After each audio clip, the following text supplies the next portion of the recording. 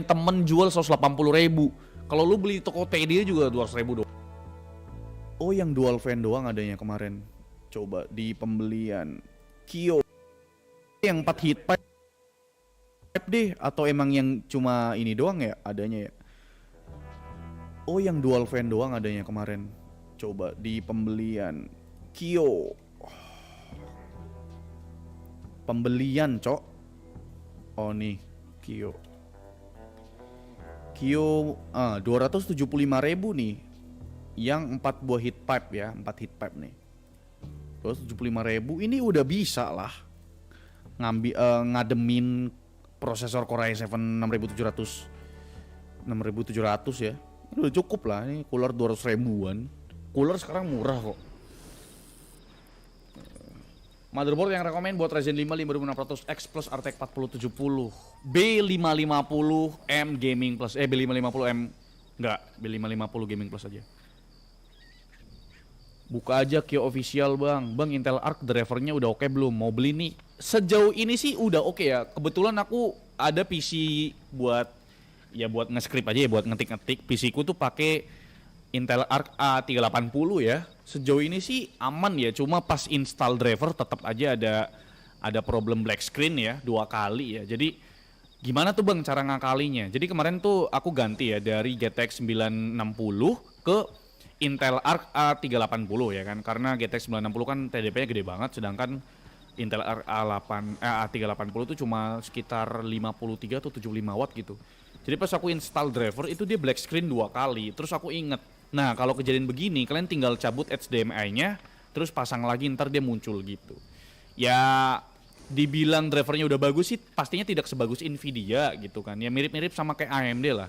Penyakitnya AMD sama Intel tuh di bagian driver selalu kalau abis install driver, ya ini kita ngomongin gacha ya, jadi gak selalunya black screen ya. Jadi aku rasa sih ya mesti pinter-pinter lah kalau install drivernya AMD ataupun Intel sih. Motherboard yang rekomen buat Ryzen 5 5600X tadi ya lupa aku kasih. Aku sejauh ini sih pakai MSI B550 Gaming Plus. Jadi ini motherboard udah aku pakai 3 tahun dan masih aman ya Pak. Tapi memang harganya lumayan juga sih ya, 2,5 juta. Sedangkan kalau ASRock itu ada yang lebih murah. Yang Pro 4 itu setauku 1,8 deh, 1,5 malah, 1,5. Jadi ini kita ngomongin based on experience ya, karena ini aku pakai pribadi MSI B550 Gaming Plus. Kalau kalian nyari motherboard ATX ya ini udah paling oke sih. RGB ada, support overclocking juga, bisa dual VGA, slot SSD-nya ada 2, udah PCIe Gen 4 juga kan. HX punya ya. Video budget 10 juta. Editing video budget 10 juta. Oke, budget 10 juta berarti dari Acer Predator Helios. Kabel 24, kabel 8 sama kabel VGA tuh ada yang donasi 1.000, 2.000 tahun lebih ya. Ada yang donasi. Ya, inget 3060 non TI, jangan sampai kebalik. 100 ini. 8 Januari bener kan?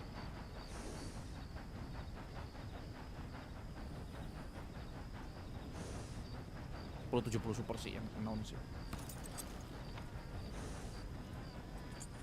Sehari-hari biasanya sibuk apa bang? Sibuk ngonten ya, main game. Cuma yang kalau kita lihat harganya itu lebih mahal, 1,5 juta orang nih, wih gokil. Baru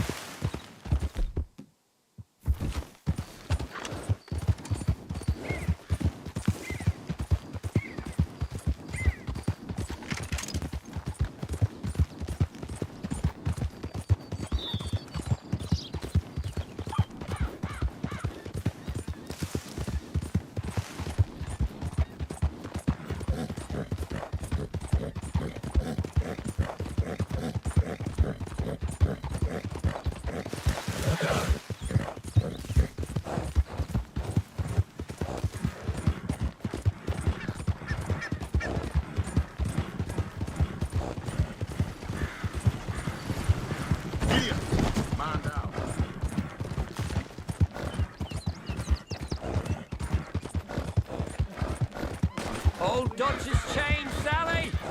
Run him down!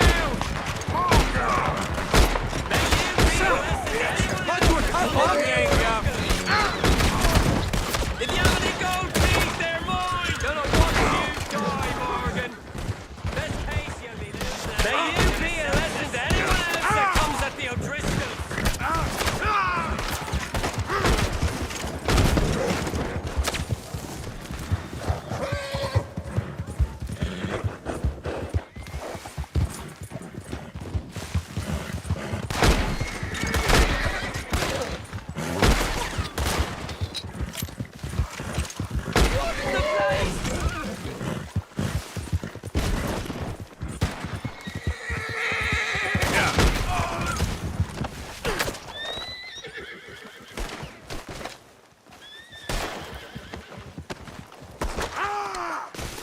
No, wait, I'm not staying for this!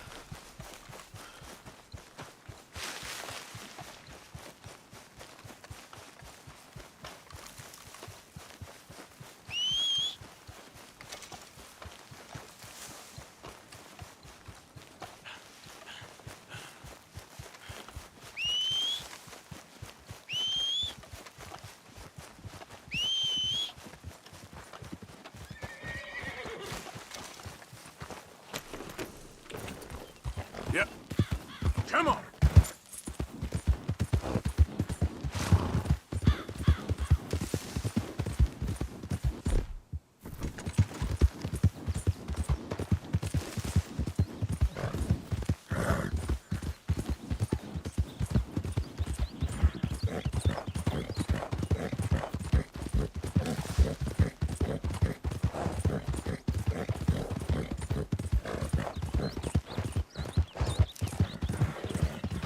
Yeah.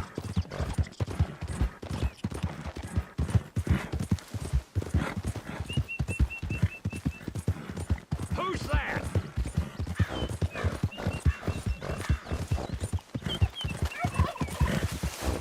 Come on, girl. Come on.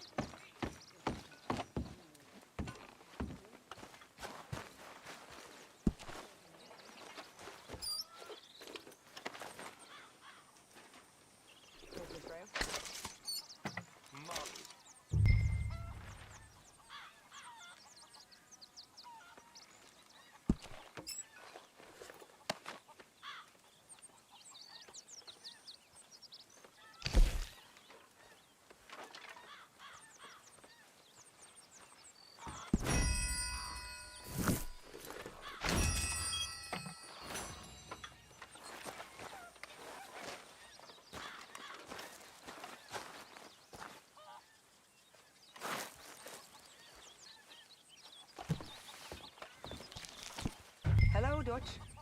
How are you? Lovely as always, Miss O'Shea. Good.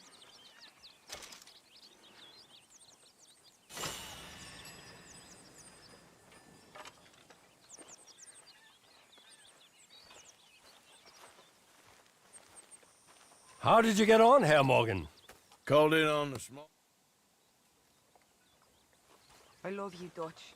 Thank you, my dear.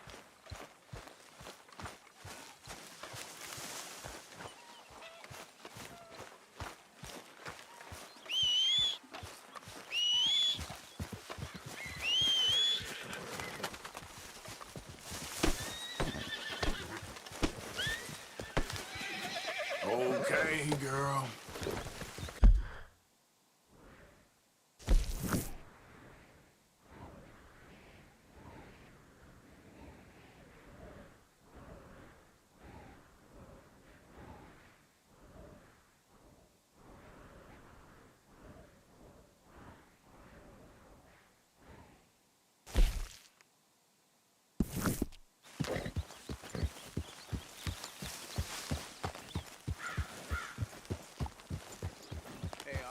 Lenny, all good here?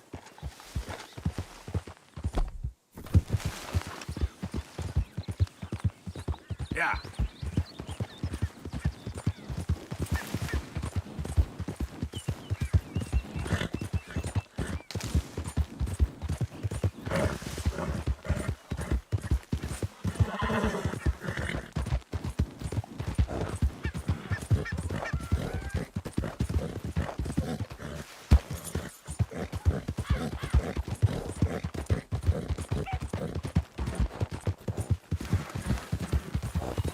Yeah.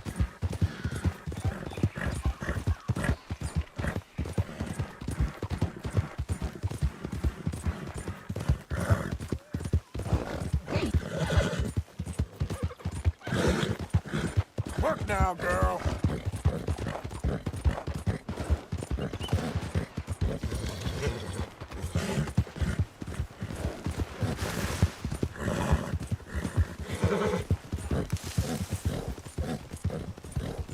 You really need your gun out now?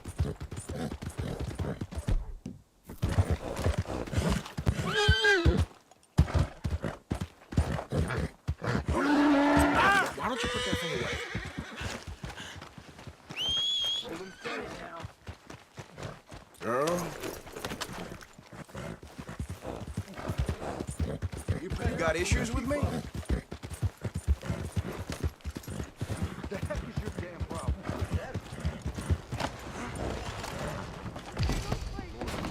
Look out, will you?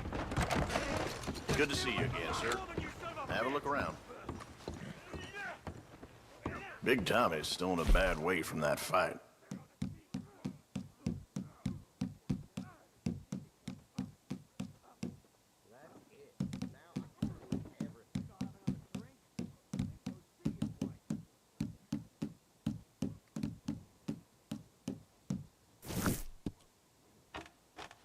Sure, I'm always willing to stock up. I can get you anything in there you need.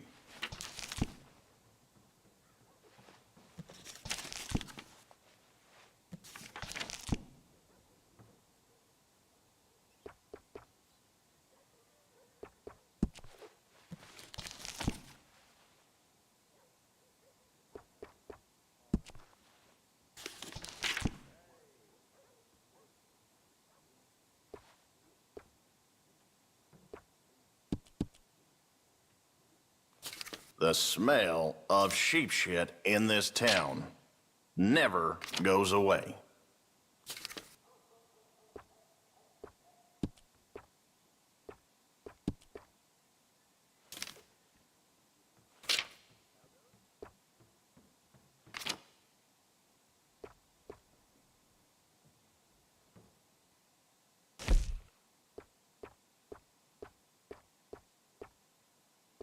You like the look of that one, huh?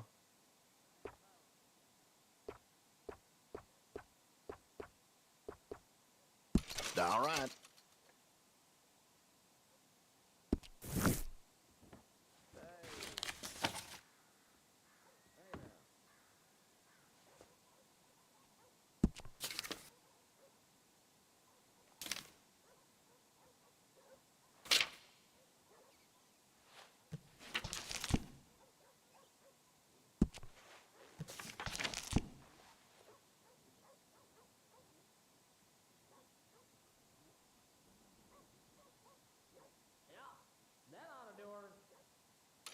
Enjoy.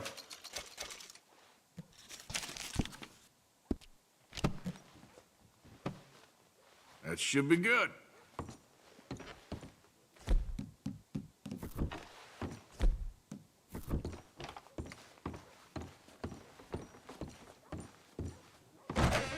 Thanks, mister.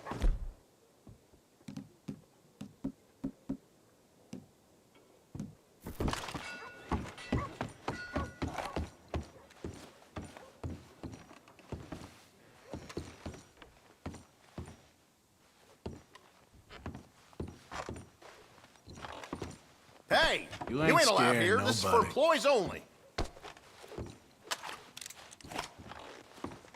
Hang on, leave this area. It's not for customers.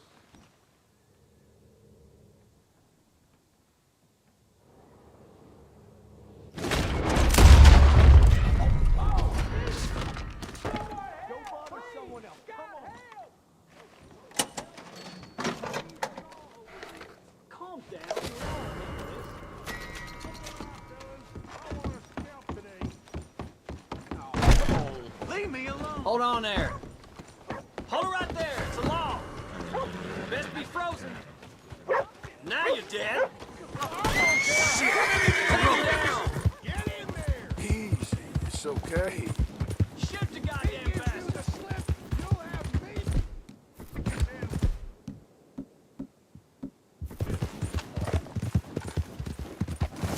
Yep. Yep. Yeah.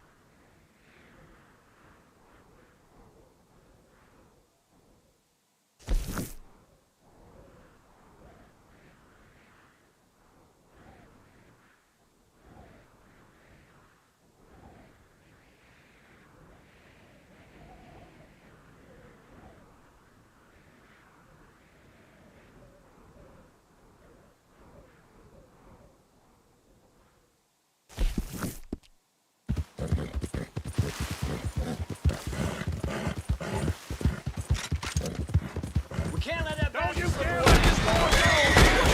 Quick, before we lose him. You let him get away! Yeah.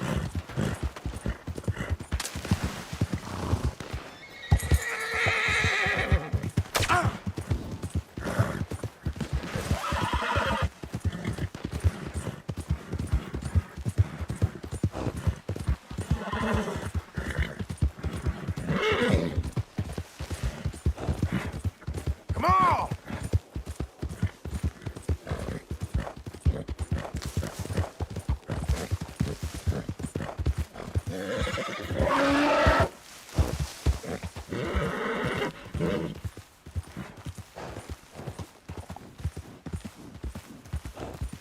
Yeah.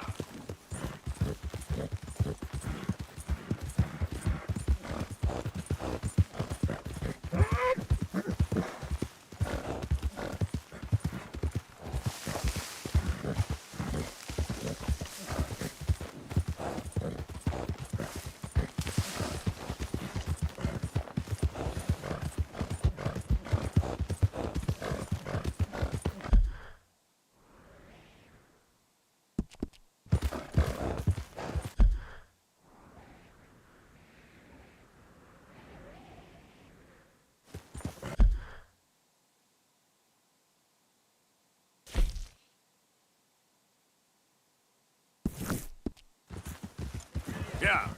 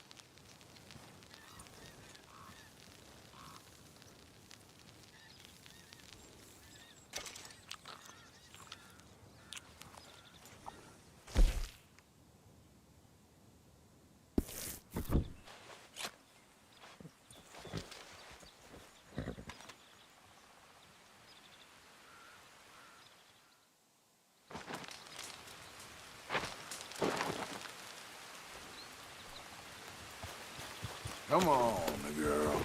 Yeah.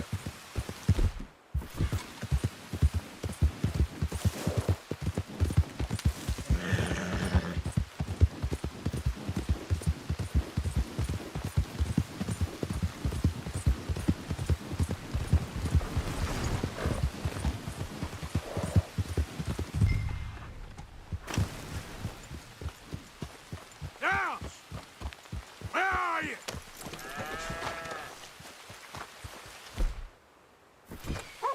Downs! Oh, Mr. Downs! Thomas Downs!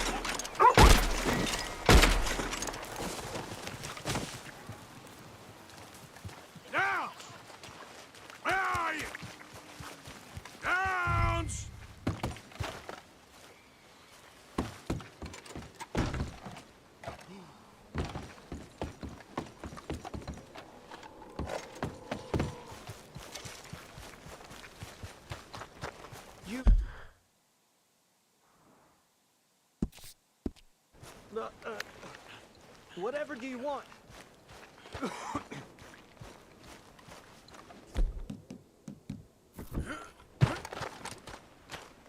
Really? Threaten me, would you? Please, I have a family, sir. Please. I don't care about your family. You owe me money. Why'd it have to come to this, huh? Believe me, sir. I didn't want...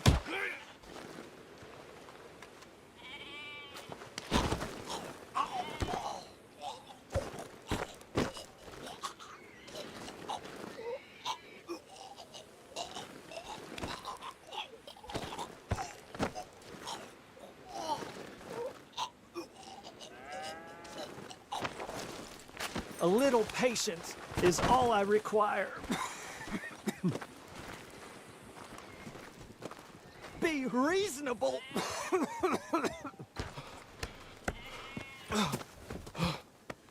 You borrowed money from my business partner, Herr Strauss. You owe him, you took the money. He wants it back, what's not to understand? Where's our money? I don't have it. Sell your place. We already owe more than it's worth. Then sell your wife, or your family, or something. We ain't your idea of charity. Is that clear? Thomas! What are you looking at? Thomas! I said, what you looking at, woman? My husband isn't well. If we could...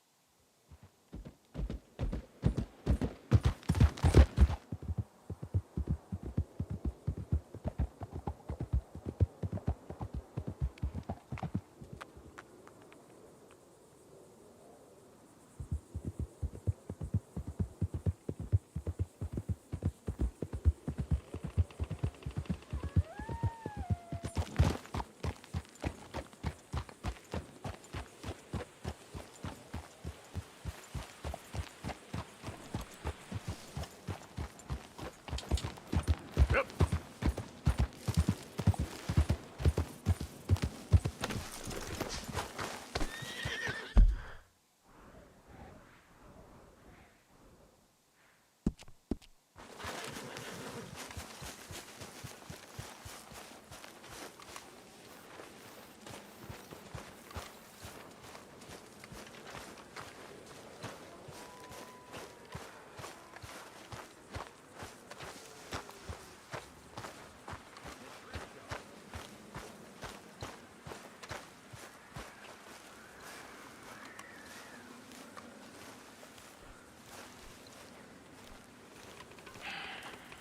Ah, how did you get on? Not so good. He's almost...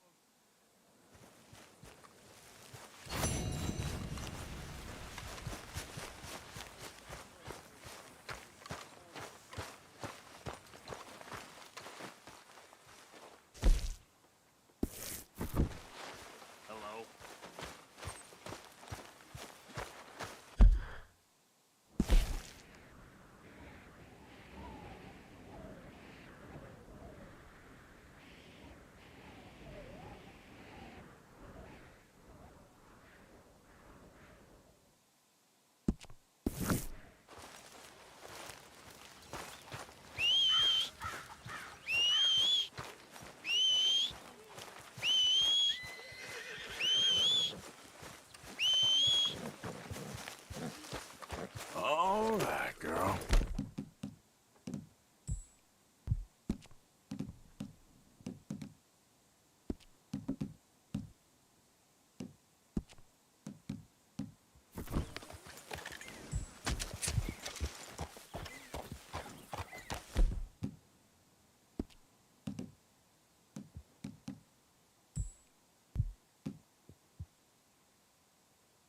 Not bad, girl.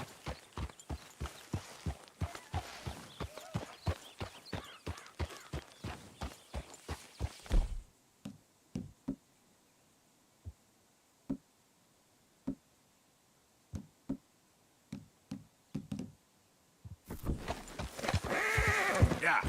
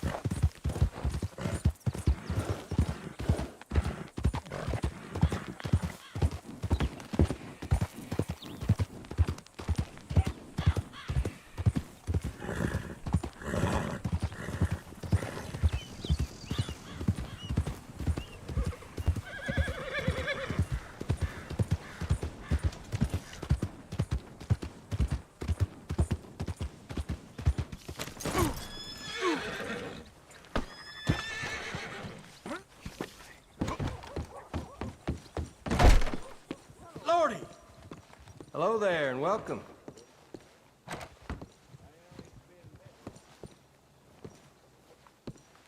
Hello again. Something amiss?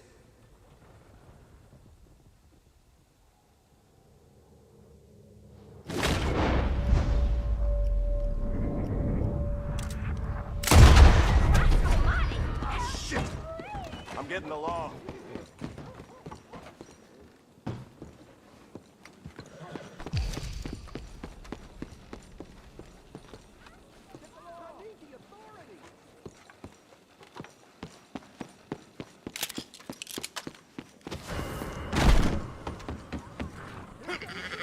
They don't look like they want to go peacefully.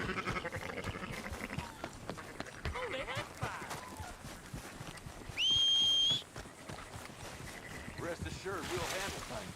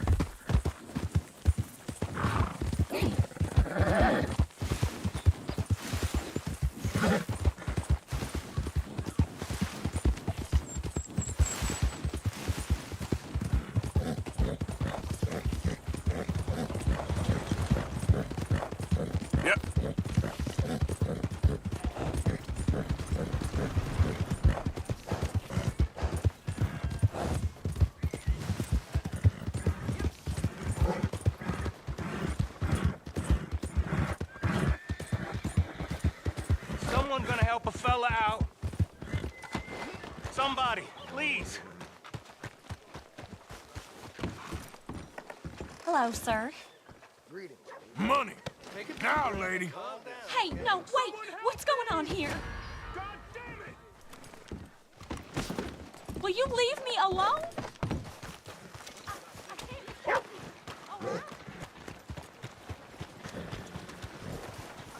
Sheriff, come quick! Look out! How you doing? Hello. You did the right thing. I'll have men on it right away. Don't look like much, huh?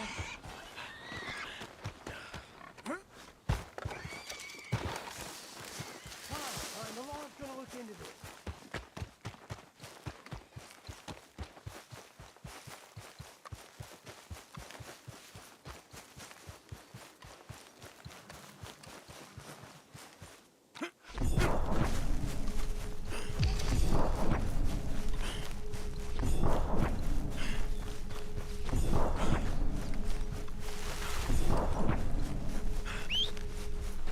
Damn.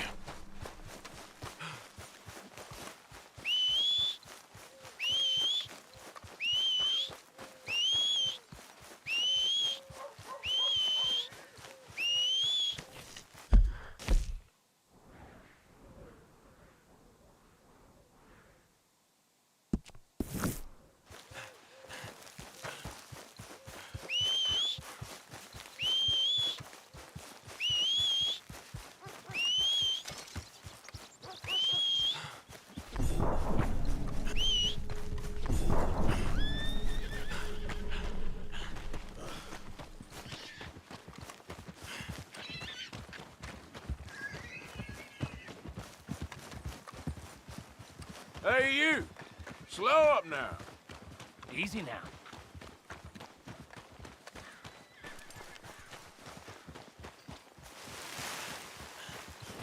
How you been?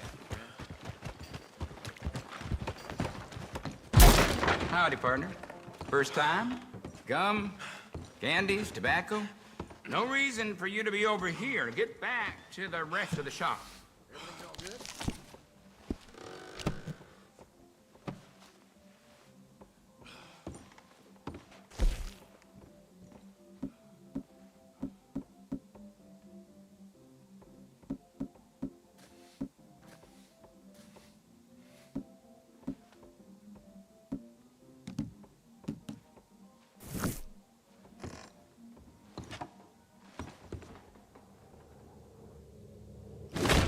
Whoa!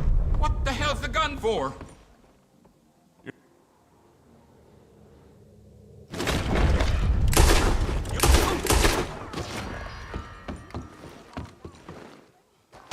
God, no! Bye now. Now, why can't I find along when I need it? Okay, you we got cocksucker. this. Halt! Stay right there! Die! Who's gonna get that man? You're gonna do your duty and kill him! Christ! He's making a run for it! Someone gonna get them?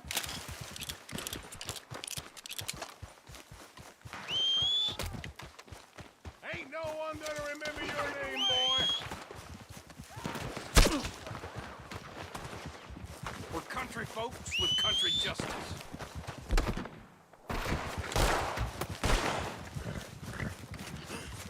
Don't let the state You made a mistake getting on the bad side of the law. He'll be waiting for you at the gates of hell, you piece of shit!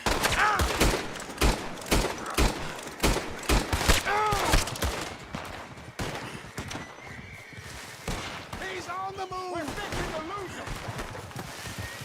Let's put this son of a bitch down!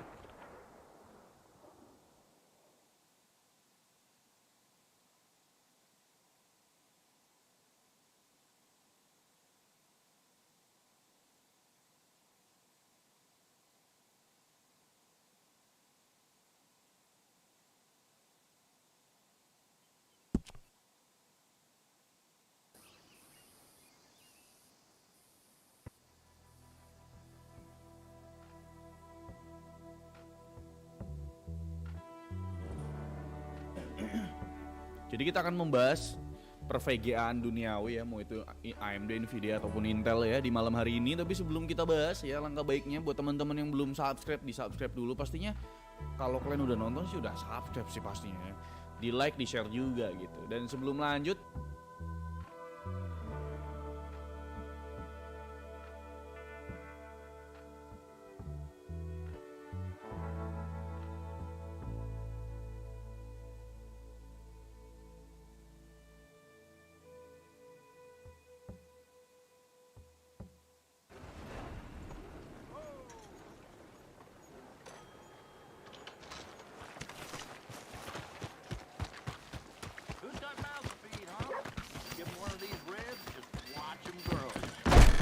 Hello again.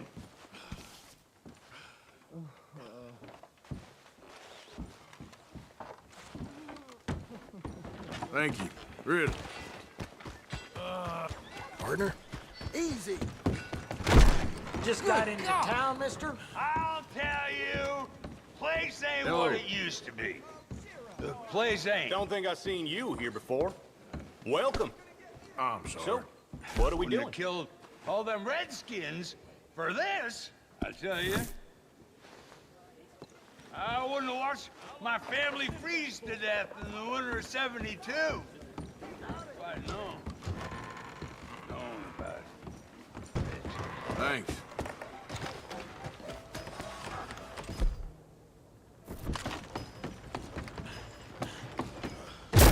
Howdy. New in town? I only keep select items on the shelves.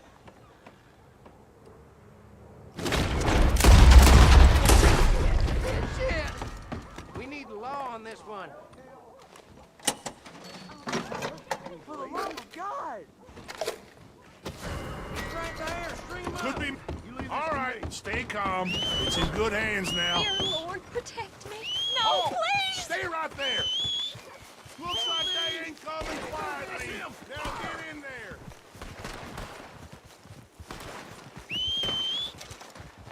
He's making a run for it.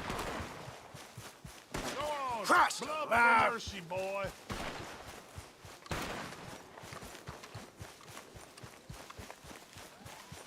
There! Get him in your sights! It's him! I want that man dead! Now!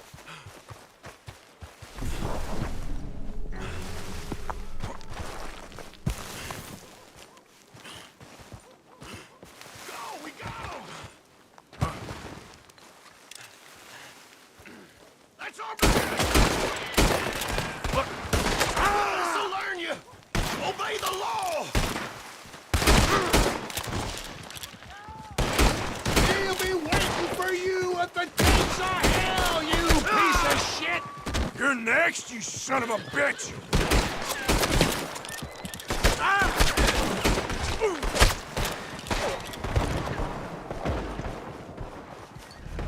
Damn, that coward's making a break for it! Around. Cut off their retreat! I'm gonna kill you, bastard! We're falling behind! I ain't even gonna mark your grave out. You're next!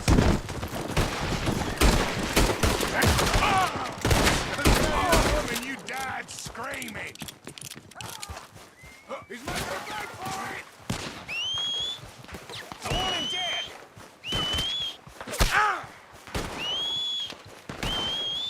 I want him dead! You hear me? He's the one! Put a bullet in his head! Put him down! He's near away from us!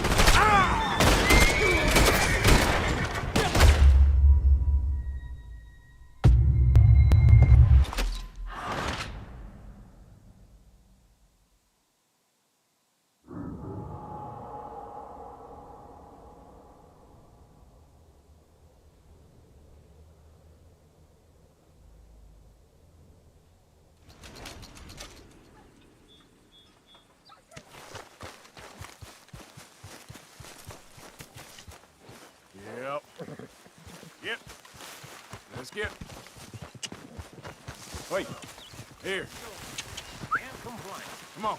Yep, yep.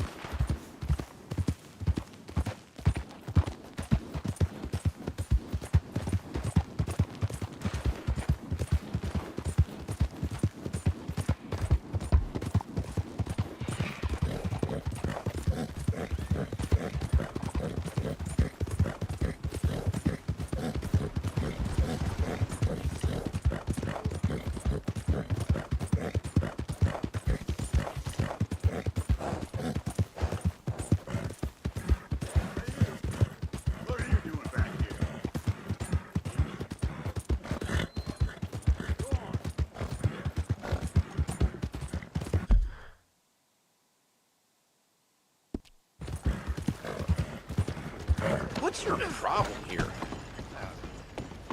Go on and move.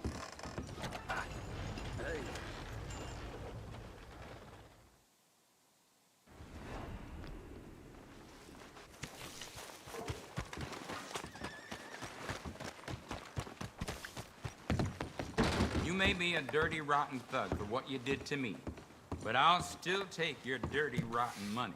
Just watch it. Okay, let's see what I want.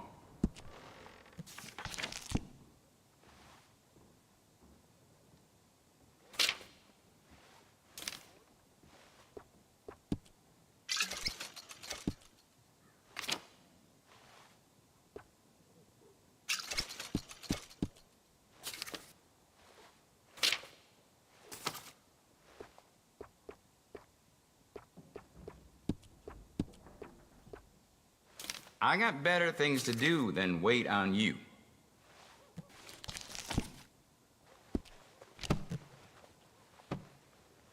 Thank you, Doc.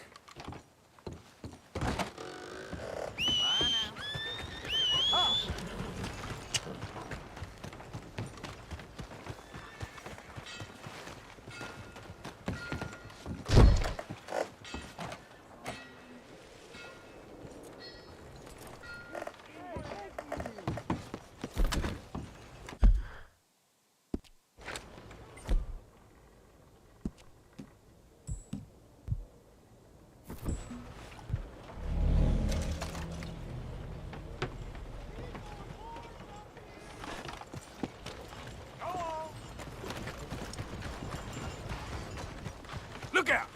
Oh, never mind. Hell, I'm sorry. Do come in. Well, I use this space as a blacksmith, too, so let me know if you need me to grab something for you from the catalog.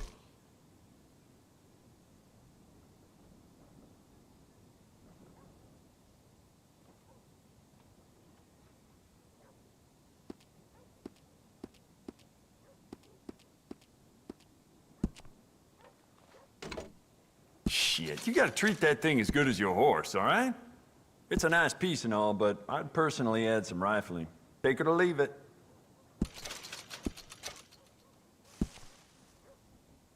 Smart addition.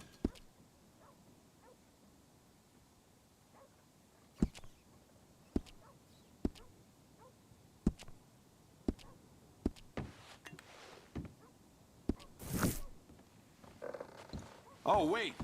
You're that fella? So long.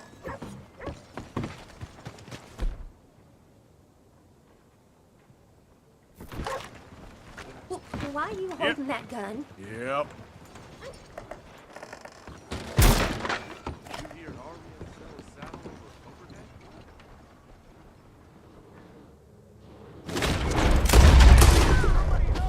Hey, what do you think of doing that?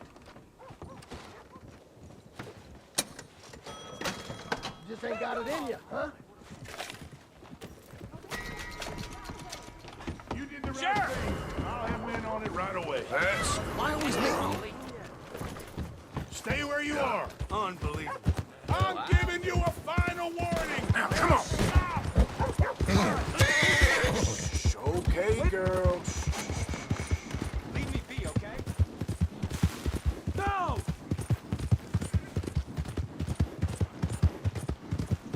No, please! No!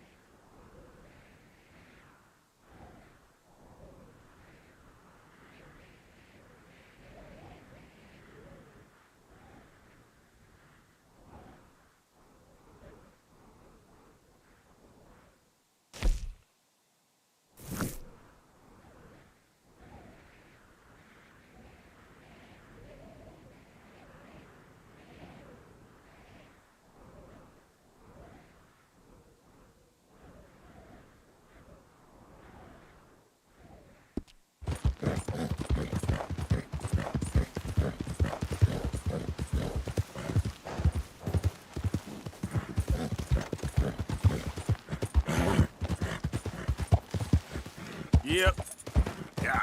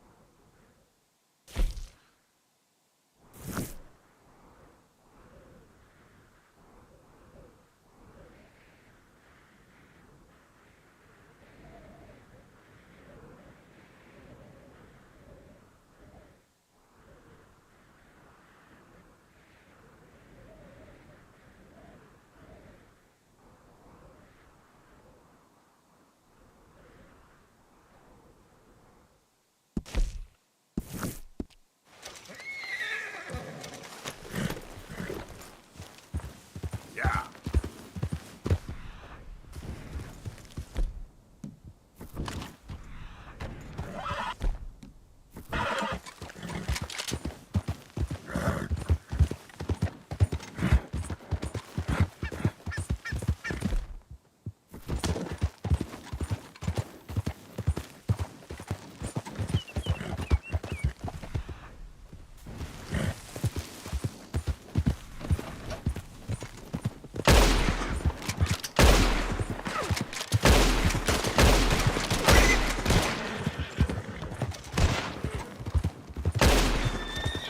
Yeah. Go to hell! Damn it!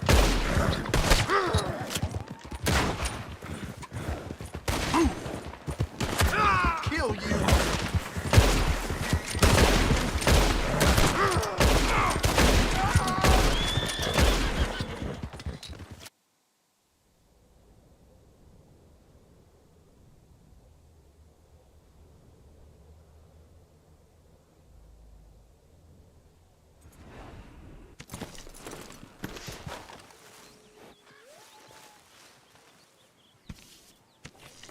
Come on, girl.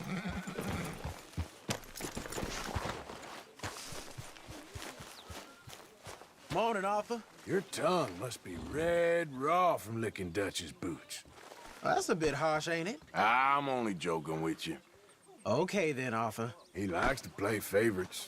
Why do you get like this?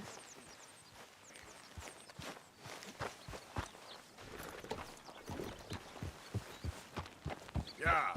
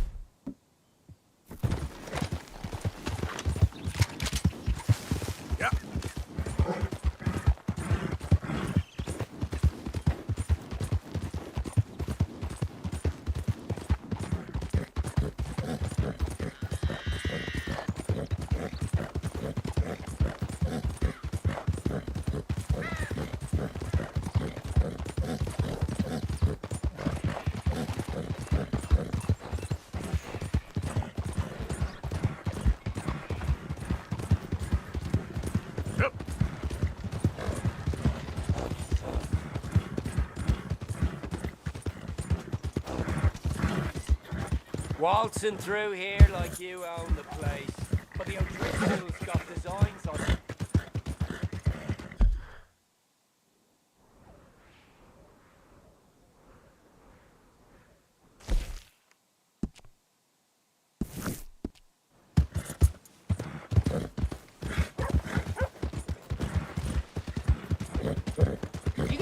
better to do.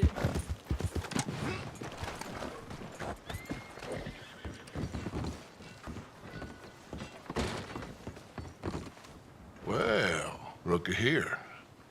Maybe this is our man. You a bounty hunter, mister? Maybe. It depends. Well, I'm guessing you ain't here to pass the day, turn yourself in, or discuss the finer points of county. And we need him alive. That's an important point.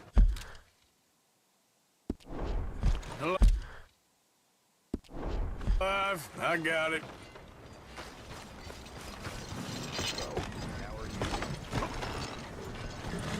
Yep.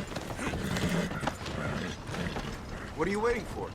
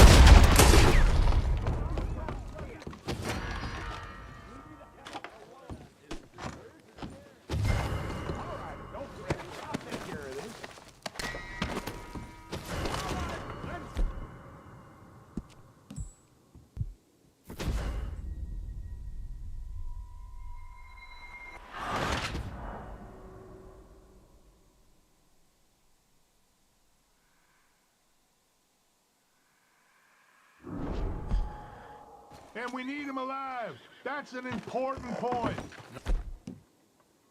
Alive, I got it. Come on, girl.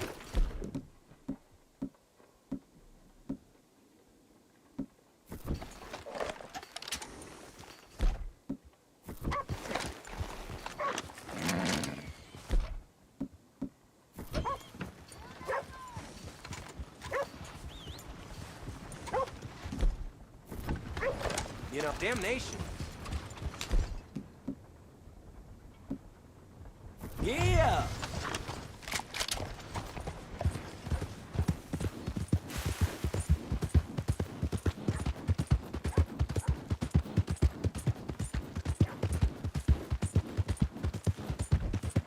Look out.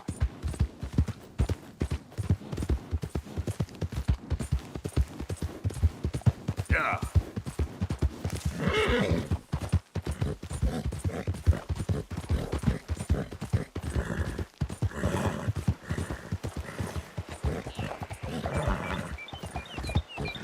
Giddy up. Yep. Giddy up.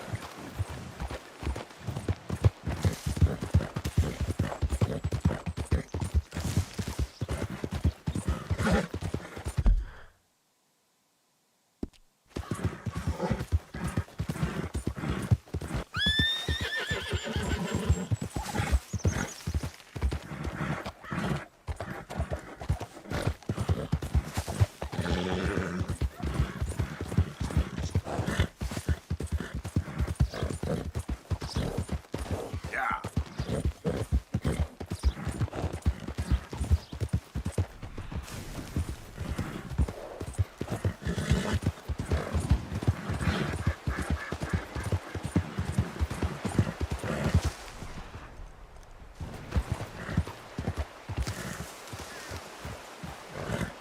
What we got here?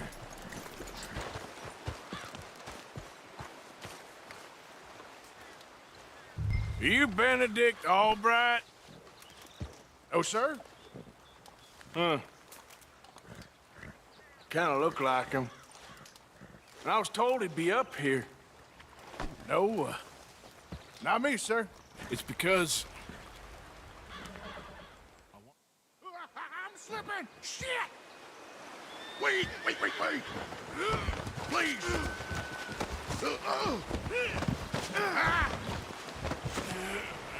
Oh, shit!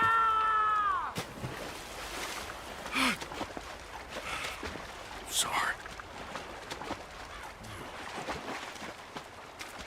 All right!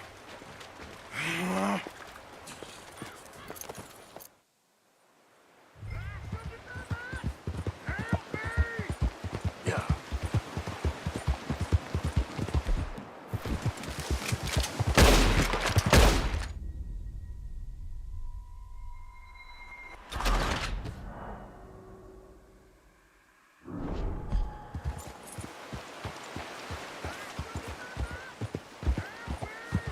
Yeah.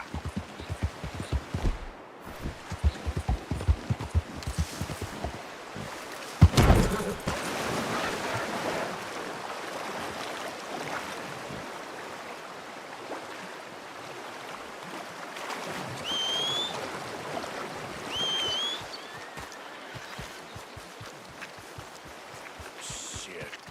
I gotta cross.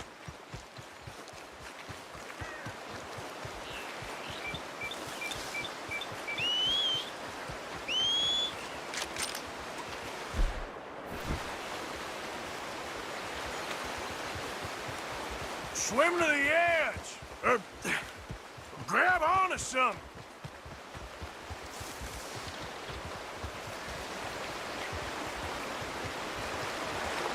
Look out! The rapids! Hold your...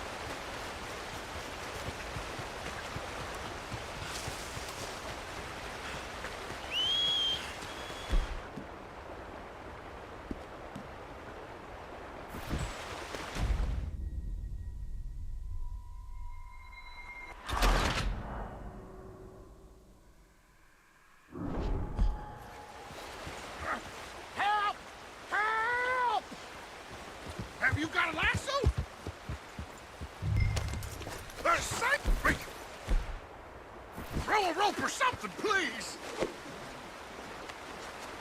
Please, throw me a rope!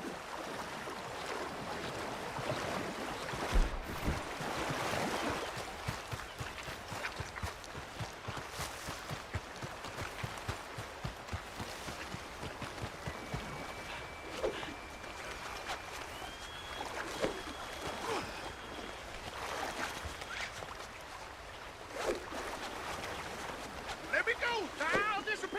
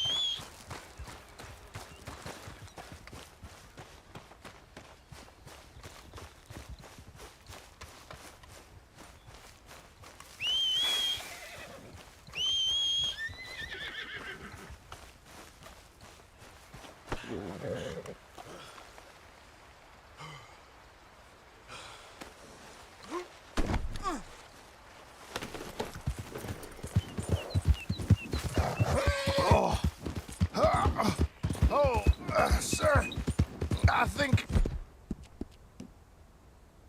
I must be suffering from exposure.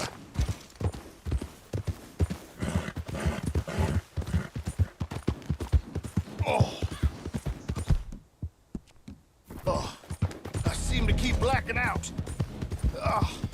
Sir, I must warn you, my temperature is subnormal.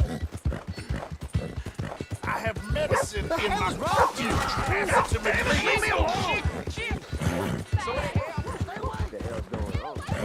You this bored you want to make an enemy? Sir, this isn't necessary. I'm a medical man, a healer. It's all just a big mistake. Oh, I don't feel very well. I told you to shut up. Who made you judge? I'm only in it for the money. Paying you more? Oh, my lord. I wasn't expecting you back so soon. Mrs. Calthorpe was just leaving. Sure. Where you want him? Cell in the back.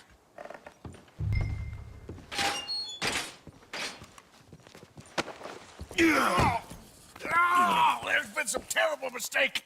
I never did it. Any of it. I thought I told you to shut up, partner. But I told you. But nothing. Shut up. And, good luck. It's been real fun.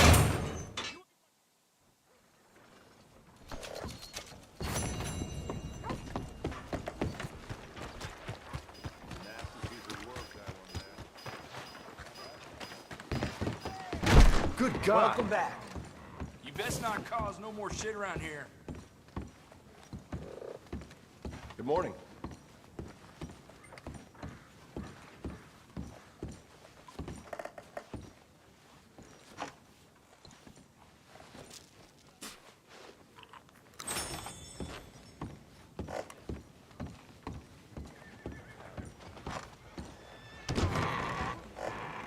You know, Out of the damn way. Don't you lay a hand on anyone in my shop again, or Sorry you'll about never be that. let back in. I won't have you lingering. Do your shopping and move on. Fine, all right, this is the catalog.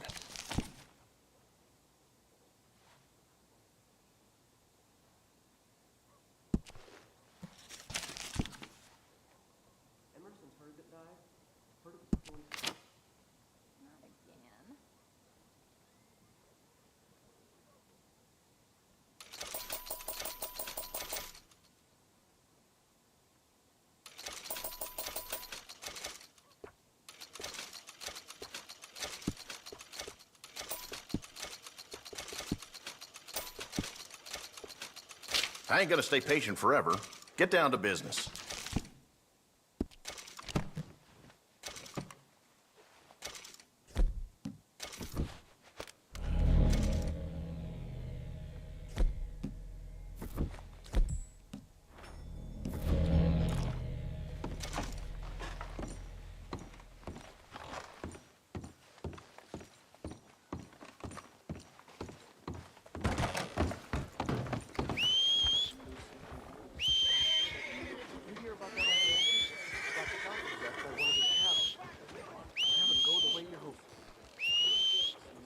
Wait. Here.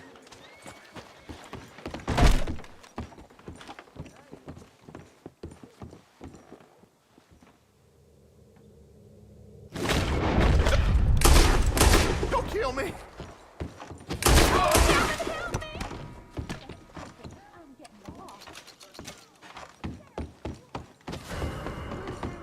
God help! Get down now! Don't move a muscle. Anybody! I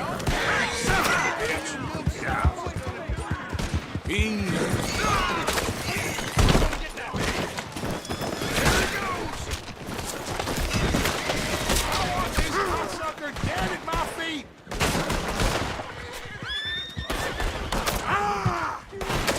You may yep.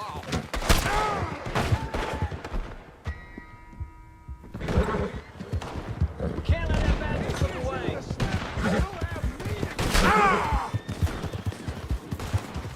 Quick, before we lose him.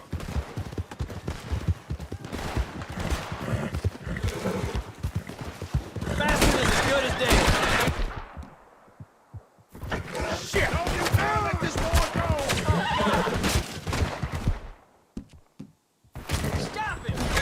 He's blown away. You let this boy get away! I'll pitch a foot at the snake butt! We're gonna get away! This one was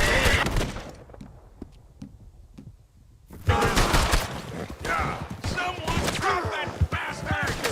That's Coupling in there, you!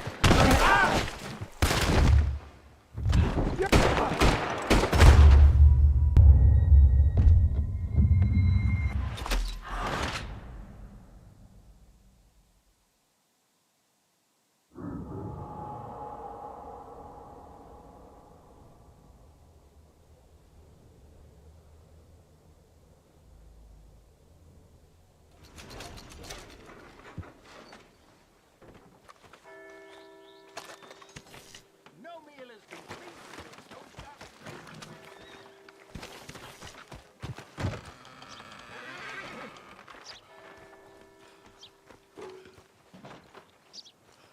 All right, welcome back.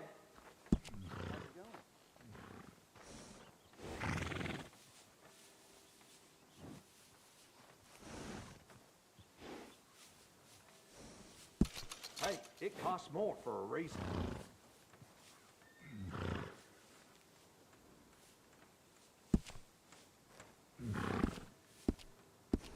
Don't leave this one here too long. They need exercise.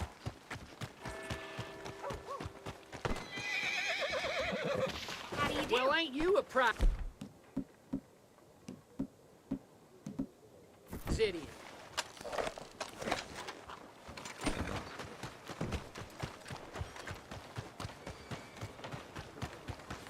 Move! What will you want? Hey, gunslinger. Got my eye on you. Get off me!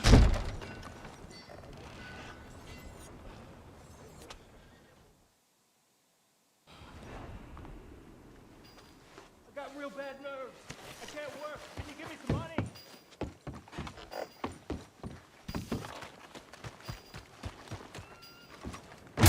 You better think twice before you try and get rid of me. The name Calloway means a lot in this town. Okay, take a look, but I'm watching you close.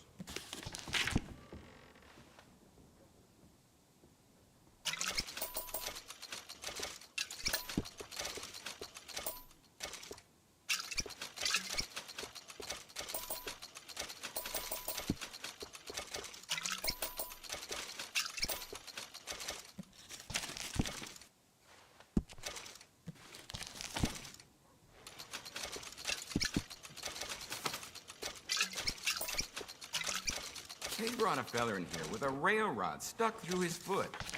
Fixed him up in no time, of course. Be amazed what the old elixir can do.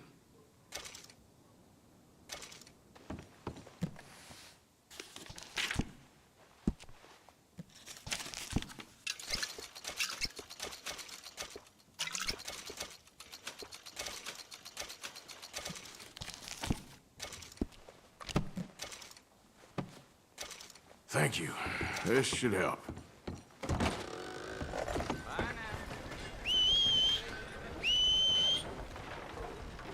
Just want to get a drink. I'm parched. Are you back for more hell raising? Ah, holy hell! Things going okay? Then why are you raising hell on me?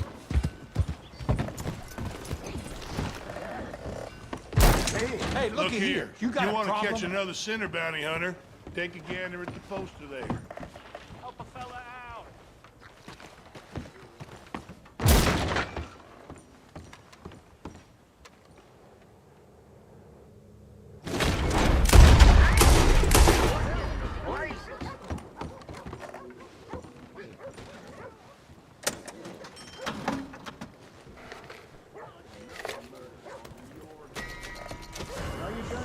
Sounds like we're in for some real sucker. It's them! That's good, girl.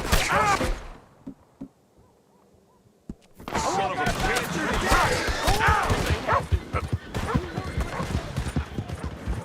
Come on.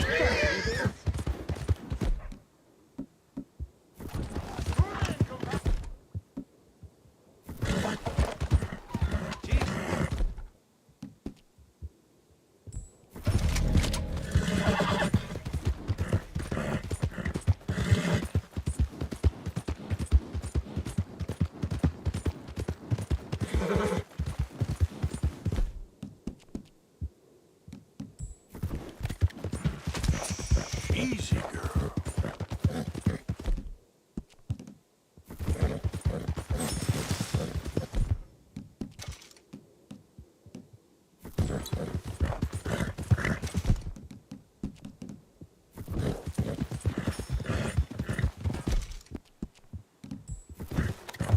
Easy, girl.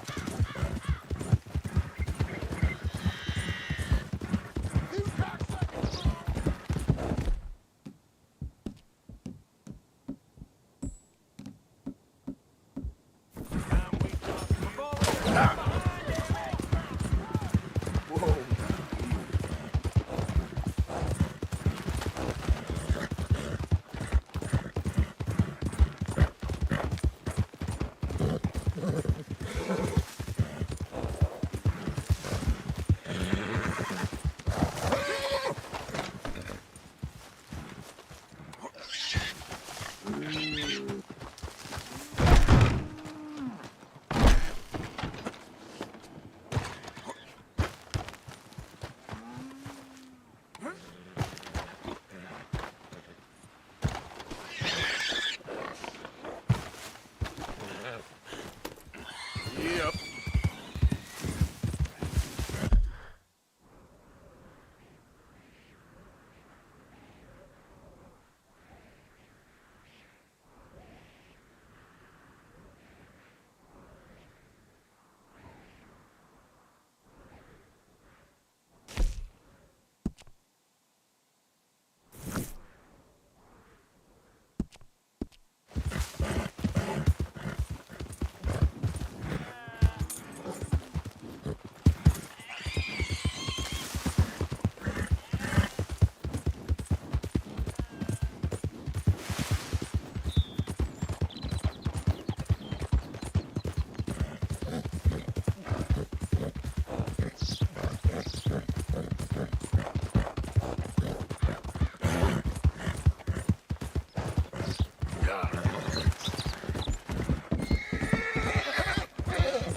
Easy.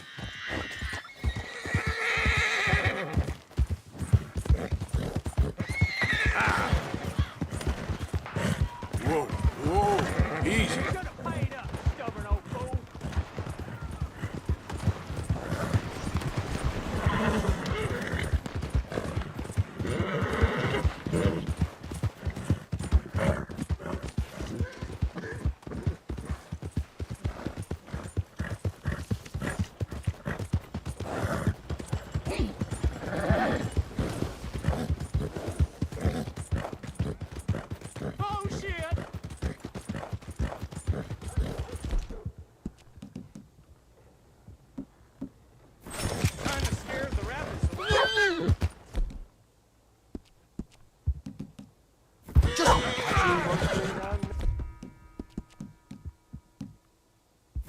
What the? Yeah. Oh shit, no. Your days are over. What? Hell! You're okay, girl. Save me!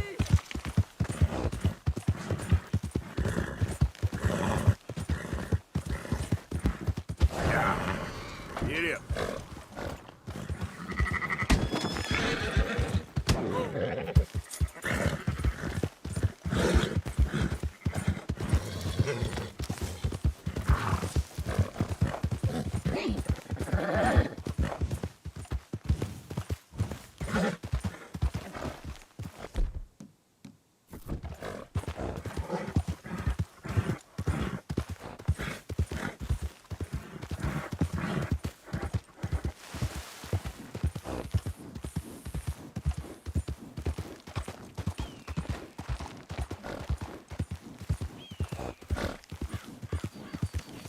Yep.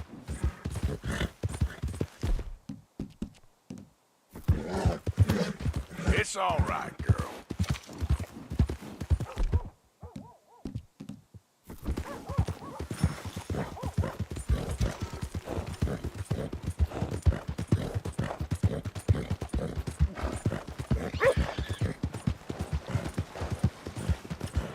What's wrong with you? Out of the way! Hold up there, citizen. Yep, that's okay. You will stay where you are and away. Move any further and I shoot! Man. Push up on him. Fire!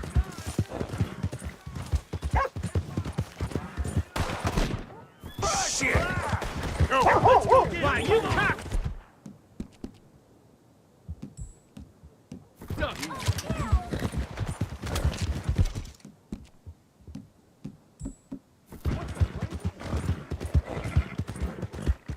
It never ends.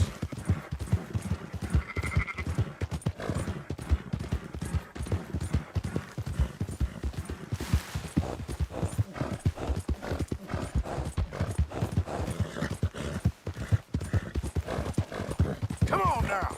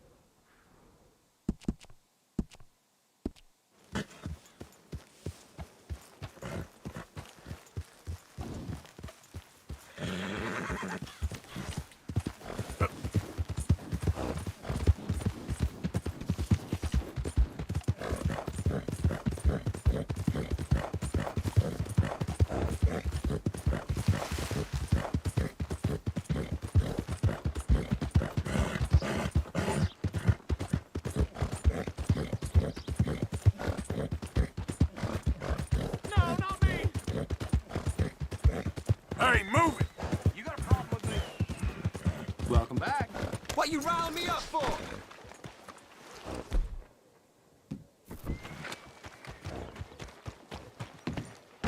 Welcome back.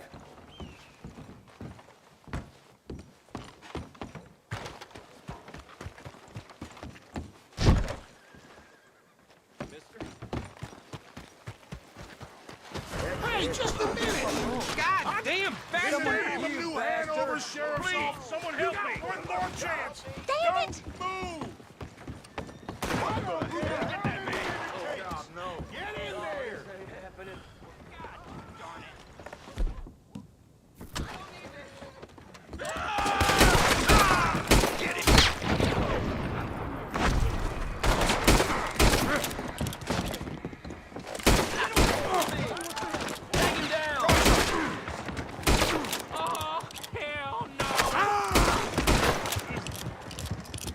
We're country folks with country justice.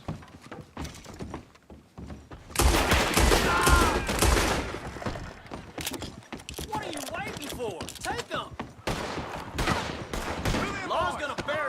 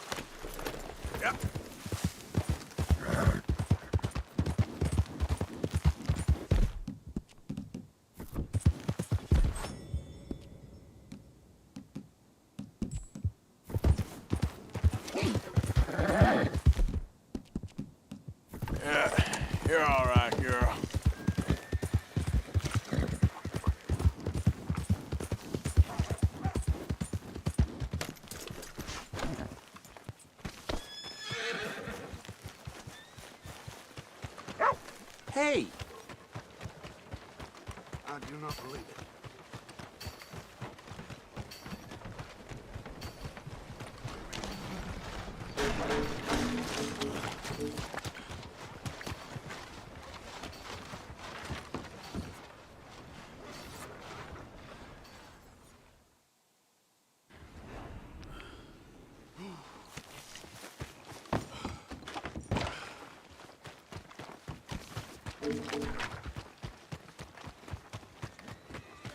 You blind? If you start raising hell like last time, I'll toss you out. I'm watching you. Don't think I ain't. Buy your things and get gone. No more nonsense from you. Here's the catalog.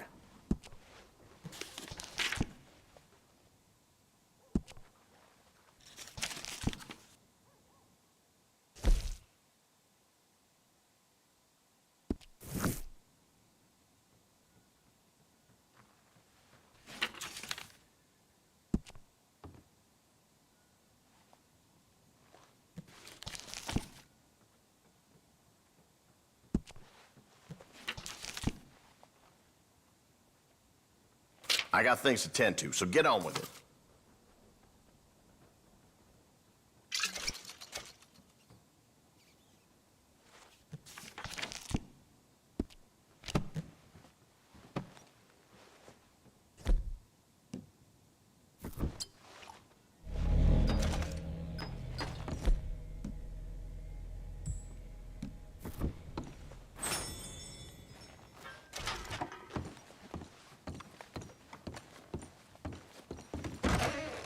Careful out there. Starting to count more whorehouses than church houses. Morning, miss. You can cut that out right now.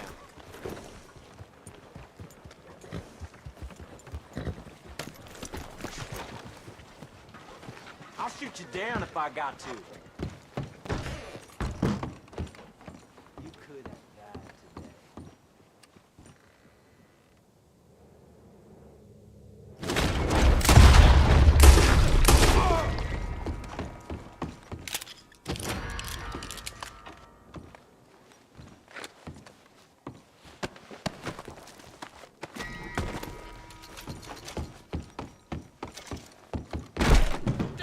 Okay, girl.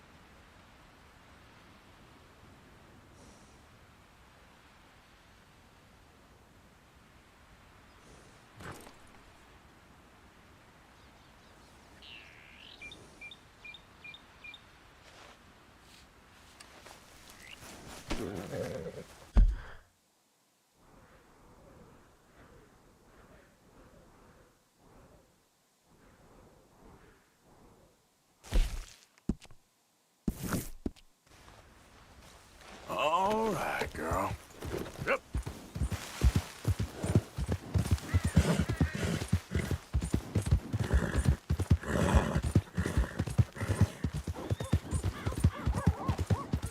You good for nothing, cheating bastard! I ain't hearing no more of this. I won that game fair and square. Fair and square my ass! You heard me, fair Well, and why square. don't you let your pistol do the talking? Mind yourself. For Christ's sake. Oh, it's fighting time! Howdy. I'm gonna get you!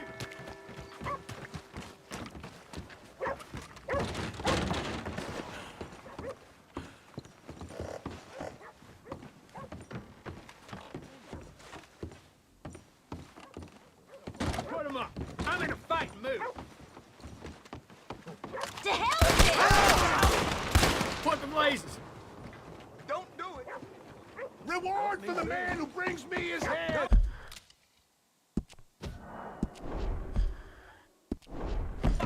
Let's move up.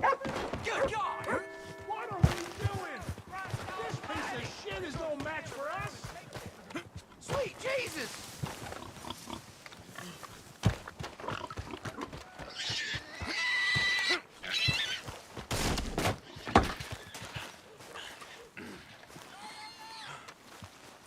Which one of you milksops is gonna do your duty and kill him?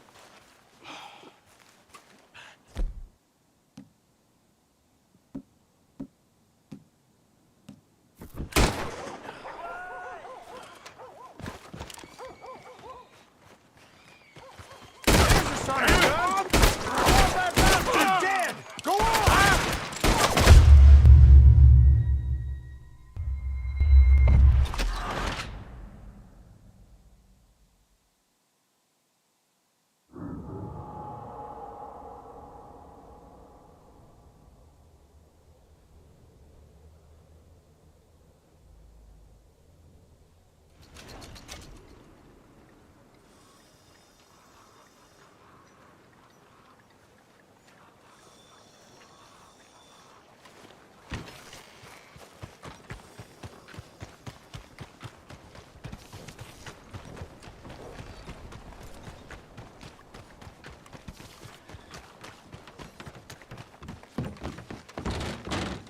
You may be a dirty, rotten thug for what you did to me, but I'll still take your dirty, rotten money. Just watch it. I'll keep a careful eye on you while you're in here, so watch yourself. Okay, let's see what I want.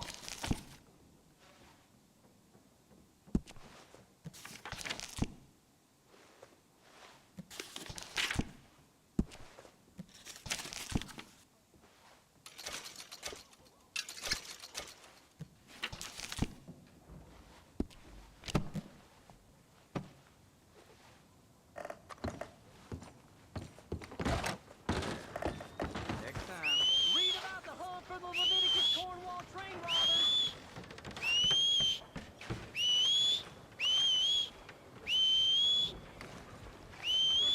That son of a bitch deserves a noose.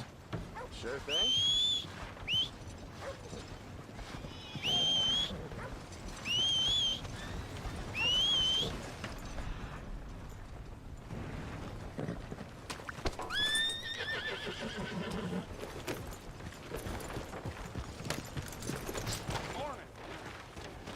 Look out!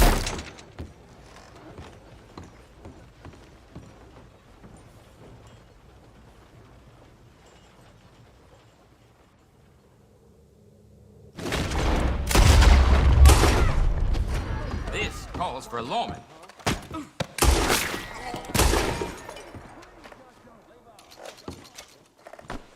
around. This is where you die.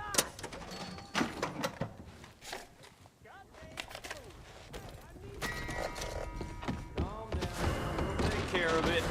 Enough! Come on. Easy.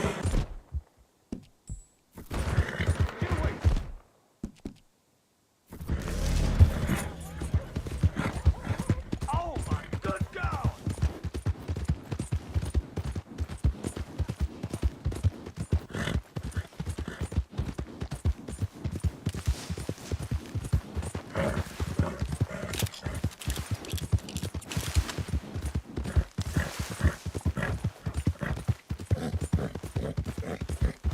Yeah.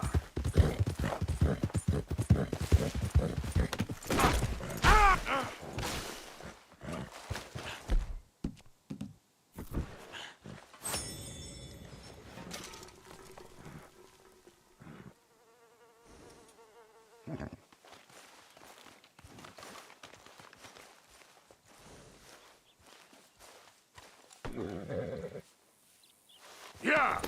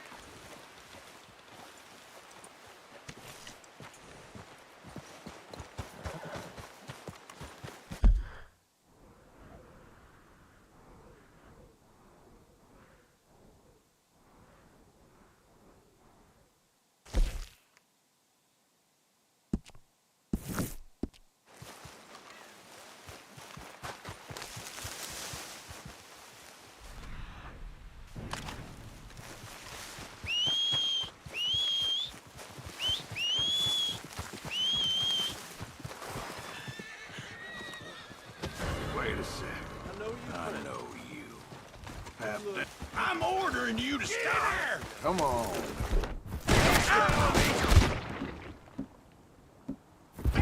God damn it!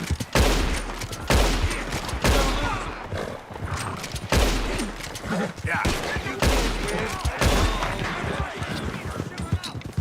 Shut up, fool! We can't let that bastard get away. Don't let him get away.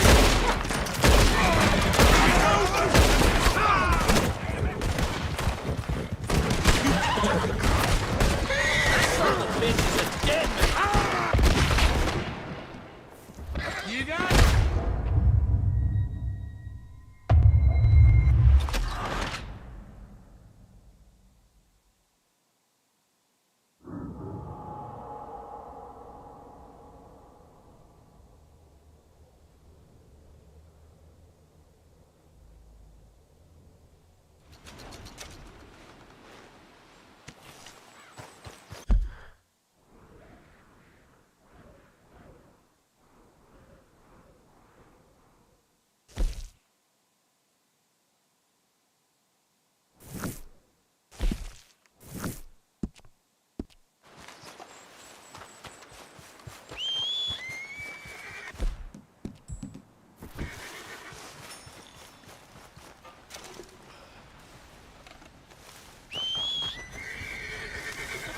Let's go, girl. Yeah.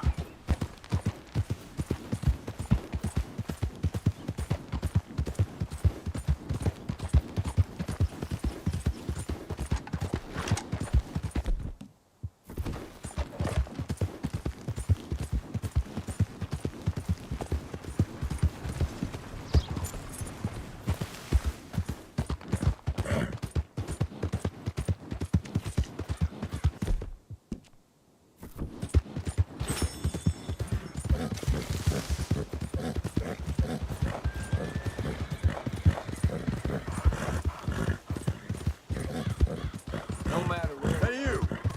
What are you doing back here?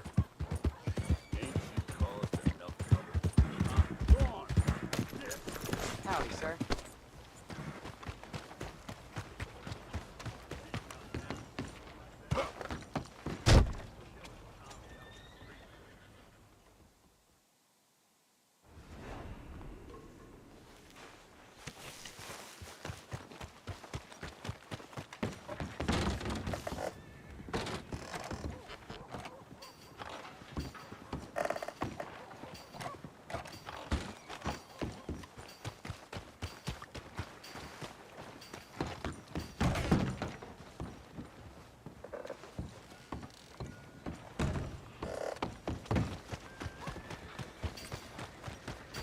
Careful. Hello. Give me another drink. Quick. Before I shit right here in the bar. 'Cause that's how it was back in the day, you know. We wouldn't merely... Easy Easy done. done. Damn way. Welcome, welcome. Come on in. 4 outlaws this week. I'd be proud if I wasn't so scared. Got any rooms? Room's all yours. Head on up.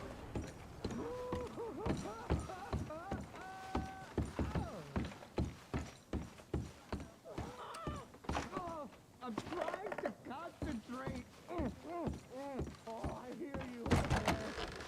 Laughing at me.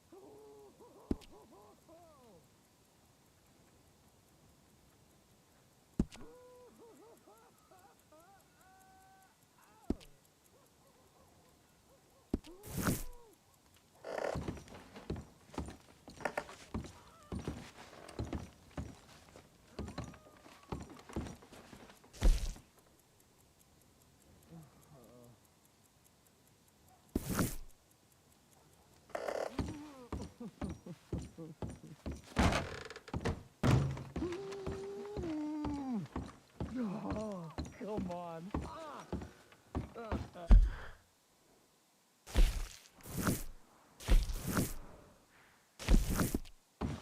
You need a washing after a long journey? I got someone to help you.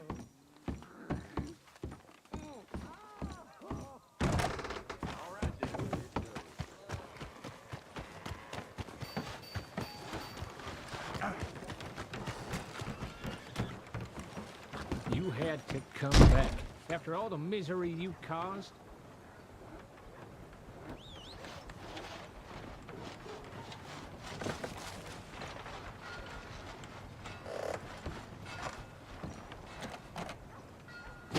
I'm gonna find some law and order.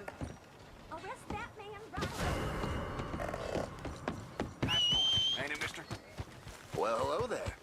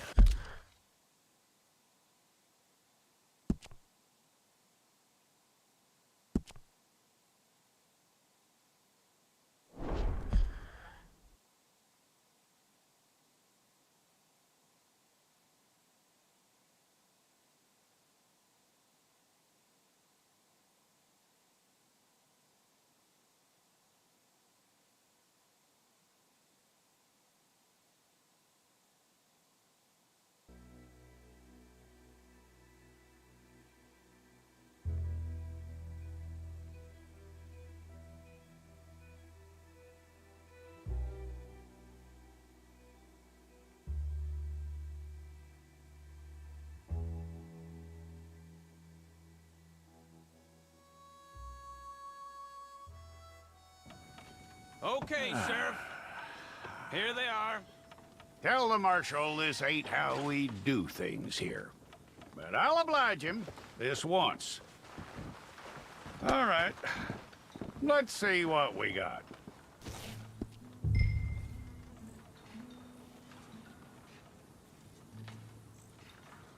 Don't try me now.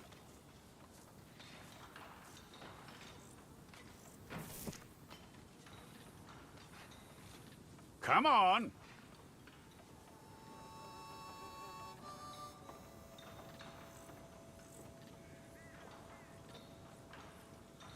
One of you.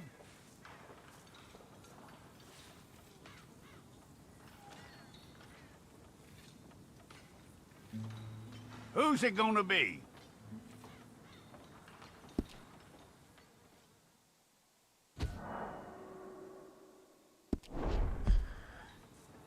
It's got to be one of you.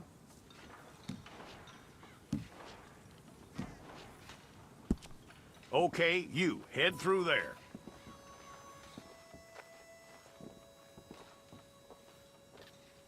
I'm gonna need your details. We got the wrong one in here?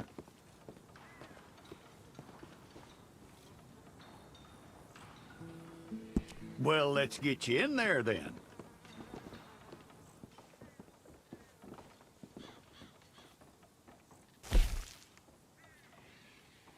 You aren't going anywhere, and neither am I.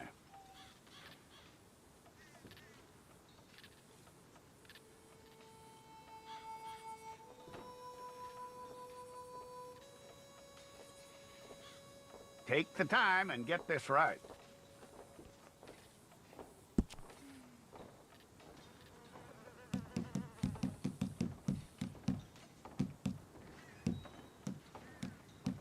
From what I hear, you ain't leaving us anytime soon.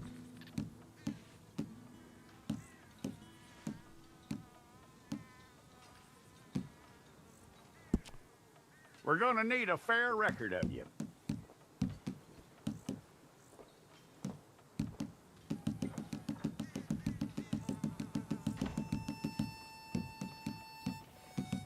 Tell me everything except that you're innocent. I'd find that hard to believe.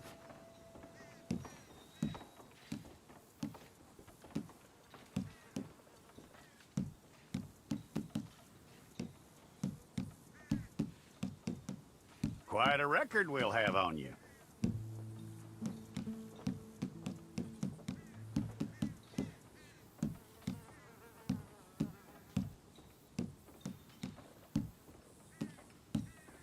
You're lucky you were caught, you know. The way the town feels about what happened, you were likely to be shot.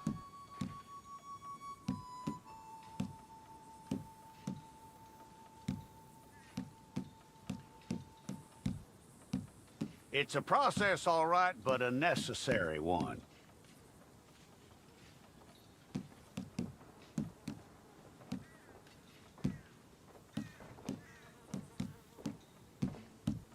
How you doing with that?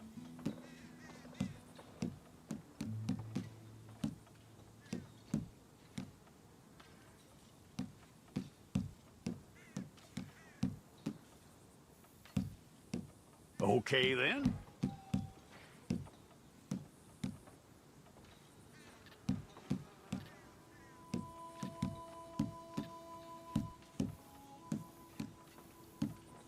Yep.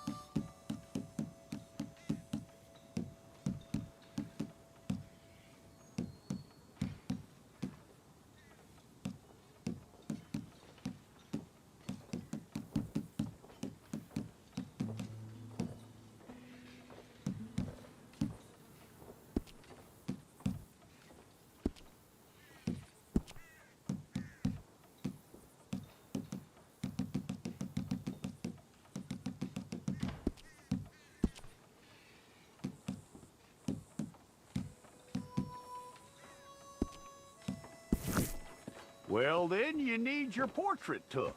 I'll need to see your fingers, palms to you.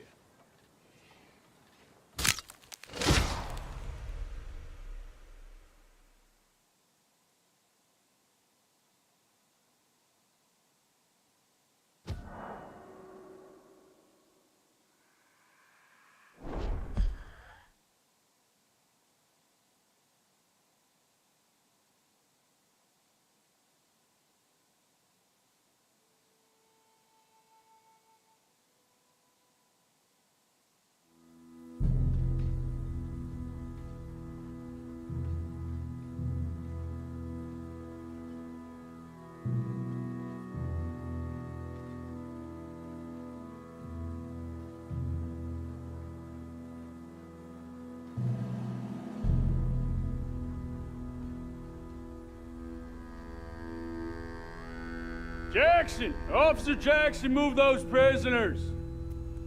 Officer Benton! Kitchens ain't staff! Officer Townsend, those rocks ain't gonna break themselves. What are you standing there for? Get moving!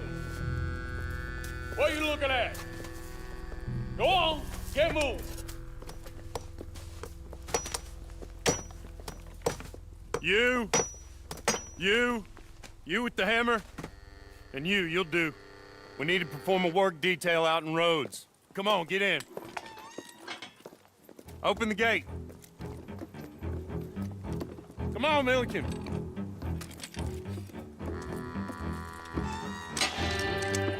Yeah!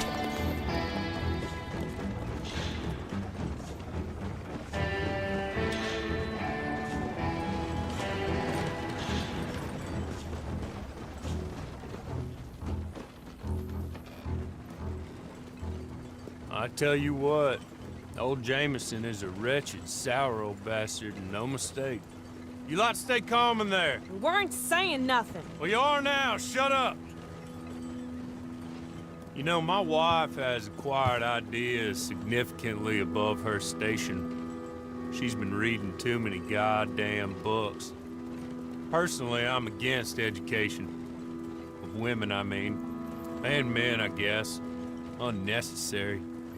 Doesn't add much to the world. Education.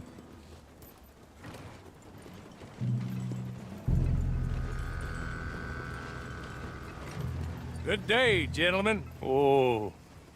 Don't do anything stupid. Nobody gets shot. Act like fools, and the pair of you will be dead within a minute. Now, what are your names? Jenkins and Milliken. Well, Mr. Jenkins and Mr. Milliken, throw your guns to the ground and get on down here. That's it. Very glad to meet you. It's not worth being rash. You boys get paid a salary. You get that salary whether these people escape or not. Your wives presumably want you alive. Let them out. Now, please. Okay. Okay. You all run away. Aside from you. Try to stay out of trouble. This is a stroke of good fortune for all of you. Use it. Now, Mr. Jenkins and Mr. Milliken, be so kind as to quickly run away before somebody gets shot entirely unnecessarily. Go on, don't look back. Mr. Wendt, I believe it was $50 we agreed on. It was. Here's 50 each. Each? Yes. Now get out of here, both of you. My employer and I appreciate your professionalism. All we did was stand there and look tough. And you did it fantastically well. Good day, gentlemen. Now, ma'am, how about you pick up these guns and we move out? My mistress is waiting for us.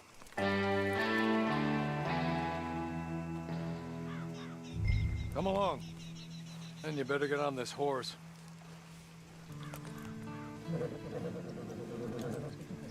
I'll wait on you. I've waited some time already, but there is some urgency. Oh, no! It's not much of an animal, but I haven't got far to ride. Just get on the horse when you're good and ready, okay? Ready? Wonderful. I hope you'll forgive the secrecy. My employer particularly values discretion. My name is Mr. Horley, by the way. 6 months assistant penitentiary. Awaiting a hanging for a murder you did not commit must have felt a whole lot longer, my friend. You still seem strong, though. I mean, doesn't look like breaking all those rocks has left you entirely broken, in body or in spirit. I hope I am right about that. Rounding you folks up, and those sham trials, they were a disgrace. Made a mockery of the rule of law. Hey, back here, please.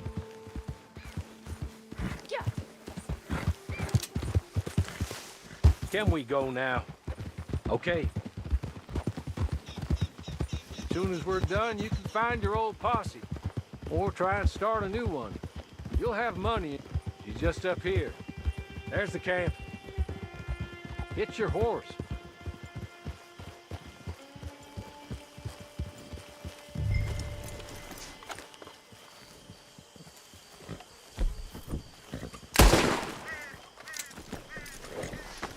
Been a while since you saw a hitching post, huh?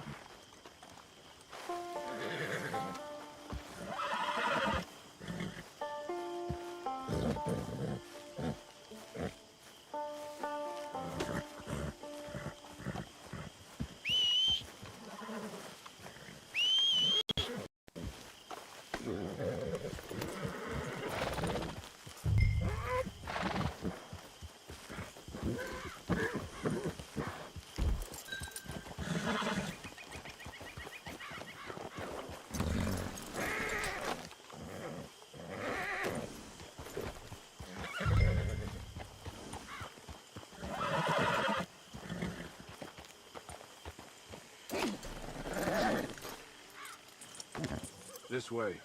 She's anxious to meet you.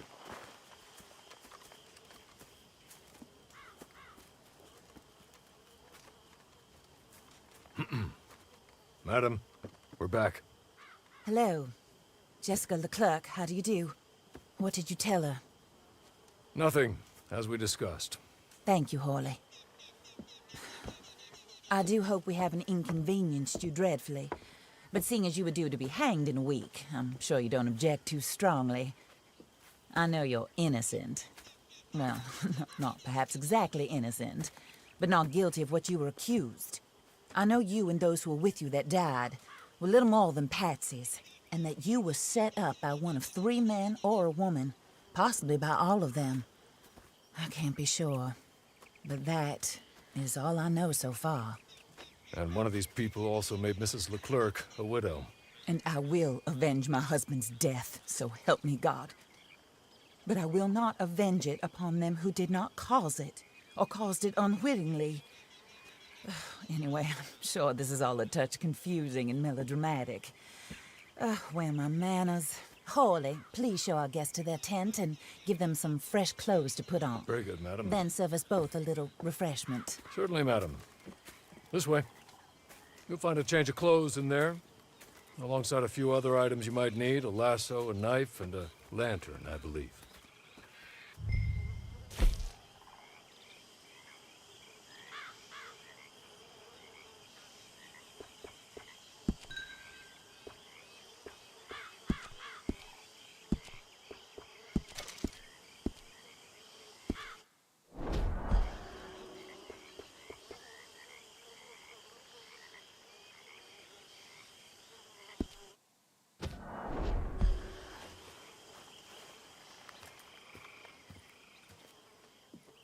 That looks more comfortable.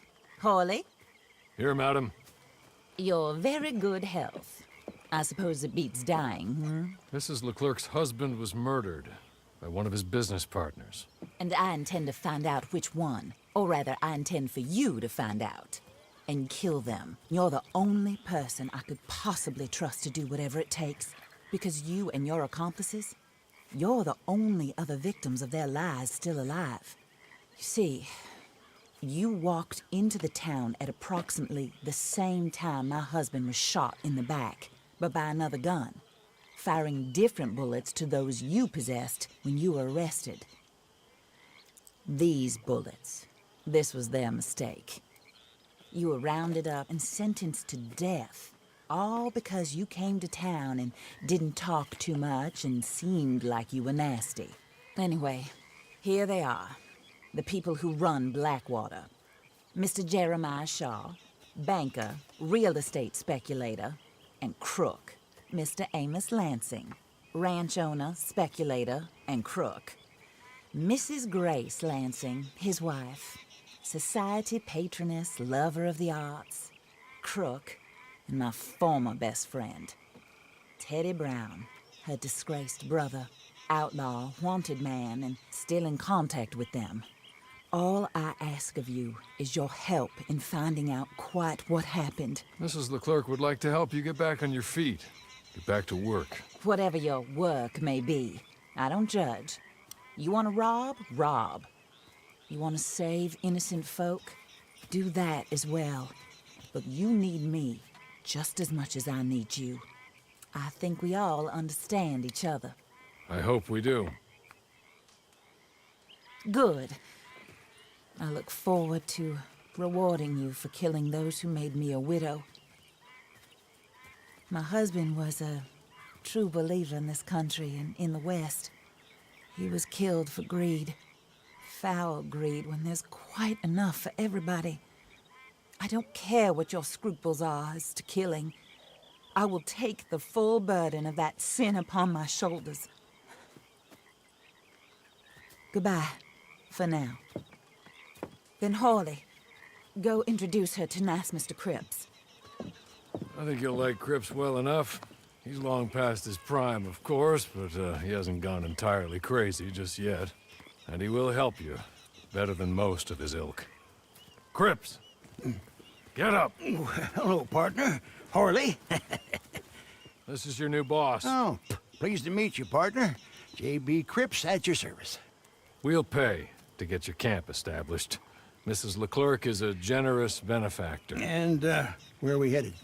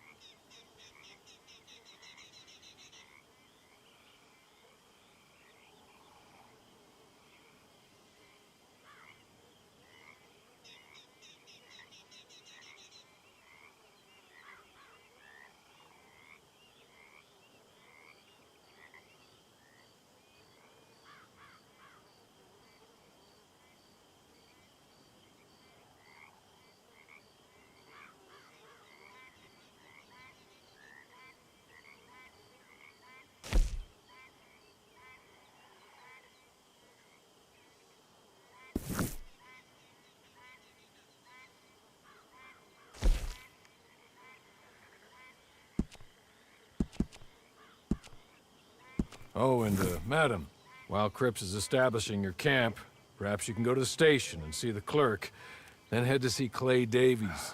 He's a horse thief and not a terribly nice one. Then meet Cripps back at your camp. See you shortly, boss. Good luck.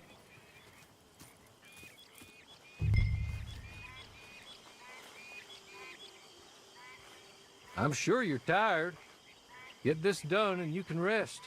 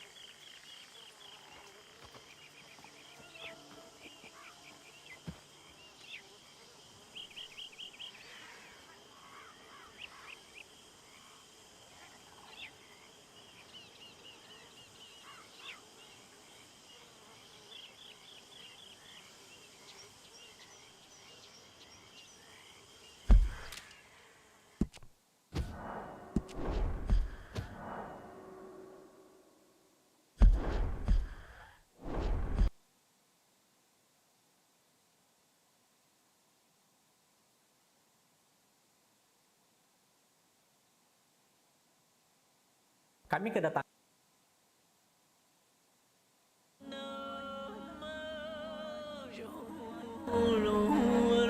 24, kami ingin memperkenalkan ketegasan FSP dalam menghadirkan produk-produk khususnya power supply yang berkualitas dan sudah memiliki standarisasi terbaru yang ada saat ini. Antara lain adalah standarisasi ATX 3.0 atau ATX 3.0 yang sudah menjadi standarisasi beberapa waktu yang lalu, di mana pada ATX 3.0 ada beberapa perbaikan yang terjadi sesuai dengan tuntutan atau perilaku dari hardware modern saat ini, khususnya sekali untuk prosesor dan kartu grafis yang membutuhkan daya besar yang berlangsung dalam waktu singkat atau sering disebut dengan power excursion.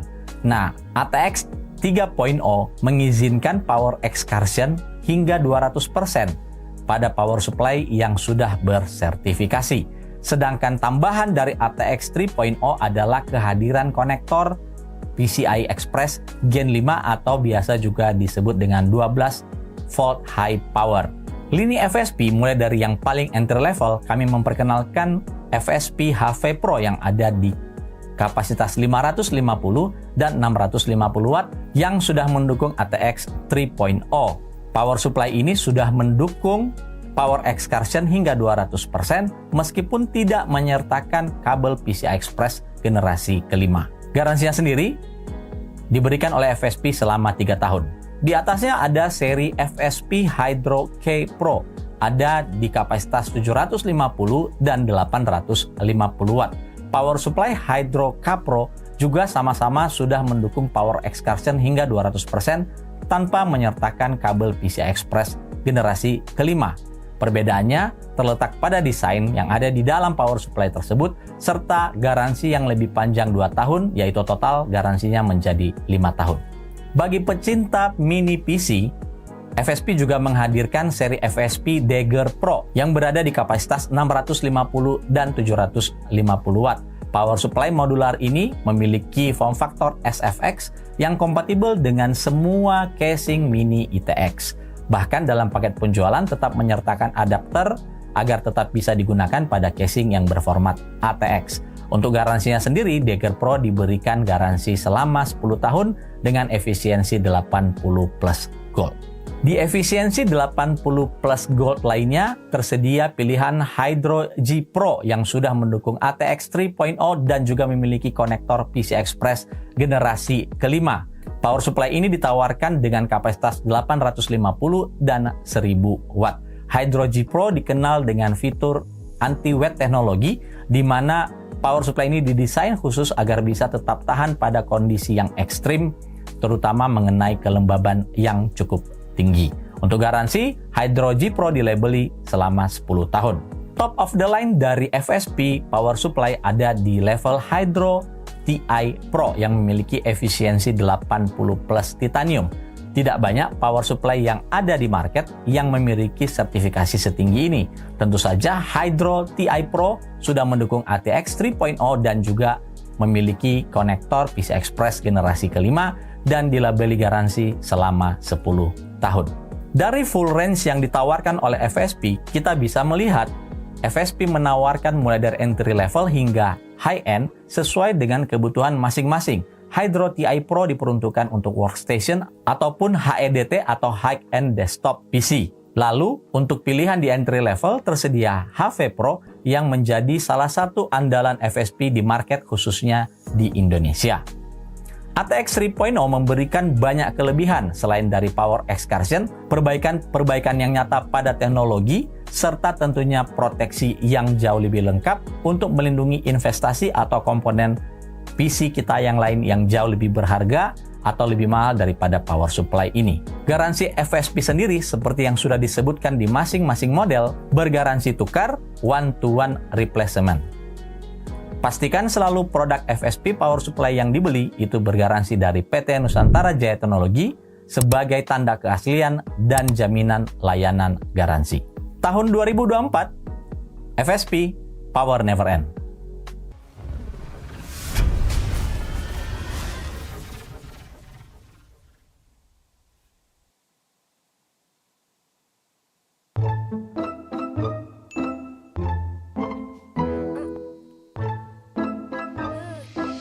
Berat, biar aku saja.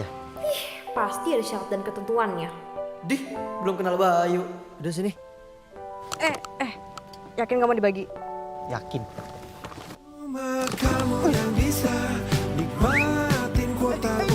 Cuma kamu yang bisa nikmatin kota. Untung nggak dibagi. Ini adalah konten keempat dari Anda bertanya, My Club ID menjawab. Ini sebagian merupakan pertanyaan-pertanyaan yang belum sempat kami bahas di episode ketiga karena keterbatasan waktu. Sekali lagi saya ingin mengingatkan untuk teman-teman yang mungkin ingin bertanya, bisa melihat episode kami sebelumnya dari konten ini yang mungkin pertanyaan-pertanyaan teman-teman itu sudah dijawab di sana.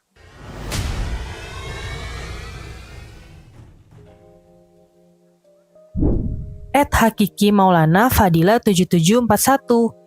Om Ben bahas 2x16 GB sama 4x8 GB di mobile mainstream kayak B550. Apakah SMP jalan sesuai memorinya? Sama apakah ada perbedaan performa? 2x16 GB versus 4x8 GB di motherboard B550. Sebenarnya secara umum kami telah membahas ini beberapa tahun yang lalu malah. Coba nanti kita akan cantumkan link dari kontennya. Jadi kalau kita bilang, dan ini sudah berulang-ulang sih dibahas di Alpha Jonathan pernah membahas, di konten di Jagat Review pernah membahas soal ini juga. Jadi ini bukan sesuatu hal yang baru. Saya sarankan kepada yang bertanya itu coba mencari beberapa konten yang related tentang konfigurasi memori 2 modul 16 GB versus 4 modul kali 8. Tapi oke, saya akan coba membahasnya ulang tapi dengan sangat singkat ya. 2x16 itu artinya 16 GB secara umum ya. Secara umum sekali lagi secara umum 16 GB memori DDR4 itu adalah dual rank. Kita pasang 2 dalam satu motherboard. Lalu kalau dibandingkan dengan 4x8 GB, 8 GB ini adalah single rank. Tapi dia memiliki 4 modul. XMP jalan atau tidak? Pertama, semua memori itu yang dual channel akan di-rating qualified vendor list-nya baik dari motherboard yang dipakai ataupun di website memori itu sendiri, itu hanya diuji berdasarkan dual channel. Artinya 2 keping memori, bukan 4 keping memori. Jadi XMP mana yang akan berjalan kemungkinan besar dan sudah pasti itu yang 2x16 GB. Tinggal Anda mencari mana memori yang tepat untuk motherboard yang Anda pakai, yang sesuai dengan QVL yang ada di vendor atau produsen motherboard itu sendiri. Lalu apakah 4x8 GB itu pasti tidak jalan? Belum tentu juga. Pertama, XMP-nya itu di speed berapa? Tetapi secara general, menggunakan 4 memori dalam satu motherboard akan sangat potensi menurunkan kecepatan XMP yang seharusnya dari memori tersebut. Misalnya 4 GB ya, 4 kali 8 GB dengan XMP 3800 itu biasanya akan sulit bisa berjalan. Kita harus turun mungkin ke 3600, mungkin ke 3200. Ini semua bergantung pada kemampuan eMMC prosesor yang dipakai, kemudian motherboard konfigurasi memorinya seperti apa, dan tentunya BIOS atau tweaking yang dilakukan oleh si vendor motherboard itu di BIOS motherboard yang mereka pasarkan. @afrijalfulki8837. Untuk penggunaan software arsitektur lebih baik RAM kapasitas besar atau kecepatan tinggi. Prosesor juga lebih baik core banyak atau clock tinggi. Semua software apapun itu tentunya pasti menuliskan apa spesifikasi minimal rekomendasi ya, ataupun spesifikasi yang sangat ideal agar software yang mereka buat itu bisa berjalan. Kalau di bidang arsitektur, ya saya bukan orang arsitek, yang saya tahu tuh seperti Archicad ataupun AutoCAD. Itu di websitenya itu ada konfigurasi spesifikasi. Nah, kalau dari situ bisa kita lihat, ya kita tinggal mengikuti saja. Apakah dia menentukan dari sisi speed clock prosesor ataupun jumlah core thread yang ada pada prosesor tersebut. Ada juga yang dioptimasi atau memiliki akselerasi ketika menggunakan beberapa GPU tertentu. Misalnya menggunakan GPU berbasis GeForce, ya itu lebih baik dan lebih direkomendasikan karena ada beberapa instruksi yang bisa terakselerasi agar bisa berjalan lebih cepat ketika menggunakan GPU tertentu. Sekali lagi, tinggal baca saja spesifikasi dari PC yang dibutuhkan oleh software yang Anda pakai. @Camilo Dewanto. Om Ben mau nanya, untuk GPU dengan konektor 12 VA PWR, lebih baik menggunakan kabel natif 12 VA PWR atau boleh menggunakan kabel 2x8 pintu 12 VA PWR. Kedua, untuk sekarang kan pilihan PSU dengan 2 konektor 12 VA PWR itu masih sedikit. Jika ingin menggunakan 2 GPU dengan konektor 12 VA PWR atau RTX 4090 yang punya 2 konektor 12 VA PWR, lebih baik menggunakan yang mana, Om? Pertama, PSU dengan 2 konektor 12 VA PWR. Kedua, PSU dengan konektor 2x8 pintu 12 VA PWR. Ketiga, menggabungkan 2 PSU dengan masing-masing PSU punya 1 konektor 12 VA PWR. Jujur saya bingung. Karena setahu saya, ya silahkan koreksi kalau saya salah, kartu grafis yang memiliki, ya ini RTX 4090 yang memiliki 2 pin konektor 12 volt high power atau 12 VHPWR itu baru saya tahu ada di Galax HOF. Dan ini limited card yang hanya digunakan untuk extreme overclocking. Jadi saya nggak tahu relatednya untuk penggunaan penanya ini di mananya ya. Tapi kalau saya harus menjawab dan memberikan komentar, pertama sekali mungkin saya akan bertanya, itu ngapain pakai 2 GPU yang memiliki 12 volt high power ya? Nggak tahu. Itu saya nggak tahu pertama alasannya. Kedua, opsi yang diberikan itu jelas menggunakan 2 power supply itu sangat not recommended. Nah, yang perlu teman-teman tahu, dalam sebuah power supply yang sudah memiliki ATX 3.0 dan kompatibel dengan konektor PCI Express Gen 5, itu kan ada satu konektornya. Dan satu konektornya ini bisa supply daya ke kartu grafis hingga 600 watt. Oke ya, 600 watt. Nah, selain itu biasanya, dan pasti ada, itu ada konektor PCI Express yang biasa, yang 6 plus 2 pin. Nah, dalam paket penjualan RTX 4090 itu kan disertakan itu konektor kabel dari 3 kali PCI Express atau 4 kali PCI Express ke 12 volt high power. Nah, tinggal gunakan ini. Sekali lagi pastikan kalau power supply yang digunakan itu bisa mendukung penggunaan 12 volt high power bersamaan dengan PCI Express cable power. Pastiin dulu itu. Tentunya juga pastikan dengan kapasitas power supply yang akan dipakai. Atau misalnya saja coba lihat lagi requirement dari kartu grafis yang mau dibeli dengan dua buah konektor 12 volt high power tadi, biasanya mereka akan mencantumkan, umumnya ya, berapa kebutuhan rekomendasi dari kapasitas power supply yang dibutuhkan agar kartu grafis ini bisa berjalan dengan baik. @user TX1SS7RV9O. Halo Pak Benny, saya mau bertanya, kenapa hasil video record game saya jadi low FPS? Atau kejadiannya ini bisa random, entah di awal, pertengahan, ataupun di akhir video. Padahal saat saya main game sambil recording tidak ada penurunan FPS sama sekali, atau 60 FPS. Saya memakai software AMD Adrenalin untuk recording gamenya, atau GPU RX 6600 XT. Saya sudah coba dengan aplikasi DDU atau Display Driver Uninstaller, lalu saya install driver AMD versi terbaru.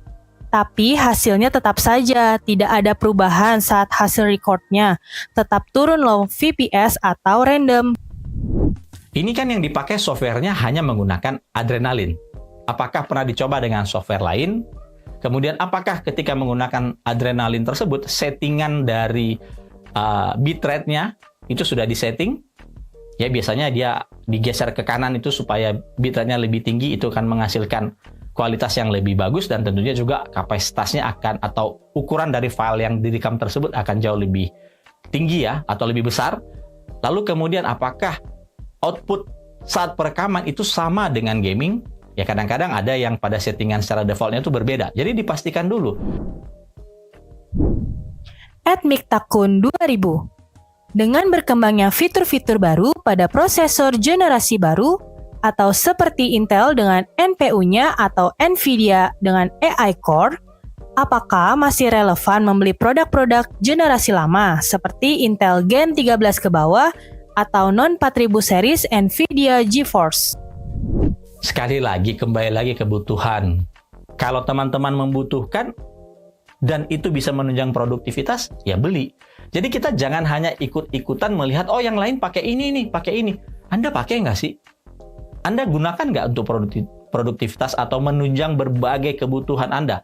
Baik itu mungkin sebagai mahasiswa, baik itu sebagai pekerja misalnya untuk mendapat mencari penghasilan ya. Ya kalau nggak butuh, kenapa harus ikut-ikutan? Seperti saya misalnya. Saya sampai hari ini saya belum mengutilisasi AI segedemikian canggihnya ya. Saya baru belajar. Ya kalau dari sekolah 0 sampai 10, saya baru 0,5 kali belajarnya.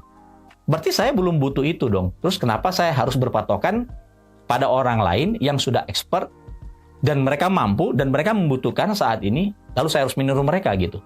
Lebih baik mempelajari agar kita tidak melakukan investasi yang salah karena ya membutuhkan uang juga untuk membeli peralatan yang mendukung beberapa teknologi baru yang sedang in di market saat ini. Sekali lagi kembali ke kebutuhan dan itu adalah kunci dari semua pertanyaan soal spesifikasi, soal ini bagaimana ke depannya sudah begini, itu semua kuncinya adalah di kebutuhan. Anda tidak butuh? Ya tidak usah. Ready perfectly. Om Ben mau tanya soal RAM. Ya sedikit paham dan sedikit bingung. Semisal kita mau pasang RAM konfigurasi quad channel, itu kita harus beli RAM yang memang tersedia penjualan langsung satu paket 4 RAM quad channel, apa bisa beli 2 pasang channel berbeda? Semisal seperti saya beli 4 RAM tapi dengan pembelian status 2 keping atau dual channel dan dipasangkan menjadi 4 slot di motherboard. Apakah itu berjalan status dual channel apa quad? Biasa produk-produk RAM ada yang nyantumin quad atau dual atau 2 atau 4 modul RAM secara langsung. Dan apakah ada perbedaan semisal memasang 4 RAM dengan modul konfigurasi jenis RAM berbeda antara quad channel dan dual channel? Kita samakan persepsi dulu ya. Yang dimaksud quad channel ini berbeda mungkin pengertiannya dari pertanyaannya tadi. Saya sudah bisa lihat ini pengertiannya beda. Bukan berarti setiap motherboard yang memiliki 4 slot DIMM kemudian dipasang 4 memori itu akan berjalan quad channel. Tidak, sekali lagi tidak, big no. Kita harus lihat platform yang kita pakai itu apa. Kalau teman-teman menggunakan misalnya Intel desktop Core i3, Core i5, Core i7, Core i9, ataupun Ryzen, yang bukan Threadripper ya, Ryzen, itu umumnya dual channel. Meskipun ada 4 slot memori pada motherboardnya, itu tidak berarti jalannya quad channel. Di website motherboardnya ada penjelasannya. Lalu, kalau quad channel apa? Contohnya, chipset X299 yang ada di Intel, atau X399 yang ada di AMD. Itu berjalan quad channel. Oke. Lalu apa yang lebih bagus kalau teman-teman yang pakai quad channel X299 misalnya atau X399, ya carilah motherboard yang dijual quad channel kit karena kompatibilitasnya akan lebih terjamin. Dan sekali lagi cocokkan dengan QVL yang ada di motherboard yang dipakai. Oke. Terus kalau beli dual channel 2 biji bisa jalan nggak quad channel? Bisa, tapi bisa sekali lagi, bisa jadi XMP-nya ada yang bermasalah. Bisa jadi ya, bisa jadi sekali lagi. Tergantung dari speed yang dibeli meskipun dia sama-sama identik, SKU-nya sama. Karena dia tidak dites dalam quad channel mode. Dia hanya dites dalam dual channel mode. @baby_magnum. Bisakah motherboard didesain untuk memilih lebih dari satu CPU? Sudah lama sekali ada motherboard yang bisa dengan dual prosesor. Ya, kami tampilkan di layar ini saat ini ada beberapa motherboard kategori server board itu yang memang bisa mendukung multiple prosesor, bukan multiple atau multi core ya, prosesor. Jadi prosesornya secara physically lebih dari satu. Kalau di Intel itu namanya Xeon Scalable Processor. Kalau di AMD namanya AMD EPIC. Nah, ini mereka bisa mendukung lebih dari satu prosesor dalam satu motherboard dan digunakan untuk specific application. Bukan untuk gaming ya. Ini biasanya untuk database ataupun pekerjaan-pekerjaan saintifik ataupun pengolahan sebuah data yang besar yang membutuhkan proses komputasi prosesor yang advance dan lebih rumit. @rianastone9288. Komponen dalam PSU apa saja yang harus diperhatikan, Pak? Misalnya saja kan ada jenis kapasitor dan caps itu, namun saya masih kurang paham dalam hal itu. Please deh, jangan overthinking. Ketika kita beli power supply, kita nggak tahu dalemannya, karena ketika kita mau bongkar power supply itu, otomatis garasinya sudah void. Cukup baca referensi yang ada. Dan kadang-kadang kita terlalu, power supply saya harus yang terbaik. Tapi ketika melihat harganya, ya langsung mundur. Ya mau yang terbaik ya, Anda mengesampingkan harga, ya pasti topologinya yang paling bagus, misalnya full bridge LLC dikombinasi dengan DC to DC di secondary topologi, menggunakan Japan kapasitor lah, menggunakan solid kapasitor lah, kabelnya berapa AWG itu. Jadi banyak sekali yang bisa kita bicarakan tentang kualitas power supply komponen. Ya, tetapi semua itu, dan saya pernah bahas di curhat tentang power supply, tidak menjamin juga bahwa power supply itu akan bagus. Kenapa? Karena umur power supply, keawetan power supply tergantung dari input, yaitu listrik dari PLN yang masuk ke power supply tersebut. Juga tergantung dari spesifikasi PC yang kita pakai. Kalau kebutuhan PC yang kita pakai kombinasinya itu sudah hampir mendekati 100% dari load si power supply atau spesifikasi dari si power supply maksimal ya umurnya akan lebih pendek karena semua komponen di dalamnya akan bekerja keras. Makanya selalu disarankan itu jangan pernah pelit untuk beli power supply dengan rating atau kapasitas yang tinggi ya. 2 kali lipat justru itu lebih baik. Karena komponen di dalamnya itu nggak akan terbebani load yang terus-menerus yang membuat komponen-komponen tadi jadi lebih cepat aus ataupun lebih cepat umur pakainya berakhir. Wina Delawina Elda. Om mau bertanya, jika RAM DDR5 dipasang 4 slot, kenapa performanya malah menurun? Bentar. Performa turun. Kalau kebutuhan aplikasi yang memang membutuhkan kapasitas memori yang besar, ya nggak turun. Karena yang intinya dengan mempopulasi semua slot kan logiknya itu adalah kapasitasnya itu bertambah kan.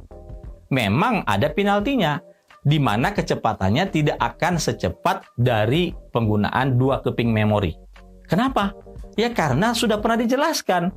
Ada konten tentang DDR5 yang pernah kami tayangkan, kami pernah ulas. Nanti kita kasih juga linknya di sini. Di situ kami sudah pernah jelaskan bahwa dengan menggunakan 4 slot, itu beban KEMC-nya akan lebih berat. Sehingga ada penalti pada kecepatan. Ya ibaratnya truk lah.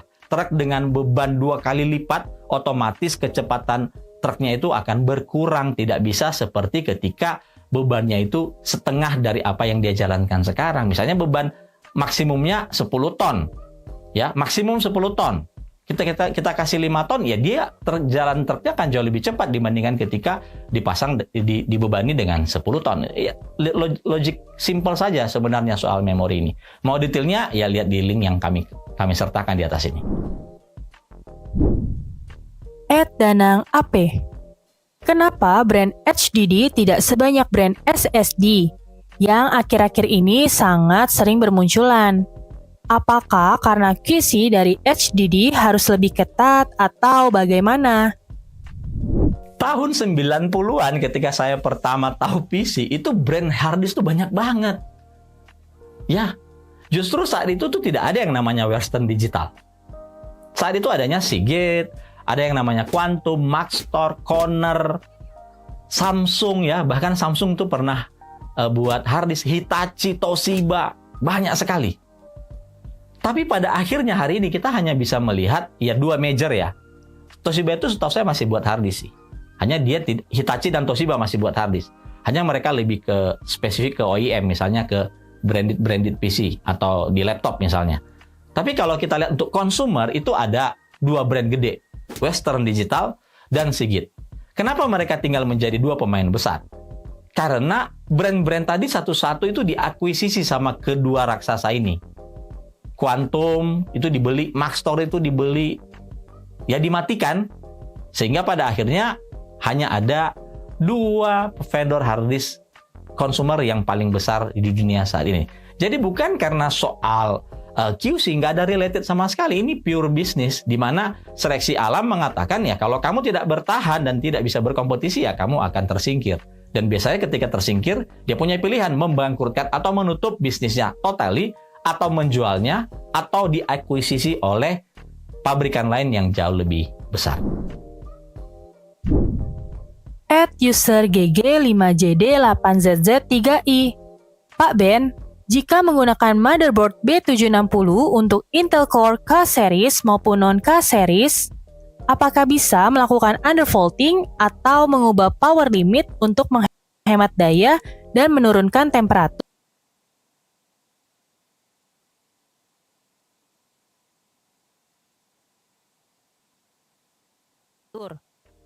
Aku kepikiran untuk membangun mini ITX PC. Kalau bisa, undervolting jadi mengurangi panas.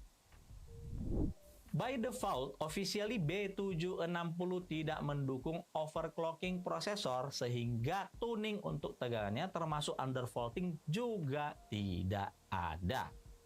Garis bawahi by default. Beberapa vendor, khususnya vendor-vendor yang memiliki research dan development yang cukup canggih, yang ini berarti mereka membayar orang-orang itu dong. Makanya harga motherboardnya itu lebih mahal dibanding yang lain.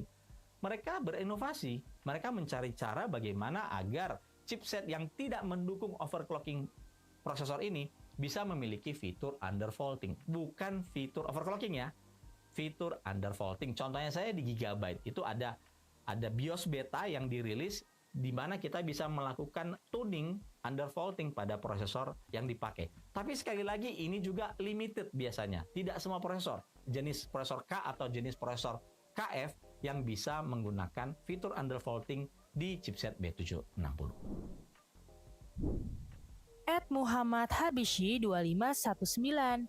Apakah website bottleneck kalkulator seperti PC Build itu akurat dan bisa dijadikan barometer untuk mencocokkan antara CPU dan GPU?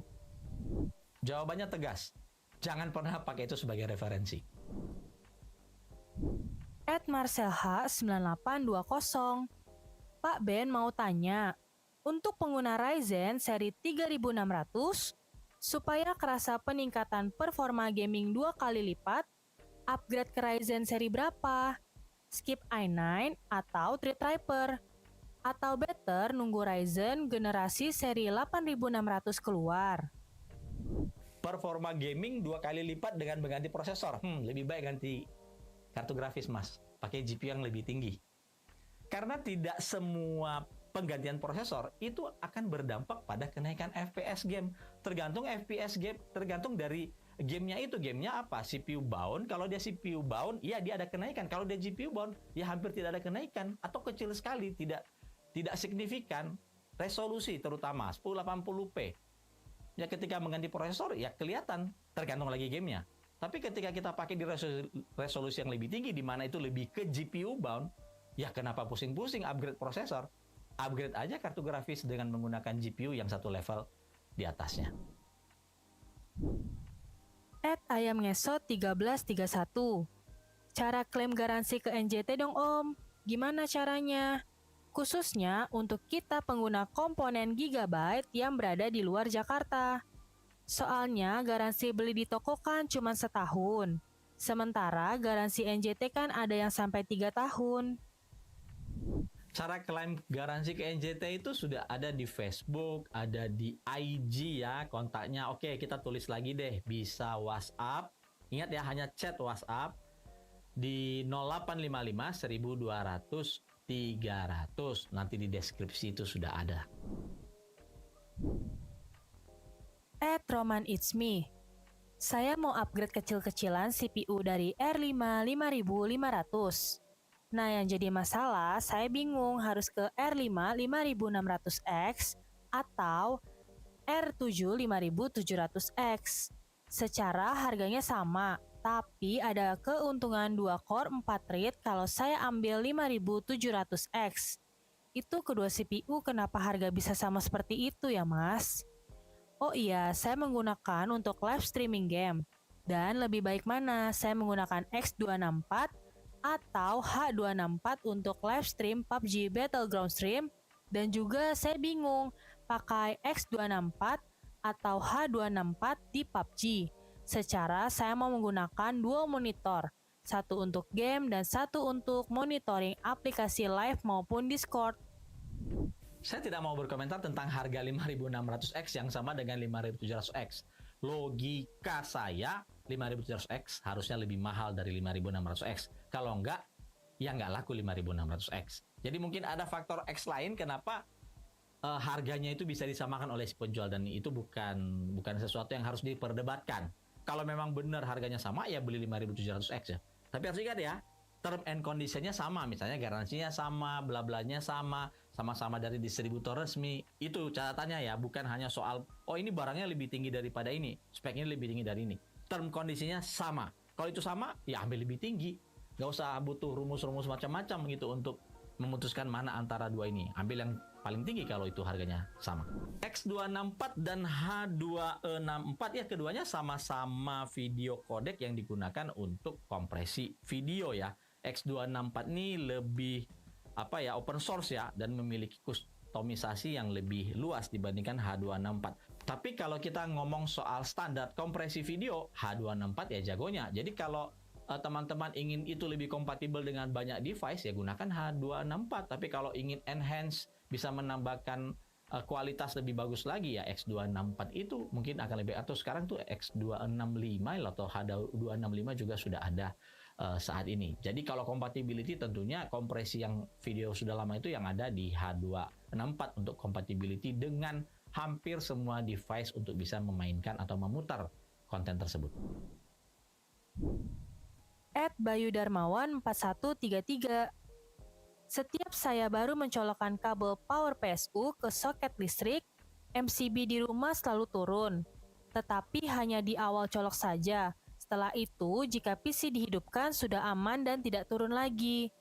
Apakah memakai soft start atau inverter aman untuk komputer? Ini juga udah berulang-ulang dibahas, ada di beberapa konten, mulai dari kita ngomong soal UPS sampai di power supply.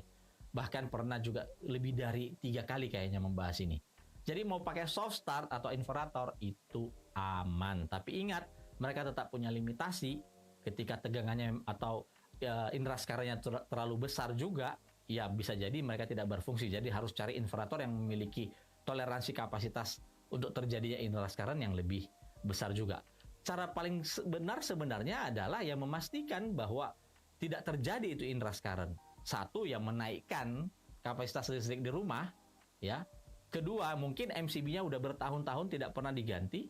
Itu juga bisa menyebabkan gampang sekali turun ya.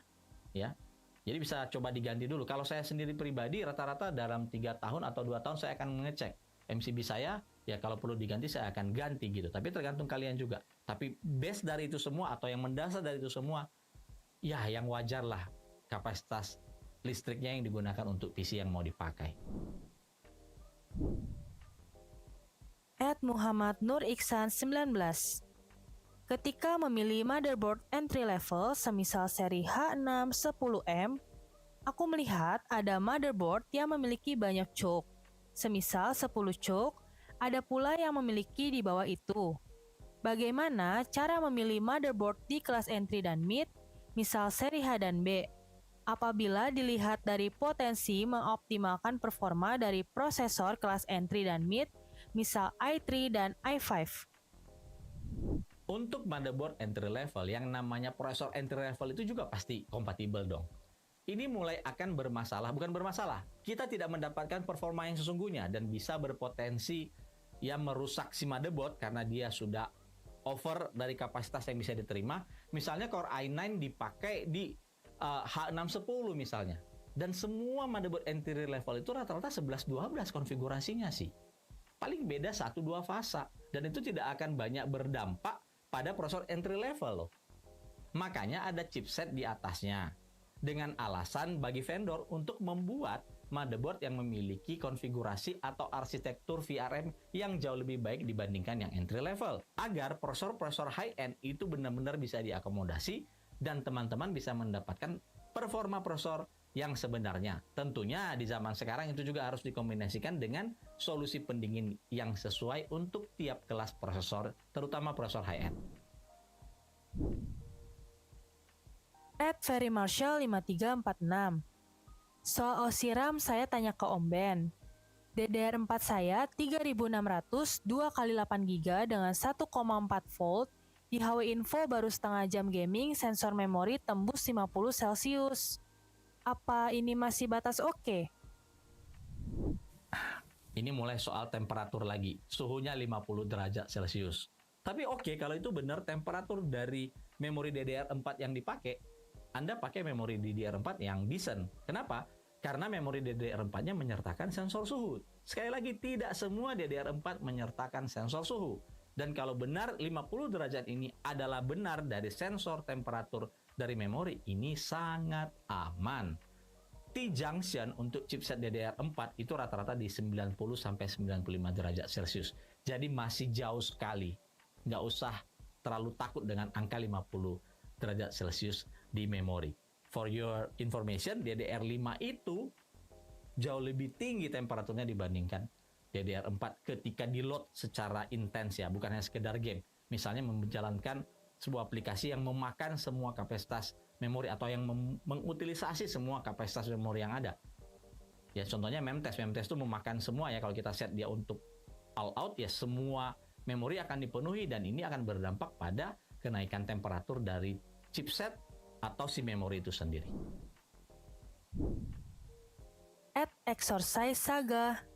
Om Ben, tanya dong, apa benar jika kita pakai PCIe riser untuk VGA menjadi vertikal dalam jangka waktu lama bisa menyebabkan VGA bending atau bahkan konektor mobonya bending meski kita pakai PCIe?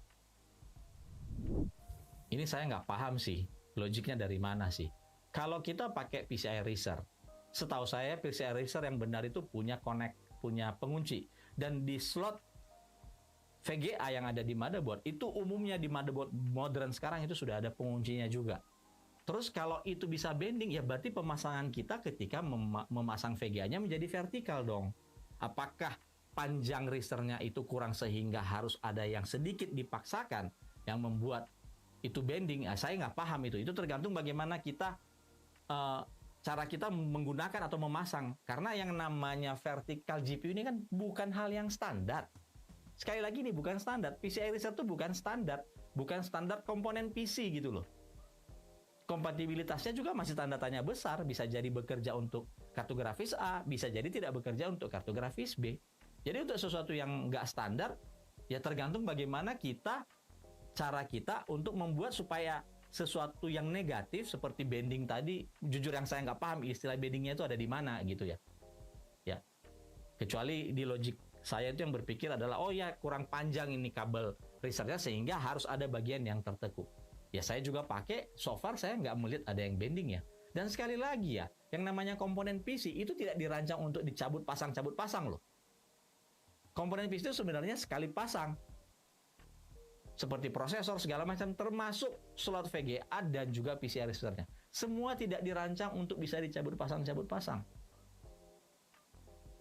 Nah, motherboard atau vendor motherboard lah yang membuat beberapa teknik agar proses cabut pasang lepas pasang itu bisa lebih aman dan juga bisa tidak mengganggu struktur dari si motherboard itu.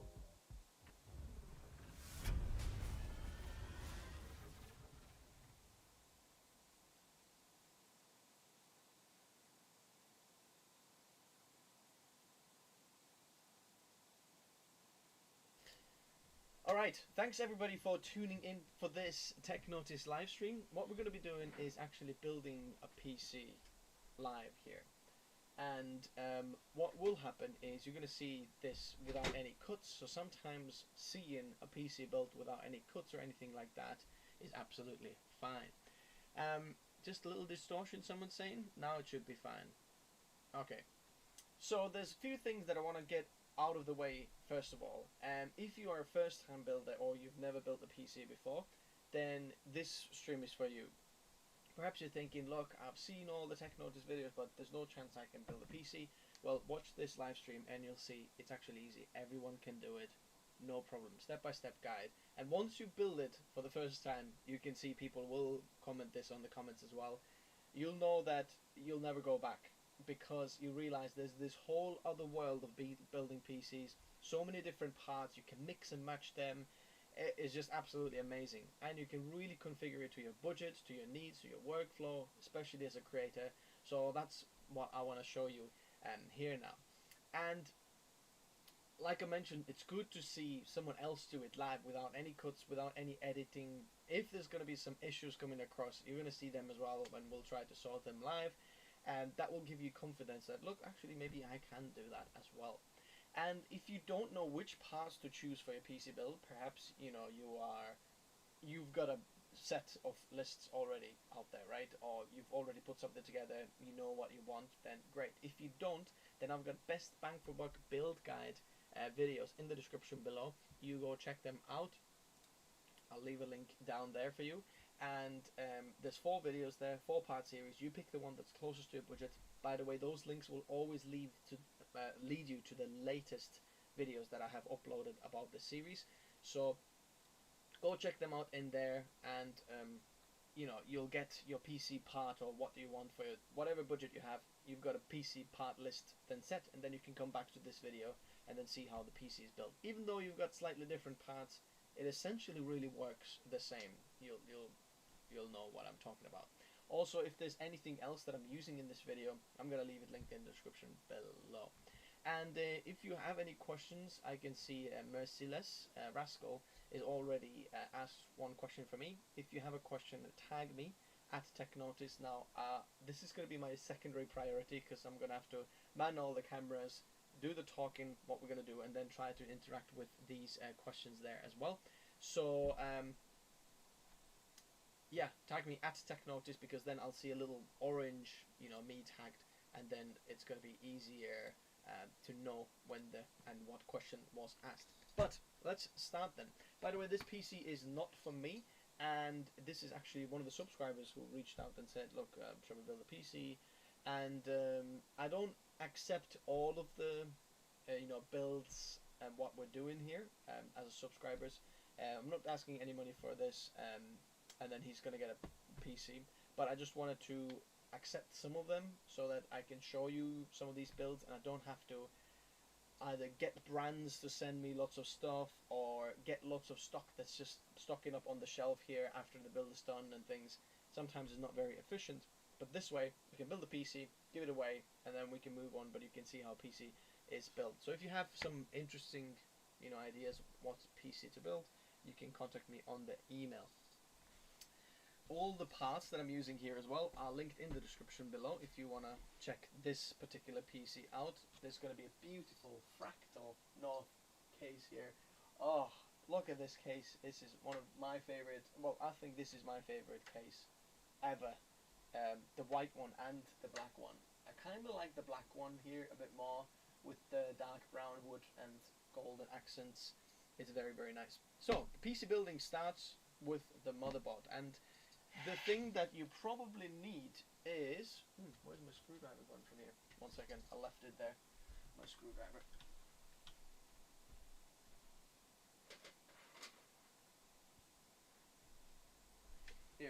Here it is. So, Ramesh, thank you very much for your super chat. You don't have to do that. That's absolutely amazing. Thanks very much. So, if you're looking for some tools to like what you need for PC building, really a screwdriver, any kind of screwdriver will do. But I have bought this iFixit little screwdriver set kit like a few years ago, and honestly it's one of the best things I've bought, because it fixes all sorts of little things whenever you're fixing electronics or whatever. Plus it's got magnetic tip and extension and long ones. I'll leave this in the description below as well if you want to check that out. Let's see, which one was it?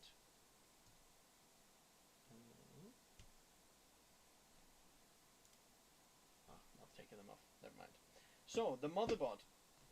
What you want to do is open the box. Let's go to this. Alrighty. And then inside you see a few things inside your motherboard. This is the Wi-Fi antenna, which we're going to put on the side at the moment. We don't need that. Here's the motherboard. Now take it gently out and just set it on a side for a moment.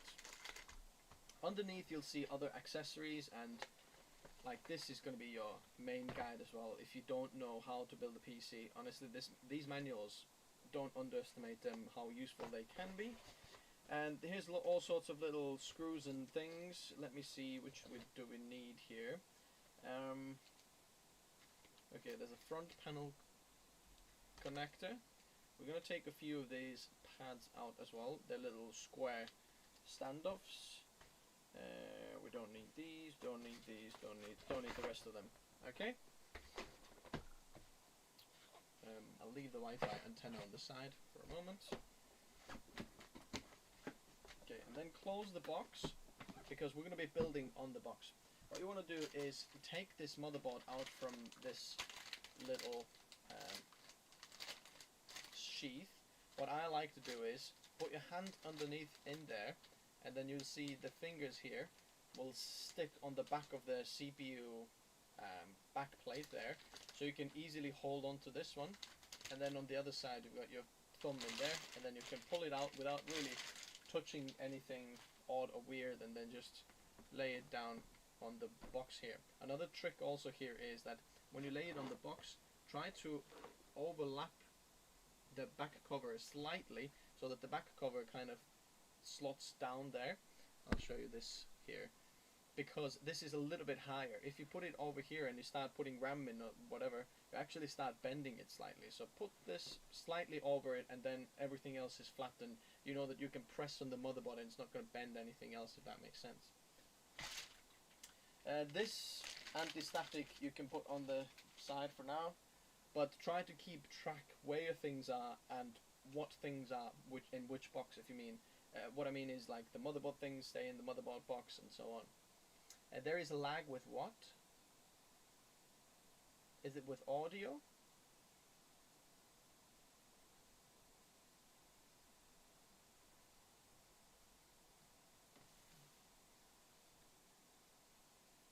Montec Sky 2 is an amazing case as well. Yeah, I've got it downstairs. We're going to do a build with it there. Okay, let me see if someone's saying, is it lag?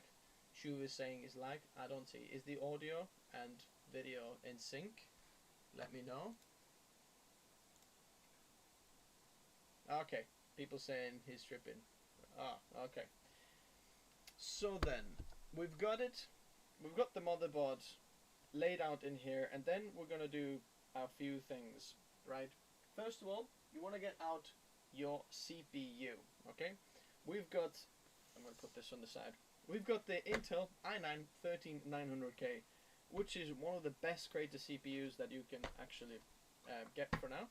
There's this little thing, I've already cut it, and then you get the big chip that's coming out. Okay, put that on the side somewhere. And then if we just undo it clockwise, voila, and we've got the CPU in here. Thanks guys for saying it's good, so I know that this is alright. So, in order to install your CPU, you're going to have to undo this socket here, okay? There's a little lever here on the side, pop it up, and then it just comes out. It's very simple, you can't really mess it up. Now, don't pull this back until you actually have the CPU open, because you don't want to drop anything on the socket, just to be safe, just in case you slip something or spit in there. It's no good for this, alright? So, take your CPU and then you pop this open. Also, be careful when you're opening these. Sometimes these protector cases, what I've had happen to me is they kind of pop out as you're like trying to come on, boom, and then your CPU just flies off and you can damage it as well. Just be careful. So once you have the CPU here, I'll just zoom in a bit. There we go. So you can see a little corner on the CPU. Can you see? In there, there's that little arrow in here, and that lines up with this bottom arrow over there. Okay, so you know the CPU goes in one way. You can't really put it the other way, but it's that. The motherboard I'm using, by the way, is the Asus ProAd Z790 Creator Wi-Fi. People might be saying Asus. Honestly, it's a bit blown out issue. I know that there's a lot of things happening, but this is one of the best Creator motherboards because it features like Thunderbolt, very fast USB connectivity, 10 gig port there for your Ethernet, 2.5, and actually, is it 2? Yeah, 2.5 and 10 gig, lots of fast USB, Wi-Fi 6E, lots of fast NVMe storage there. It's very, very good. And why not Z690? Because they've probably stopped producing Z690 now, and the Z790 is actually cheaper than the Z690, so I see no point. So, you open the socket, and then you take hold of your CPU. I'll take it this way, so it's probably easy for you to see. And then literally try to drop it into the socket. I'll just double check the socket so that there's no bent pins or whatever, because that will be a huge troubleshooting issue if you don't see the bent pins now, and then you find out later that, ooh, I don't know why things are not working. So the CPU is in there. You can do a little wiggle there. You can see the notches in there line up there, and then that's really installed. Usually what you want to do now is like take this plastic cover off, just pop it over there, and then put it down, and then close this, and boom, your CPU is installed. But we are actually using something here, which is a contact plate from Thermalright, okay? And this is a thing that I'd recommend people get for their i9s and you know, i7 CPUs, because that will really kind of help the longevity of the CPU because of the rectangular design of the CPUs. What will happen is when it heats up and cools down, you can actually just bend the IHS slightly. But then this here is very foolproof design, really, how to do it. There is the Thermal Grizzly one, which is like $40 or something like that. This one you can get for really $10, and that's amazing. It comes with a little latch or like little Torx head. All you do is take these screws in there. Super simple. You want to keep the screws, but unscrew it, and then it comes off, right? You want to keep the screws here. Put the screws on the side, and take the same from there.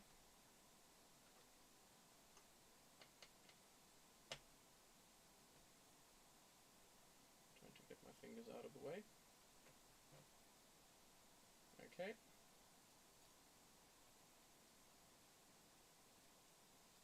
Oh, come on, screws. We need the screws. So basically we're taking the tension or the mounting frame of the original motherboard off, and then keep it there because your the back plate might fall off, but all you've got to do now is this bracket here, there's another arrow there, and you line it up with that. So we're going to turn it around like that and gently just lower it down there. Boom. And then we'll just pop the screws in.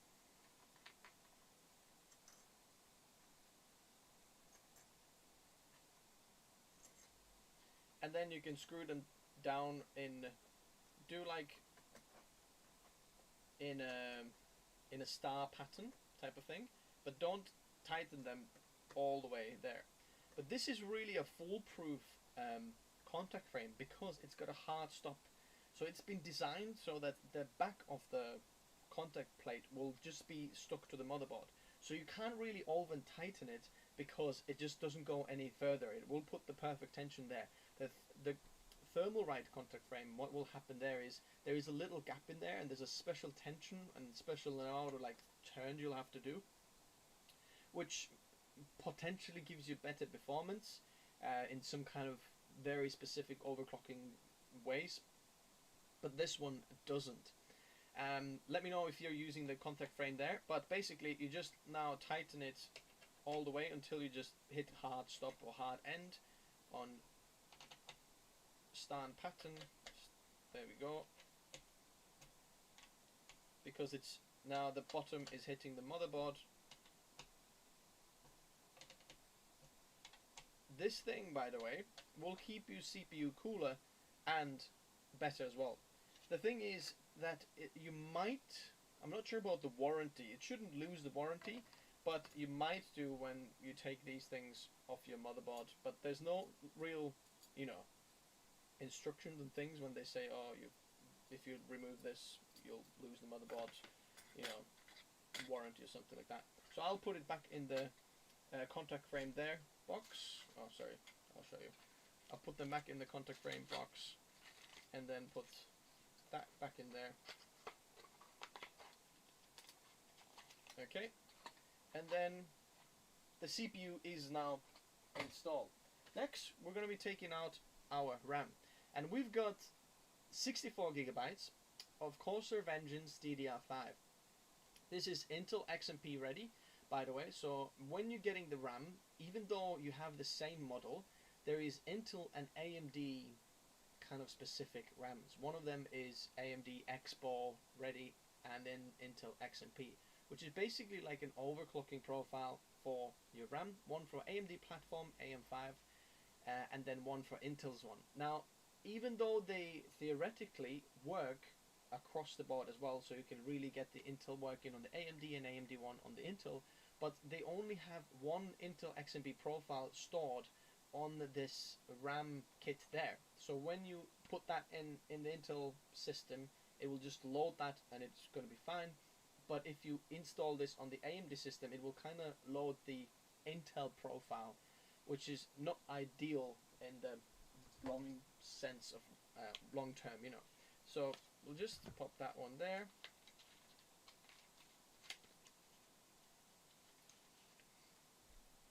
So that guy is saying, what are the contact frames for? It's really for Intel's 13 and 12th gen. I've got a video on my channel that I uploaded recently, but that will just help spread the kind of tension of the CPU more evenly. The previous included contact frame that comes with the motherboard only puts it on the side, and because it's rectangular, it will start pushing the middle down, making a little cavity in the middle there over time. When you heat up the CPU and the metal gets a bit softer, so you might lose a bit of temperature kind of spec there, but this will just help it keep there, and it's only $10, and at that point when you buy an i9, it's a no-brainer for me.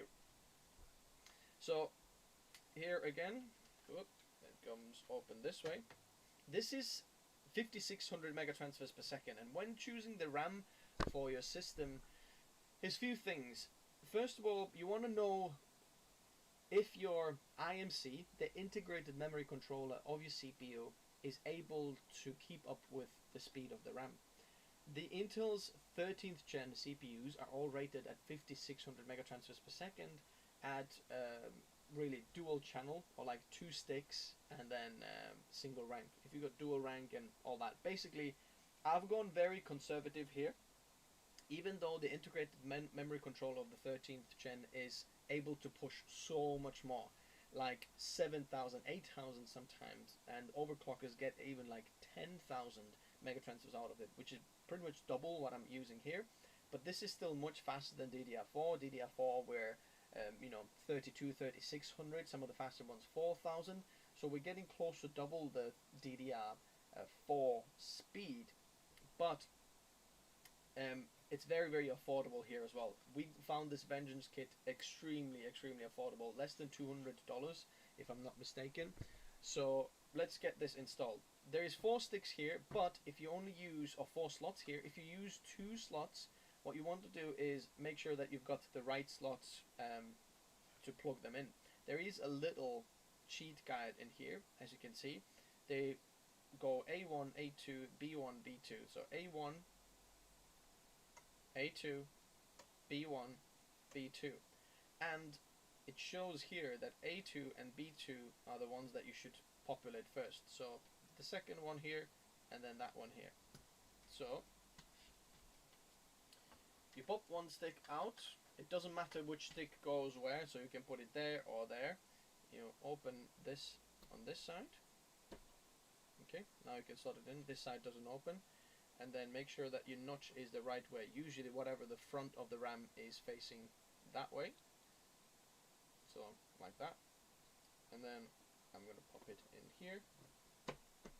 And then press down in there until you see a click in there. Alrighty.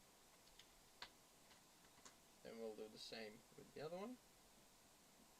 It's nice, simple, black looking RAM, but gives us a ton of performance. And then later on in the future, if you want to, you can get a secondary kit of this, install them in there. You might not be able to run the XMP at 5600 megatransfers. I'll show you, hopefully, if we have time, how to run the XMP in BIOS as well and what to do there. But it's that. Jordan Robinson is saying, I'm torn on 3900K and 7950X. What do you do as a workflow?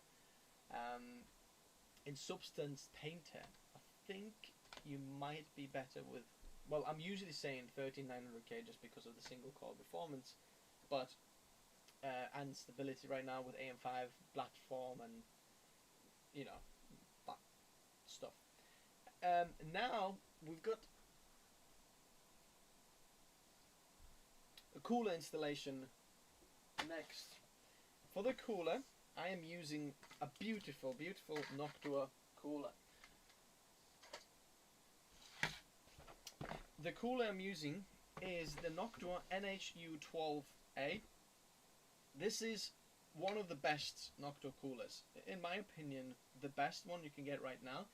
Just the compact of this, the noise of this. There is the NHD15 as well, which is a little bit more powerful. But in my testing, I actually saw better results with this one.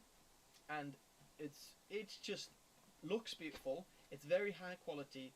Noctua's support in terms of warranty and everything is absolutely amazing. Let me see what the warranty here is. It's gonna be, let me see if they say it on the box. It's probably like 5 years, 6 years, some of them 10 years or something like that. I don't quote me on this now here, but it's incredible what Noctua is doing. And so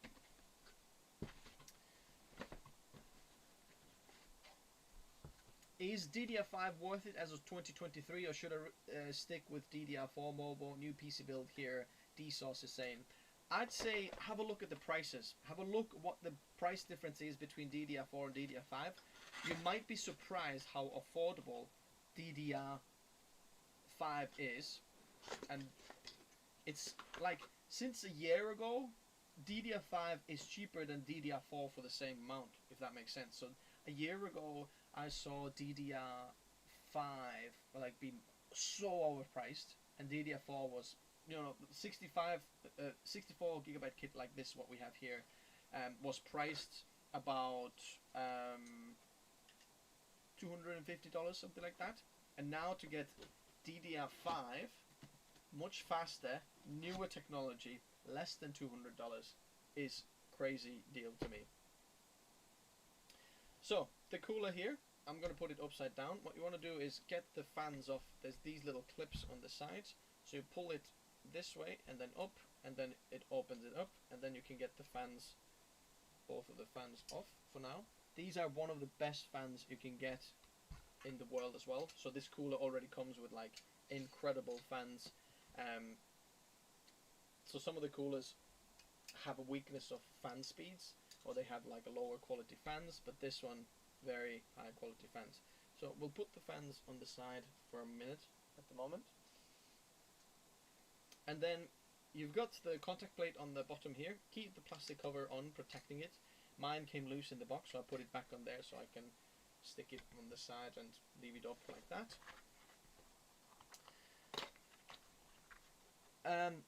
Someone's saying, as a DaVinci Resolve user, if I have to put more budget, should I go with i7 13700K to 13900K or 4070 Ti to 4080? I would go 4070 Ti to 4080. You'll see bigger improvement in performance just because of more VRAM, which DaVinci Resolve uses, but the 13700K is already very, very good. Incredible performance there.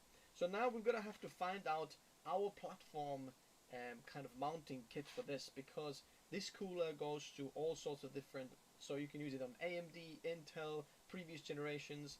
So find here, we're looking for LG A1700.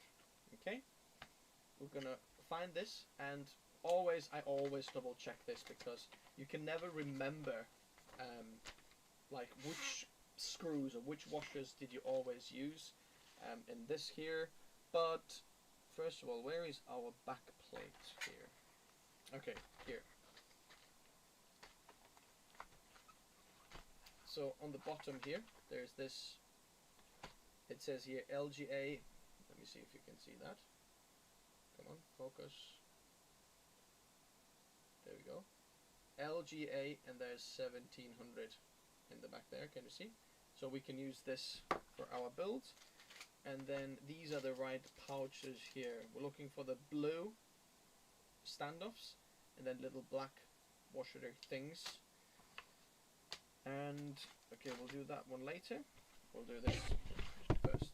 So we want to prepare our back mounting first, and then this here says this side must be facing the motherboard. There's a big caution here. Okay, so make sure that you do it this way, because it'll go underneath the motherboard like that. So then we're going to take out these here.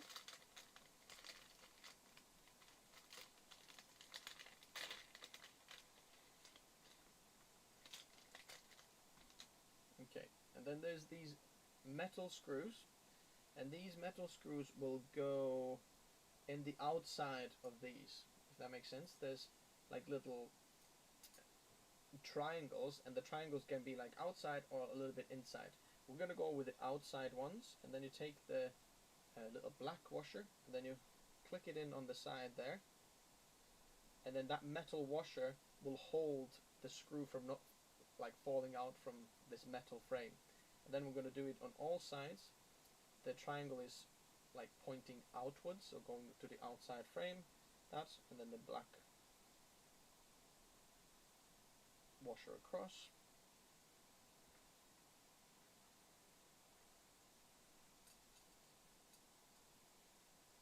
Okay. 13600K is fine with an air cooler. Oh yeah, even all the Intel CPUs can be fine really with an air cooler. You're just gonna disable some of the overclocking settings from the motherboard BIOS that a lot of the motherboards just come by default. Stick on Intel settings, I'll show you here. Okay, so back bracket now is ready. Okay, and then I'm gonna do it this way now. So what you want to do now is here, this back bracket here, okay, that goes through these holes in the motherboard. There's 2 holes in this motherboard, and it will go to the outside holes.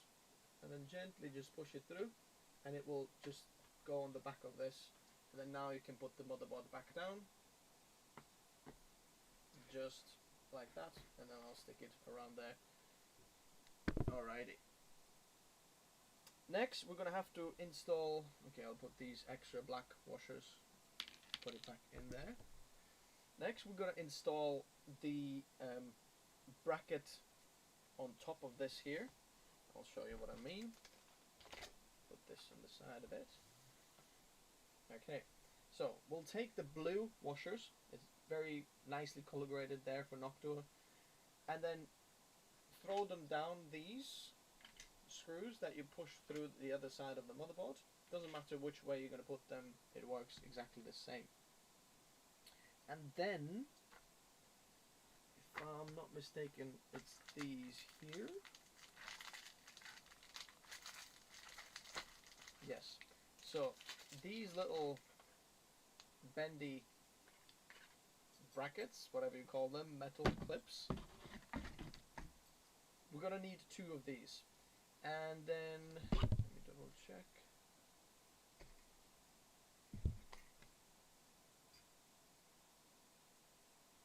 Yeah. And then you can actually get the cooler mounted like pushing air upwards or sideways, but sideways is more optimal. So let me double check which holes are we going to be using for these.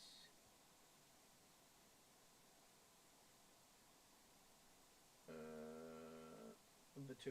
Okay. So on these brackets there's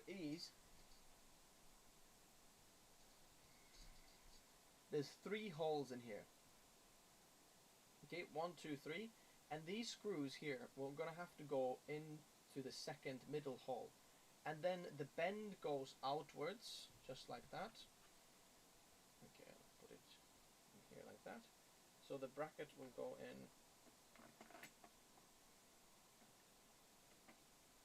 There we go. So can you see it's on the second hole, not on the side ones? And then the same in here. Make sure that you're not putting to 1 to 3 hole, or that these are parallel and both of them are in the second holes, if that makes sense. And then there's this other box in there, and then we're gonna take off these little nuts that go on the top there. 1, 2, 3. Oh. Okay, and this here is now good for if you've got a screwdriver. This will help you. Just put that screw on top there, and you can do them by hand at first actually. Just put them on top there, and then really screw them in.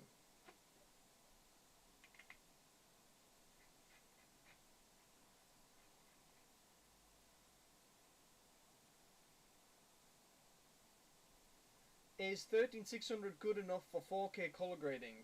Yes, absolutely. 13600K is as good, actually slightly better, than the 12700K from previous generation.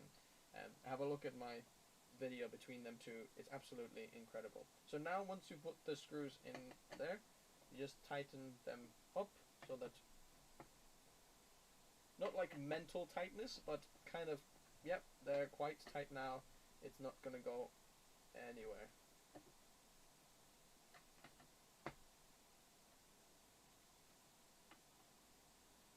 Tommy is saying, is it really necessary for the contact frame because he can't find it in his country?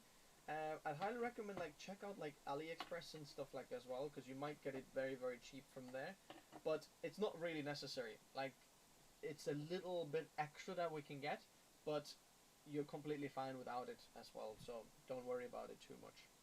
So now we're going to have to install thermal paste. Thermal paste is basically this squishy, pasty material that goes between the CPU and your cooler plate, because if you put 2 metals together, doesn't matter how finely manufactured this is, there's little cracks and things between the CPU and the cooler that we want to fill out with material that gets the heat from the CPU to the cooler, so that the CPU will run cooler. And when the CPU runs cooler, it will also be faster, higher clock speeds, better endurance. So it's the best thing to do is to run the CPU as cool as possible. So in order to do that, let me see what Noctua recommends here for the thermal paste application. Where are you? Okay, just in the middle there. Well, we're going to do a better job than that. There is little tube or syringe in there that's got the thermal paste in. Comes with the cooler. Okay, and you want this long screwdriver from the case there as well. If you later on we're going to need to screw this down. I've got this long Noctua screwdriver as well. But, oh, I've got a Noctua screwdriver as well. So I can do it with this one, but there is already screwdriver in the box, so you can use that one as well if you want. So what you want to do is get this, and I've got where's my spatula? Here. I've got this spatula. You can get this extra from Amazon. It doesn't really cost much to get it, extra $5 maybe or something like that. You don't necessarily need it. You can get away with just putting like a pea-sized blob in the middle of the CPU, and then the cooler will squish it down everywhere. But because this is such a high-end cooler, and it matters less when we go with i7 and i5, but it still is better to do it this way. So what I'd like to do is, I'm just going to put like a line on top of the CPU, okay? And put the excess, just wipe it off from there. And then I'm going to use this spreader that I have in here, and then spread it out very thinly all over the CPU. It's nice and squishy, this thermal paste from Noctua. So if you look at that now, it goes all over.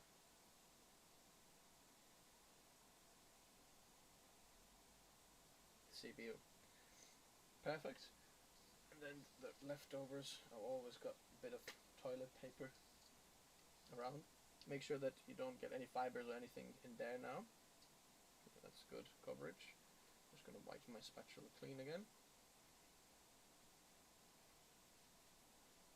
A little trick, if you don't have a spatula, if you want to do this at home, and you know, want to get a little cheap but the same kind of result, then I'd recommend getting a bit of cling film, put it around your finger, and then you can spread it around with your finger with the cling film, and then, but you don't want to do it with your, obviously, finger grease, because you don't want to get any grease in there. By the way, just before you start PC building, make sure that you have washed your hands so you don't have any like random grease or sweaty hands or something there, because grease is not good for the computer components. So now this is thermal paste installed there. Alrighty, and then okay, what you want to do is, I've got a bit of a cloth here. I've got a bit of dust in there. You want to get some kind of microfiber cloth or something. Okay, a few dust specks on the cooler there. Now it's clean. Look, nicely polished like mirror. And then we want to put it down there. And then, wait a second, let me see which way does it go there again. So it goes, oh, actually, this way they put it.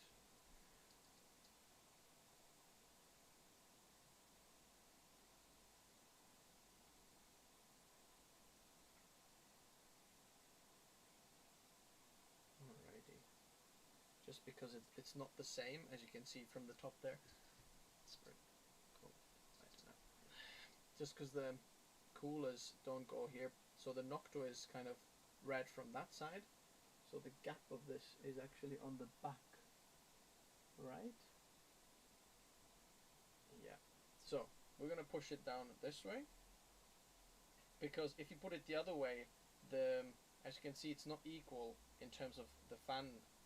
You might struggle with the RAM compatibility, so make sure that you do install the cooler this way, not that way. Okay, so this is the kind of outside of the cooler that goes on the back of the I/O ports in here. That little notch goes in the back. So now gently lower it down and then line it up with, so obviously these screws will go now into these little screws on the brackets. Let's see. Okay. Try to avoid like putting the cooler on the CPU and lifting it off and putting it on and lifting it off, because then you're going to just ruin the thermal paste application because you peel it off and put it back on. So now once you've got it lined up with the screws, it still wiggles around a little bit. I like to do a little wiggle there, because just a tiny little pressure there, it helps to kind of get even better spread and tightness of the contact to the CPU. So I'll get them going a little bit.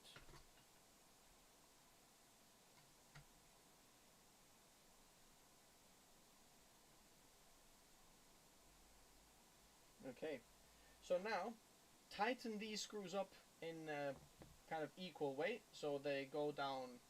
Look at the small picture, I'll show you on this one. So they go down kind of equally like that, not like that and that and that and that, because then you'll push the thermal paste. If you tighten it like that and then tighten this one, you just push the thermal paste out, but you want to get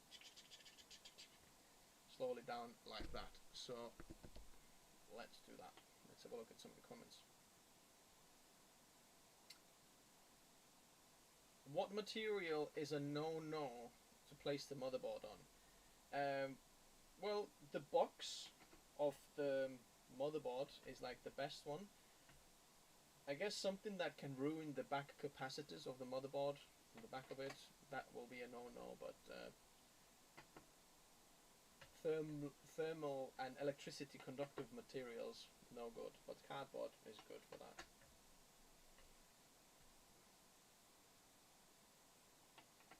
Yep, I don't know is saying remember to remove the plastic seal on the bottom of the cooler. Yep, sometimes there is a little plastic kind of a sticker on the bottom of the cooler instead of this. Obviously I had this plastic kind of a cover, but there's sometimes a sticker that is there. So whatever cooler you have, make sure that you don't have a sticker there, because it just protects it from any kinks or any anything like that. But I didn't have that on this cooler.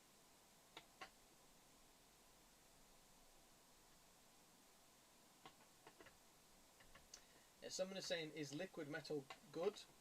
In terms of performance, yes, it's cool, but it also comes with a lot of faff and a little tricks. So it's really for overclockers, I'd say. Yeah, you can get a very cool performance, but they usually use it for like direct die cooling and things like that. For creators, I'd say just save yourself from this like instability potential issues and troubleshooting. If you don't need like extra every little 1% of your like CPU, don't use it. But like if I'm just looking at the cooling capabilities, yes, liquid metal is good. Okay. Yeah, Alchem Chrome is saying the same, breaks down. Okay, I've got it screwed down now.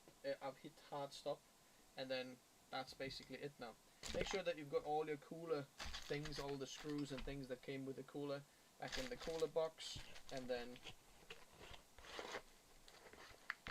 I'm going to put the cooler back in the cooler box. Yeah, liquid metal may leak and short out the motherboard. That's what someone's saying there.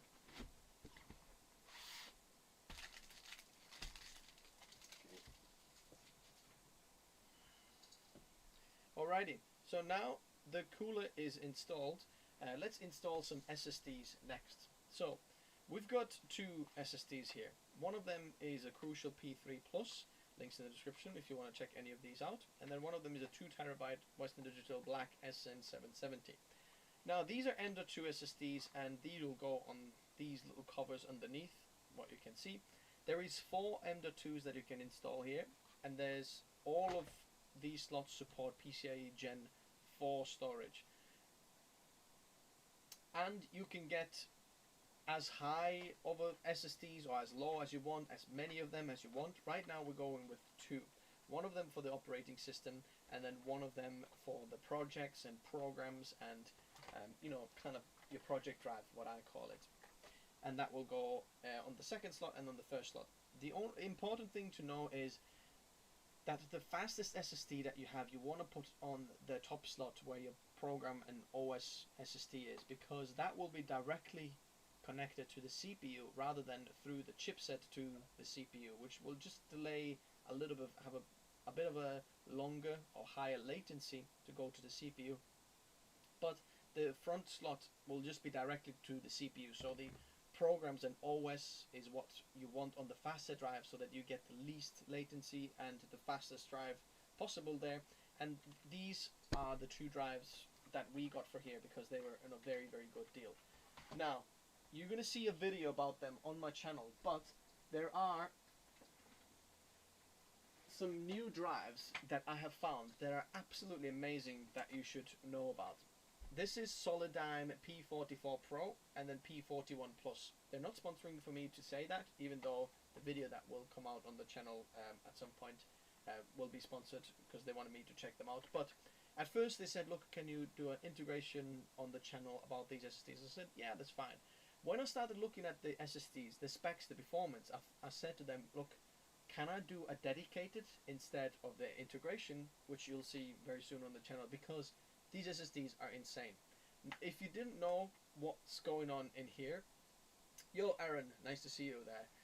Then these SSDs are basically old Intel SSDs. Intel sold their SSD business to Solidigm, basically. So Solidigm is SK Hynix and Intel SSD magic together, and then you get these. There's P41 Plus, which is kind of a mid-range Gen 4 SSD, and then there's the top of the range P44 Pro. Now the P44 Pro is like beating out a lot of the high-end drives like Western Digital SN 850X, Samsung 990 Pro, 980 Pro, KC3000 from Kingston.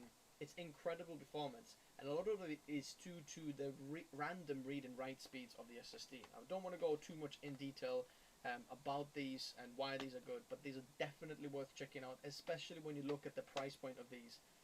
I don't know how this is possible to get something like that so cheaply across. I highly recommend checking them out as well. I haven't, yeah, I think I linked them. Yeah, I put them in the description below as well, but that's helpful there. Now you want to get your screwdriver that has Phillips 1 head, so it's a skinny head screwdriver, and then we want to undo this top SSD cover slot there. Oh, that screw was on a bit tight. Okay. Those are DRAM. The P44 has DRAM, but the P41 Plus doesn't have DRAM. So the mid-range doesn't have DRAM, but the high-end one does, if that makes sense. Okay, so you've got a little heat spreader here. So this is a thermal pad that will go onto the heatsink and helps to cool down the SSD. But we'll take this P3 Plus. So this is a 1 terabyte drive, which we're going to be putting for the OS. Okay.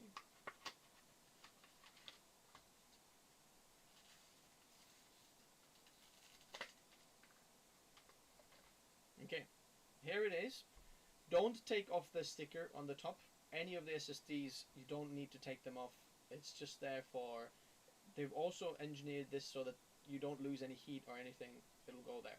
So then, this is the top of the drive, and this is the bottom of the drive. As you can see, on the bottom, we have no chips. And if you see on the top there, if you look very close to the SSD, there's the NAND chips and the, you know, controller. Everything's on the top. But we've got this standoff in there. Remember we took these little square standoffs from the motherboard box? If you're wondering what these are for, then these are for SSDs that don't have chips on the bottom side. And what you want to do is just stick them, okay, on this little rubber standoff already there, which makes it extra height. So this is basically the height of the bottom chip if you had it on an SSD, and then you're going to pop it into this slot there. You can't really go wrong because there's a notch in there, and so obviously you can see it there as well. You just the only thing is that you kind of install it on an angle. Let me see if you can see it from this side.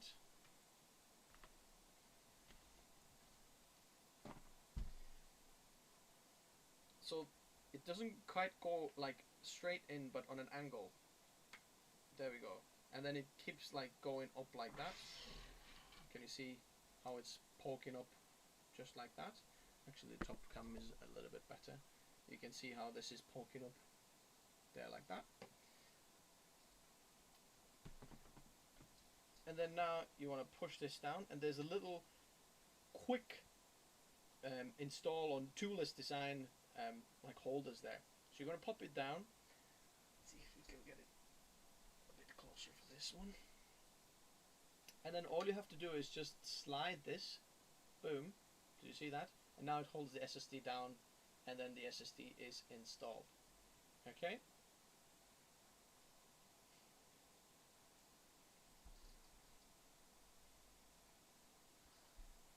And then we're going to take the sticker off from this. So this is for the thermal pad. So this is a thermal pad, but there's a little protective film on it.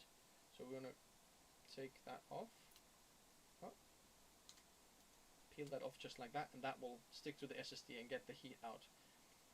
So if you remember, the corner goes on the bottom, as you can see on these there, because the screw holes won't line up. So just so you know, it goes like that into the corner. And then line up the screw holes, one side and the other side, and then screw it back down. Can I connect M.2 PCIe Gen 4 to PCIe Gen 5? Yes. So the M.2 drives are always backwards compatible, not forwards compatible, if that makes sense. So you can install Gen 5 drive into the Gen 4 slot as well, actually, if you wanted to, but you only get Gen 4 speed. So they are actually backwards and forwards compatible, but you'll be capped at whatever the slot is rated at, if that makes sense.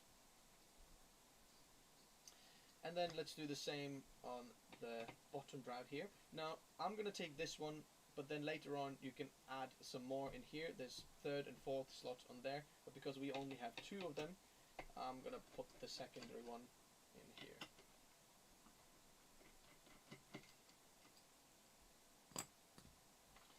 So this is the SN 770. Both of them are Gen 4 drives actually, to utilize the Gen 4 speeds and all that. So when you get the SSD, again, let's have a look underneath. You can see clearly here the chips on the top. Can you see that? Then when we look underneath, nothing underneath. So we're going to want to put a standoff in there as well. Why did I choose an air cooler for this CPU? Well, there's multiple reasons. First of all, this air cooler is completely fine for this. And it's completely hassleless. You don't need to worry about if your liquid or anything is running out. Air coolers are kind of, you know, worry proof, right? And the other reason is that if you go actually liquid cooler, you can't really mount it into this case, so you'll be struggling to fit the GPU. You'll see that a bit later. But air coolers will fit into this case, no problem. So same thing, push it down, and then we're going to twist. Oh, that's a bit more awkward. You need small fingers for that. Twist it, and then it's installed. Again, we'll peel this film off, and then pop it on there. Would you recommend PCIe X16 SSD converters? The source is saying only on a Threadripper platform, not on a consumer platform where we only have like 24 or 20 lanes, PCIe lanes. This one only has 20 PCIe lanes on the Intel platform. AMD has 24, but it's not enough to run the SSDs and then GPUs on the RAID, so you know, they're really for Threadripper system, unless you don't use the dedicated GPU but use they integrate the GPU, then yeah, you can use these for storage if you wanted to, but I wouldn't recommend it. It's only for like high-end storage. So now it's installed. Don't like screw them in that hard, because you don't need that much pressure on it, but as long as you know they're tight there. I'm just going to take this sticker off there as well. Boom. And then off we go. We're done here. Okay, just clean up there. The solid DIME is 1200 terabytes for the 2 terabyte one. Yes, the 2 terabyte, that's the only downside for these solid DIMEs, is the 2 terabytes written spec is a little bit lower than 1 terabyte spec, if you know what I mean. Because 1 terabyte is, or 2 terabyte one is not just double the 1 terabyte one spec. 1 terabyte is 750, which is much higher than Samsung 990 Pro, Western Digital SN850X, 990 Pro, KC3000 is 800 actually, so that's a little bit higher, but it's higher than you know, usual what you see there, but much lower price point there. Okay, so it starts to get interesting now, because our SSD's motherboard, we're getting close there. I'm just throwing some rubbish away. I'll put this cooler paper off as well. What if you only have single M.2 slot? Then use the maximum capacity or maximum bandwidth for that slot, and as much capacity as you can afford. Now we're going to put the fans back on this cooler, okay, and then make sure that you mount them the right way. So this is the front of the fan, and it will blow the air through, and this comes out from the back of it. As you can see, we're gonna have to put that on the back of it here. So one goes in the back and one goes in the front. Just use those clips, and then we're gonna clip it.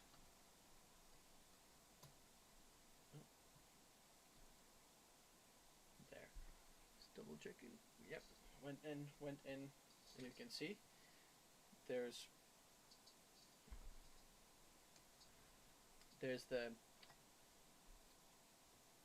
the cable for this now goes into these there. One of them is CPU header there, and then one of them is CPU optional. I'll show you there. So let me see. The silver one or gray one here is the main CPU one, and then the other one is CPU optional. So basically both of these are fan headers, but they share the fan curve control from BIOS. If you don't know what it means, basically you can put or plug both of these in there just like that. Doesn't matter which one you put into either of them, but they both need to be plugged in. I'll just push the cable down there, and that's going to be fine there. We'll take the other one. Okay, that goes in the front there now. You want to put it down there as well. As you can see, RAM compatibility extremely good. You can have super long sticks there if you wanted to. It still won't cover all the RAM. And then now we can take the other one. We can fold it a little bit and put the other one, plug it next to it there, just like that. If you only have one connector on your motherboard, the cooler actually comes with a splitter, so you can plug both of these two headers into one and then put it into one header on the motherboard. They both end up doing exactly the same job. So make sure that your front fan is on this side, blowing air that way, and then the other one is blowing it out that way. So now this is done there. Next, we're gonna have to start using our case now and doing case prep. I'm just gonna put the motherboard slightly on the side there for now.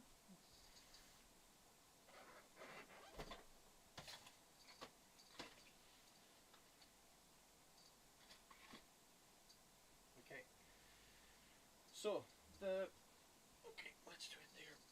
Then the case has screws in the back of it here. I'm gonna unscrew this, and then the side panel on this comes off. Doesn't matter which case you're using, it works very, very similarly. I remember correctly, how did it go?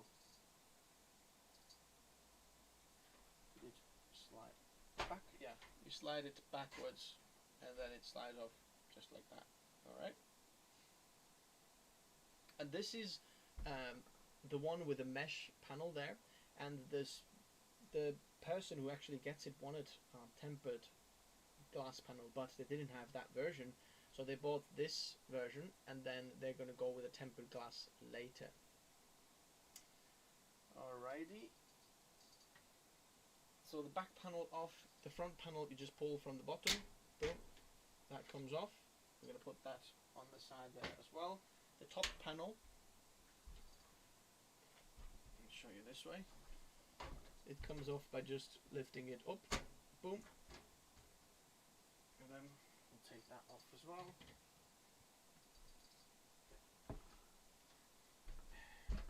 And then the back, again, or side back panel, you undo these. That might be a bit tight for our fingers, but you pull back and then it slides out, and then just put them on the side for now. We'll put them back.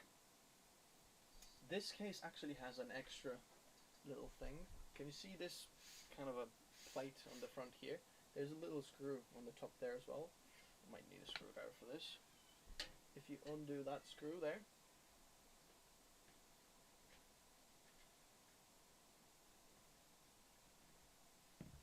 it will slide off as well.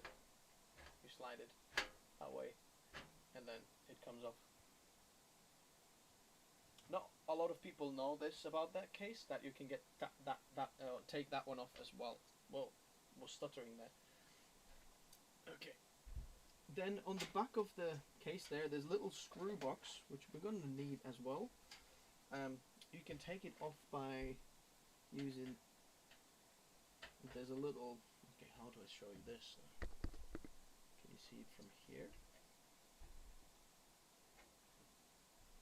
Yeah, let's do it that way. So you can see that there is a little screw in there. Undo that screw there. You can undo the other one as well, actually, here. These are the hard drive bays that you can install later on, but we're not going to have any hard drive bays, so we're just going to take them off. Take one off, and then the other one off.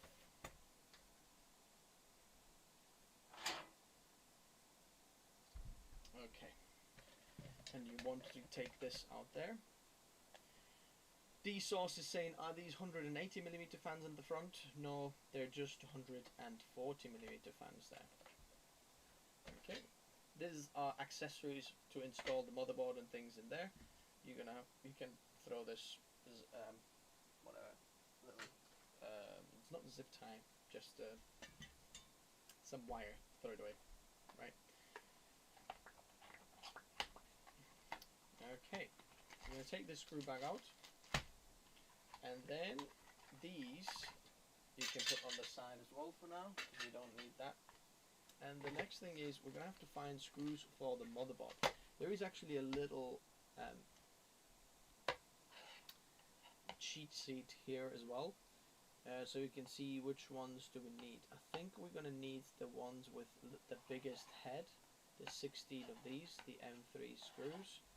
And these will be the ones for the motherboard. If you don't know how to check that, which ones are right, so take the case and then lie it flat in here. Let's see.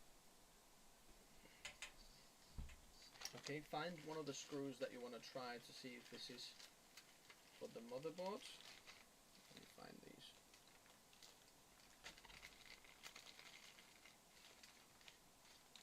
Okay, there's the ones that have the most in.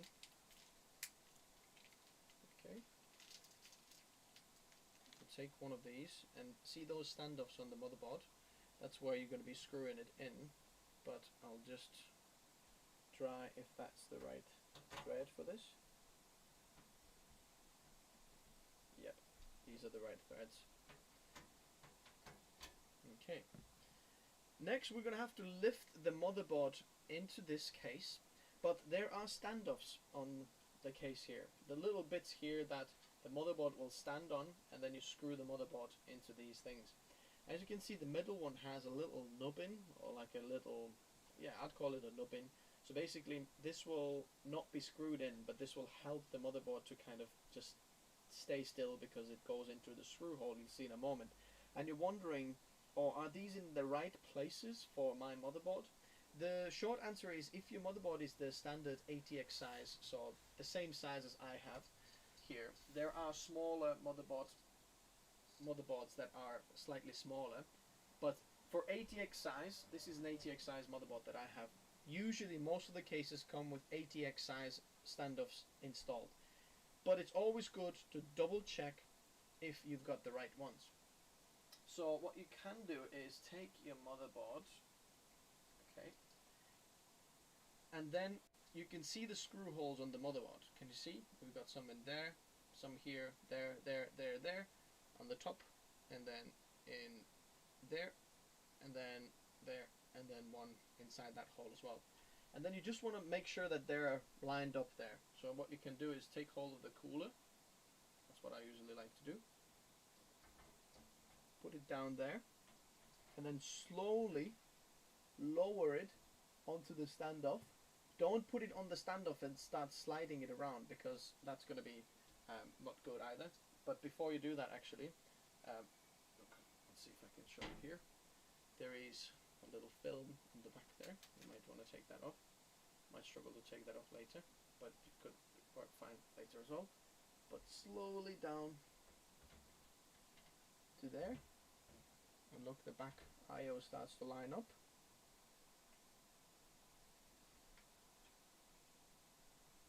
Okay, and now it goes in. As you can see, the nub in there, this one has gone into the screw hole, and everything else is lining up. You can see all the screw holes.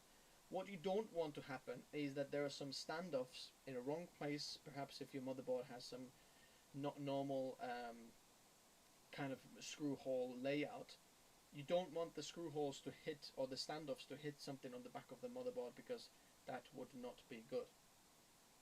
So now you take the screws that are for the motherboard that we checked previously, and then you screw the motherboard in through these screw holes in there.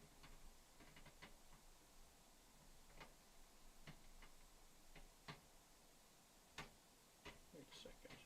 Are these the right ones? I don't think these are the right ones. I think I made a mistake. I think these are too skinny. I think it's these ones there. 8 screws.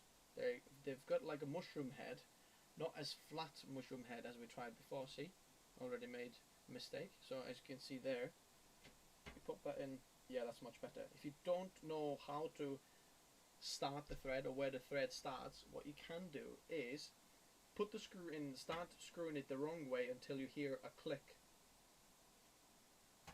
You see that? Now it means we're in the beginning of this thread, and if we start the other way, it starts going straight down.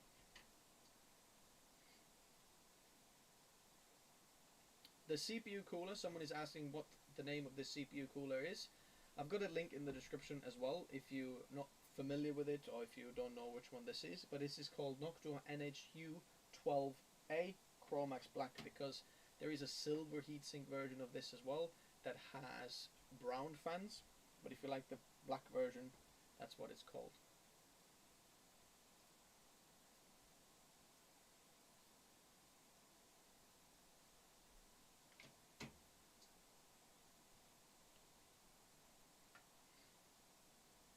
Alrighty, have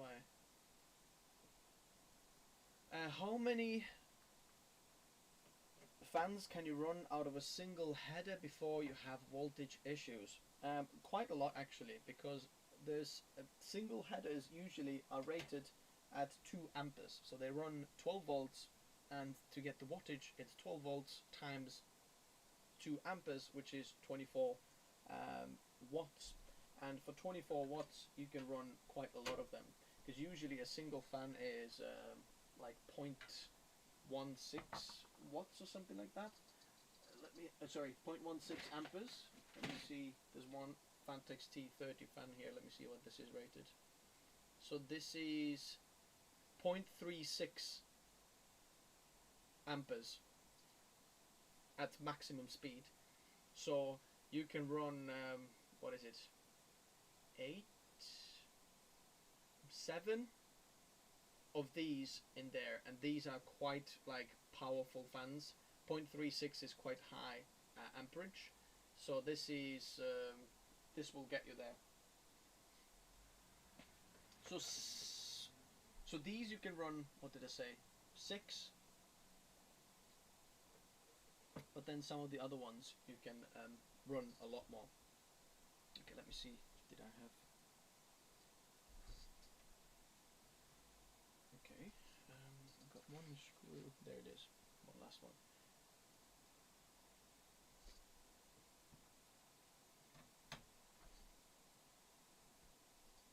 Okay.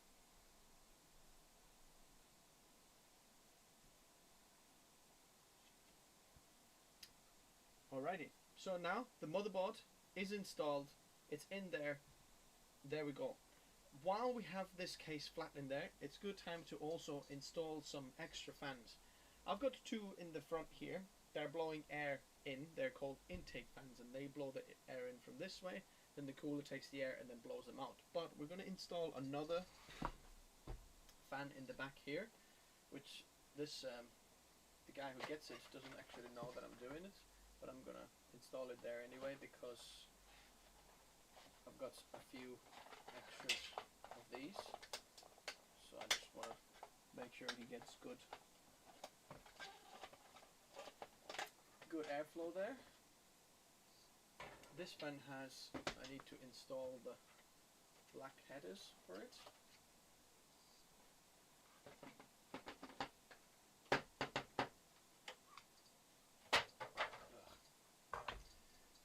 Okay.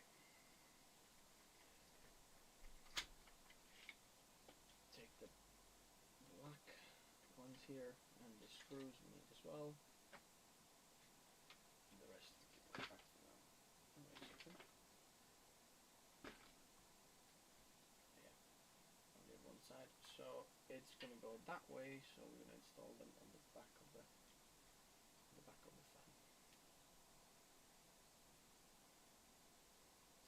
This Noctua cooler or EK nucleus, depending for this build, I wouldn't choose the EK because we'd be struggling. You can't actually fit all the parts what we have for this build if we had the nucleus. But if I had a different build, the EK nucleus would be much more powerful.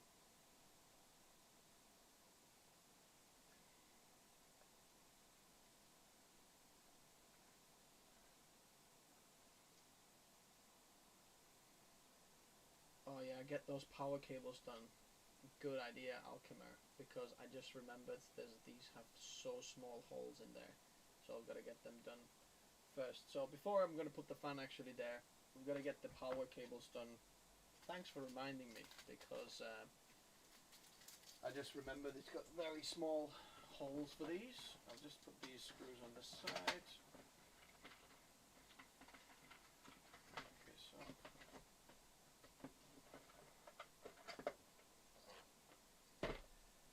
it's getting very warm in here.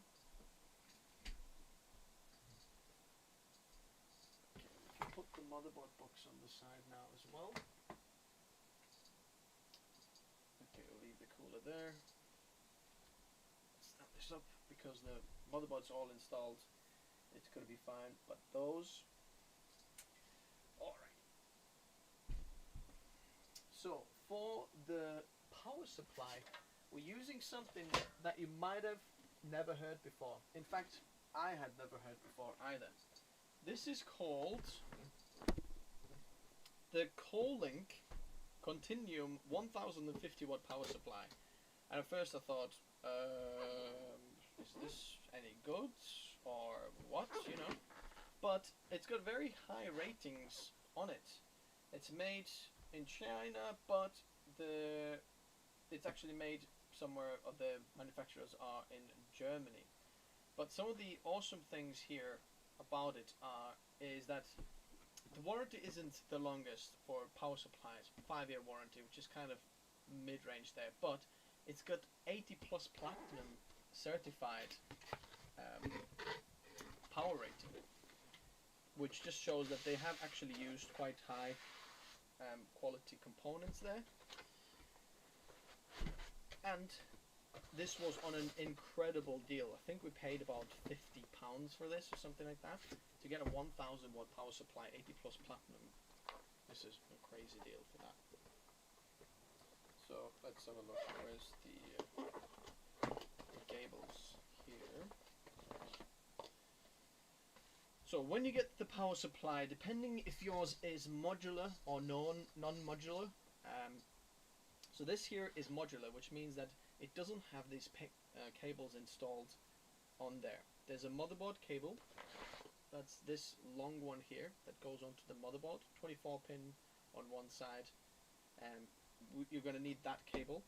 Then we want a CPU cable, which is the cable that's got red on one side, and then it's got two 4 pins on the other side here. Let me go this way so you can see it a bit better. So 2 4 pins, you're going to need one of these, and this is a SATA power, we don't need that one.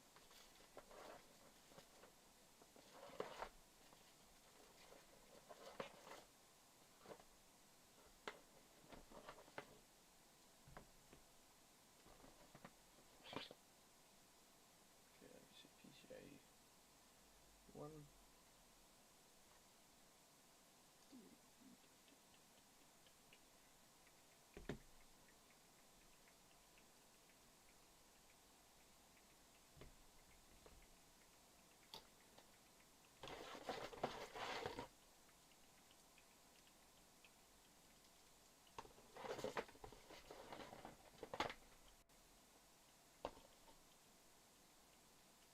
Okay, so let me just check one of these things here. Yeah, no problem.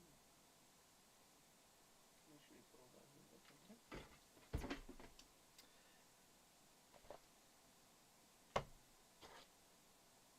Alrighty. So we need all of the red cables, pull out every single one of the cables that's red, you pull out, and then the rest of it you can put in, and then you've got the long cable as well. So what you need is CPU power, GPU power, and then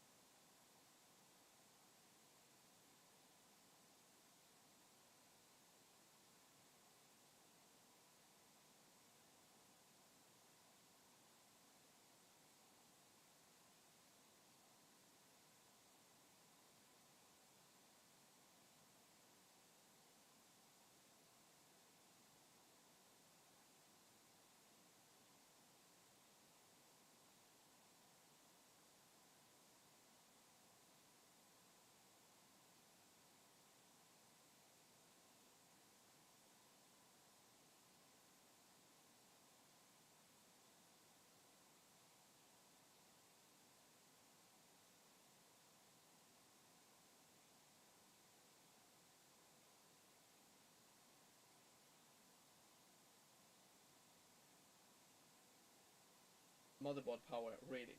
If you've got some other things on the case, you might want to use some other, you know, power cables there as well.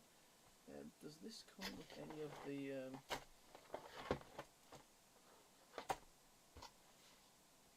No.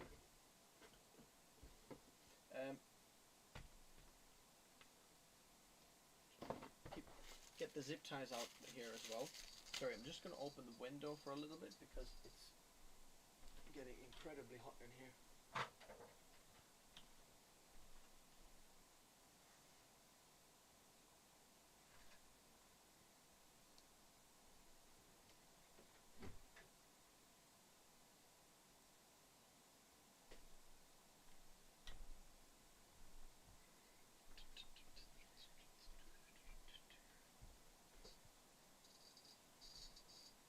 Okay.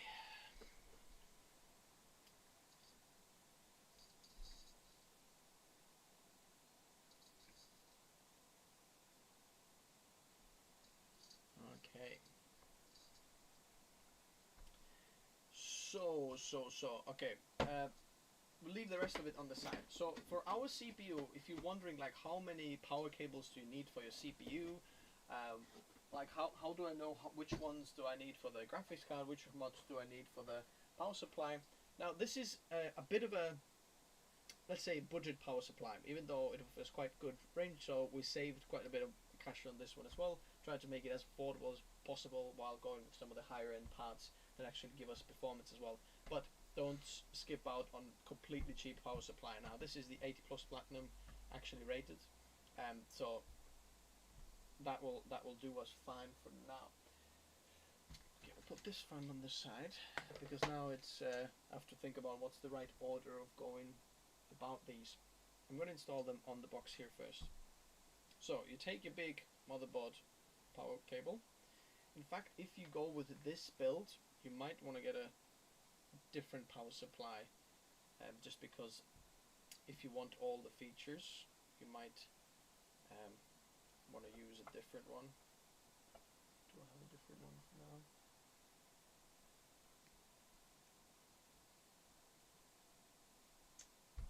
That one, or have I caused someone or not? Do I have any 1000 watts in there? No, this will be fine. Okay. This is not an SFX PSU. So you plug in the cables that go, not the 24 pin, but the other side will go to this here. Now I know this might sound a little bit crazy, like understanding this when doing it for the first time, but basically understanding which way power moves helps you to get these as well. So you can't really go wrong here because this doesn't go in there, the pins won't line up. So we've put that one in there. Then you're going to take the red ones here. Okay. And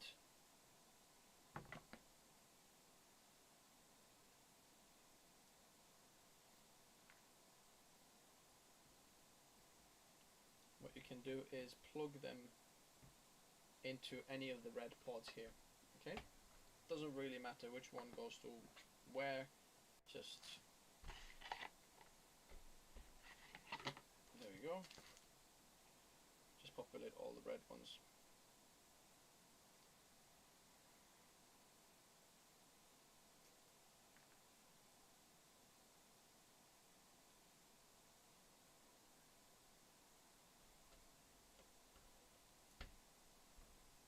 Okay.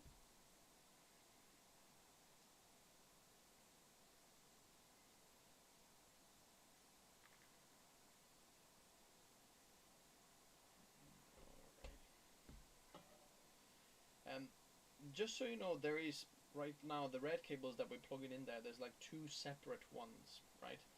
One of them has this 6+2, like two of these in the end, and then the other one has either 4+4 or just solid 8 on these. The 4+4 and solid 8, they are for your CPU, and then the 6+2 are for your GPU. Okay. Just make some space here now. Throw these away.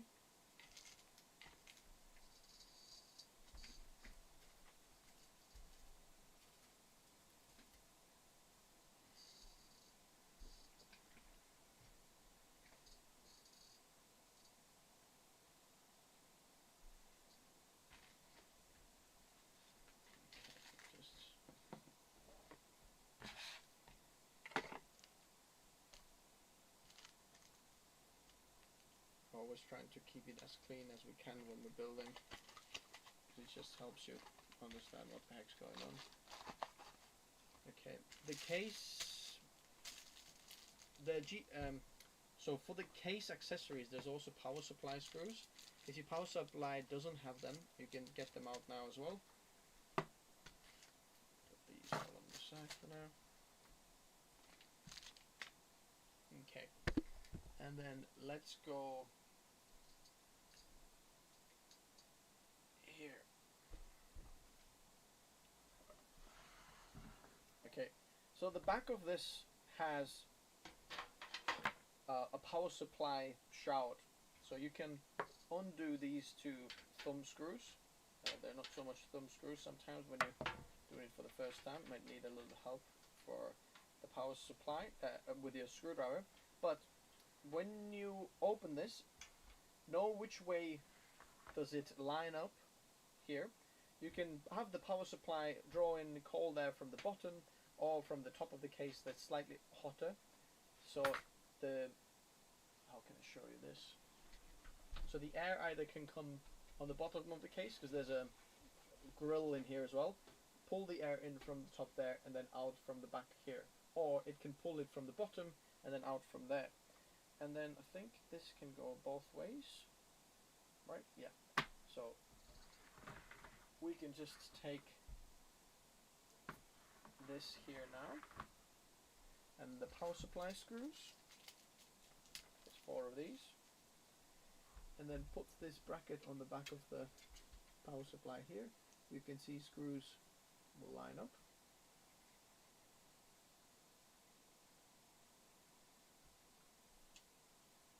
And then screw it in.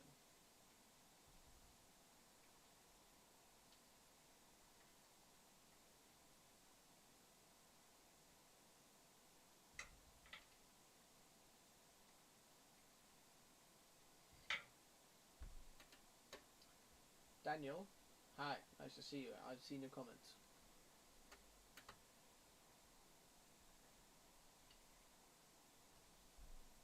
Does this PSU come with the ATX 3.0 compatibility? No.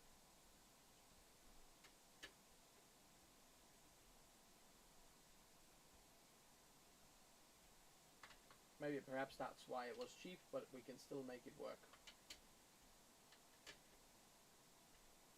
Okay, so now the power supply is in. I want to put it in sliding so that the fan will be facing downwards. So it will go in just like that. So I want to take all these cables first. And then push them through. And then out from the side.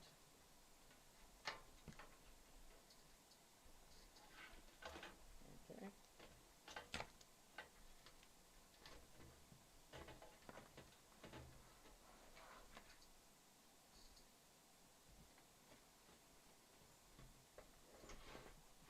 Slide it in. Boom. And then now screw in these 2 thumb screws. Might be a bit easier with a screwdriver. Alrighty. Okay. And then power supply is installed. Leave that one off for now.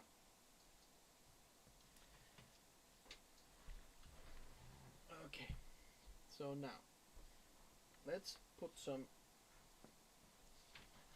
Now because the power supply is in, the case starts to become a bit heavier, so we'll start to put some cables through now on one side. So find the cables that are for your CPU, which are this here. So we've got the 4+4, okay, and then we've got this 8-pin here. By the way, you really can get away with just the 8-pin because that provides enough power, plenty of power really, for your CPU. But let's see if there's a more optimal route for this. Yeah, up to there. So both of these you want to put through on the top there. Okay, so this is going to be a little bit of a tight fit. Perhaps we can go around there like that. Push this through and then push the other one through as well. So this hole on the top. So both of these are CPU cables. Okay, they've come through. Don't worry about the back for now. We'll just push them through and then I'll show you what to do next. Then also take the power supply cable, motherboard cable, that's the big 24 pin, and push it through that hole there. Alrighty. Leave it hanging on the other side.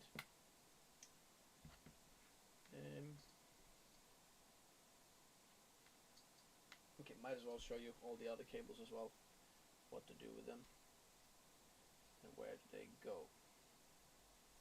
Then we flip the case the other way, and then you can see it all. So there are two cables coming from the case that have, one of them has these, how many pins are there? 2, 4, 6, 8, 10.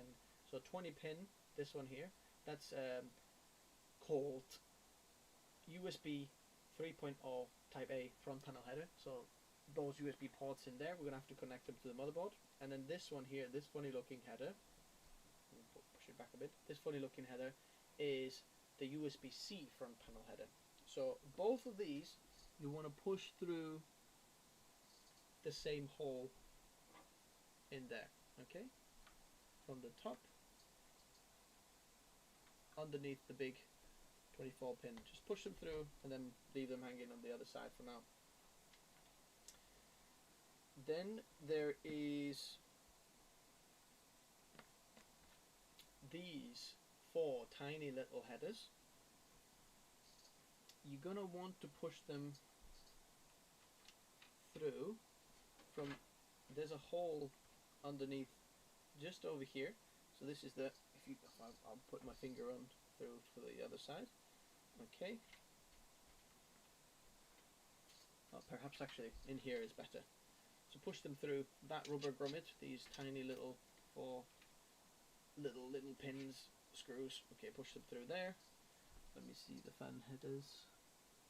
We'll put them through, there's 2 in there, 1 in there. Okay, that will go there.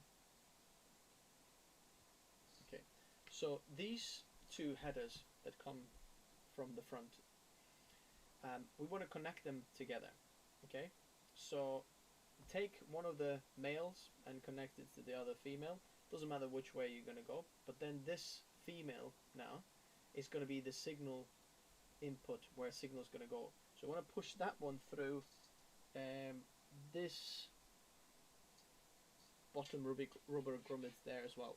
So basically what we have done now is the front 2 intake fans that you can see in the front, we connected them signal together so we can send the same signal and then get like fan speed out of one fan header basically in there, and makes it a little bit simpler. And then there is another cable header that says HD audio. What you want to do with that one is push it through this bottom bit in there. Now this is a little bit of a very tight there, but it will go, there we go, it just goes through there, and then leave it hanging in there. I'll show you what to do next with these. And then these 3 cables we're going to push through the top there.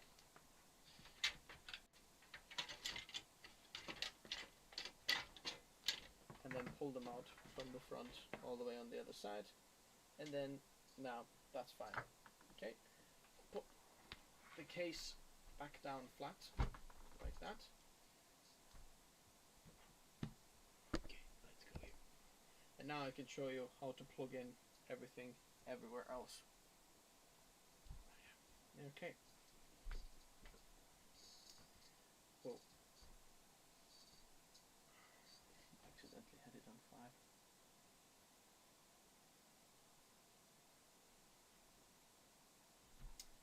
I'm very sure Technotis would recommend an Intel, like he uses one too. Not sure what the conversation there is. I must have missed it there, but I am using Intel too. I'm using the same CPU, same contact frame, different cooler, but I've been gathering some data and using it for the past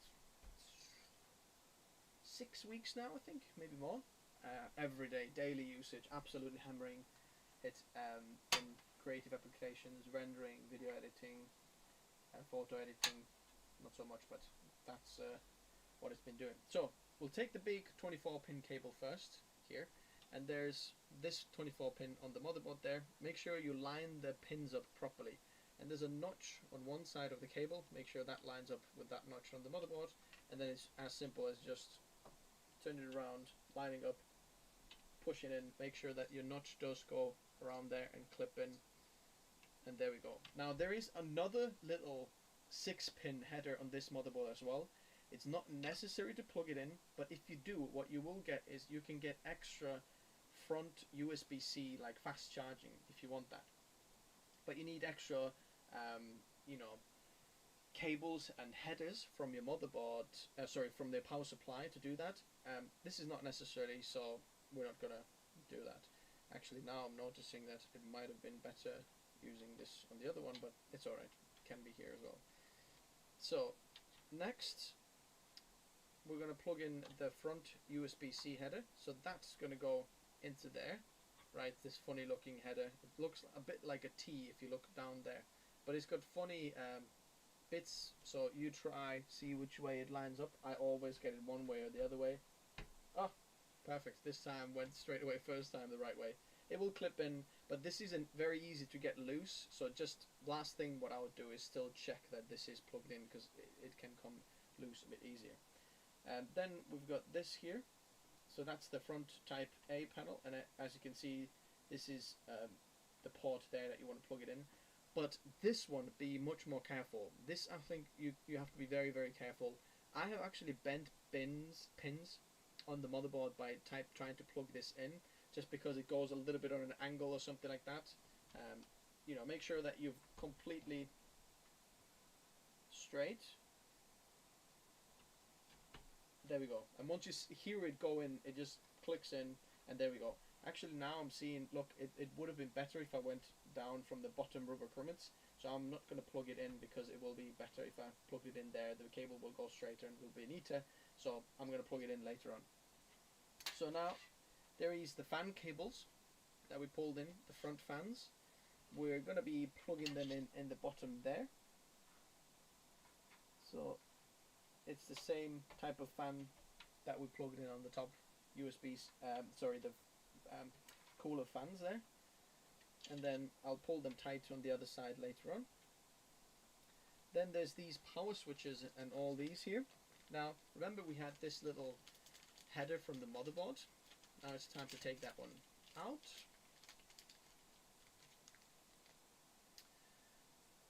The mobile I have in D-source about audio. Depends how much you want, like the very high quality audio on the motherboard.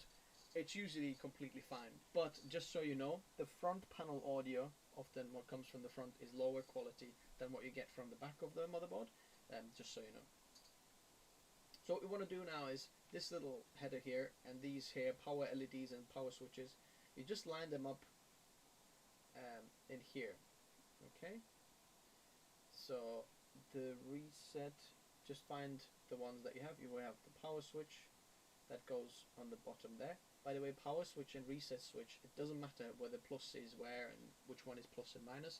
It will work both the other way, but the LEDs, the plus and minus, do matter. So we're just going to put the minus into power LED minus and power LED plus. We can plug them in there, and then now we can take this header, and that will line up in the bottom corner just over there, and then it is done.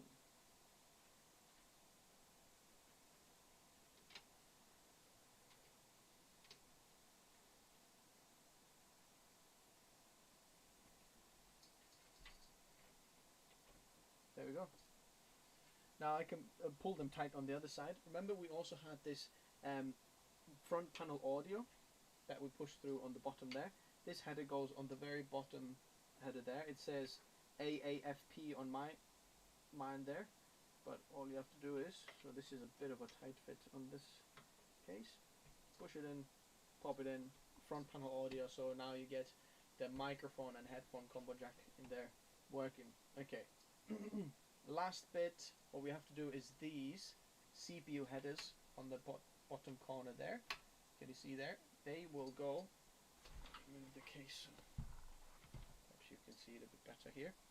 There we go. These headers there, they're gonna have to go in there. Okay. I'm gonna put the 4-pin in first.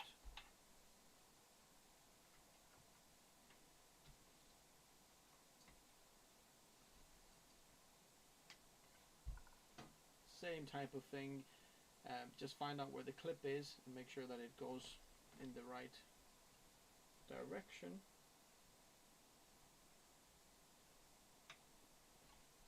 And then make sure it actually clicks and goes in and is not loose. Okay, both of these in there. Now we can take the case,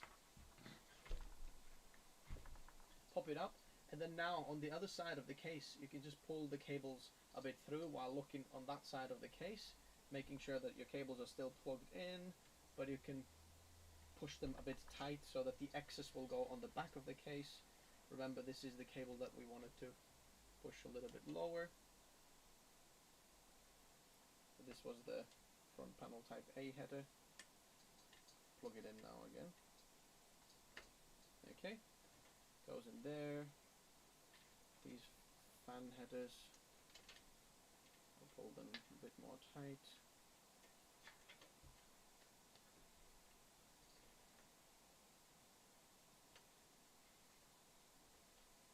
Okay. So make sure that you're not pulling anything out when you pull them tight on this side. This, like that. So that's there. CPU headers there as well. Pull them tight. Okay, and then what else did we have to plug in? Was there anything else? No, CPU. That. Okay, and then now the back fan. Oh. I know they're tight on there, so we're gonna put the back fan in, and then there is a fan header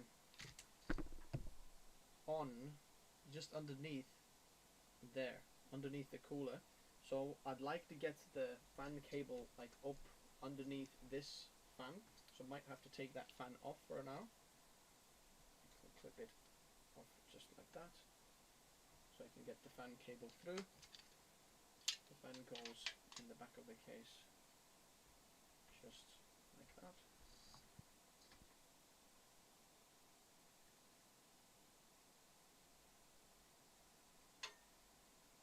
Alright. I'm going to put it as high as I can so that the hot air will go out from the back of the case. Take some screws. As you can see, the aesthetics of this build are going to be absolutely awesome. Screwdriver, yeah, here. I'll show you this cable so you can see what I'm doing. Okay. See, you can put it anywhere here. But I'm gonna.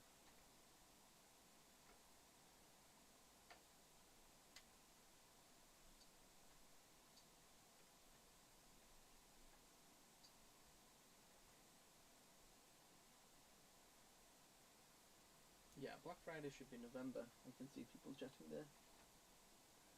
Okay.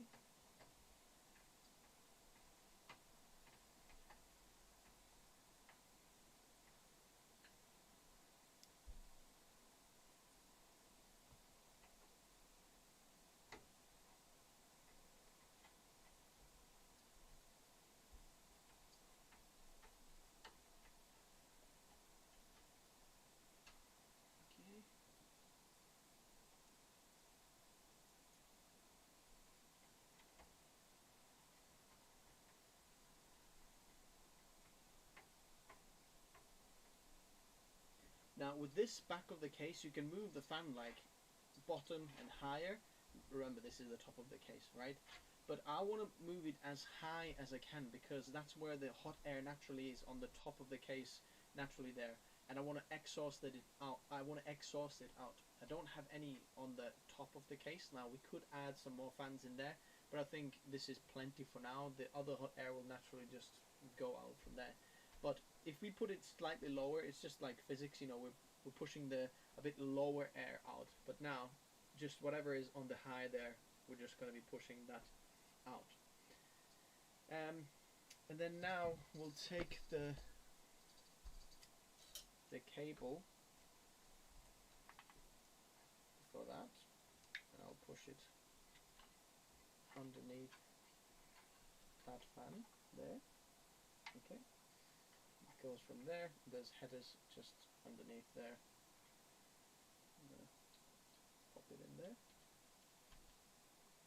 Okay, hide the excess just somewhere underneath there, and then we'll put the cooler fan back there.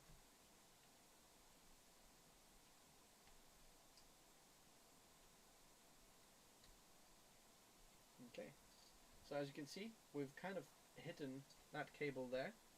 I can push it a bit more tight there, making it look like that, and then the other cable will just be kind of just hidden underneath back there.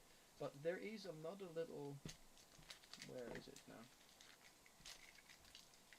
There's a little rubber header or something that you can put on the screw hole that's on the motherboard box. Let me see if I can find it.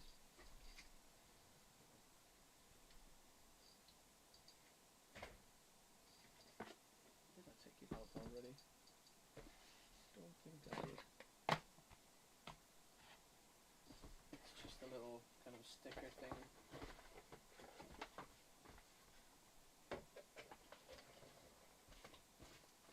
Yeah, there it is. Now, oops.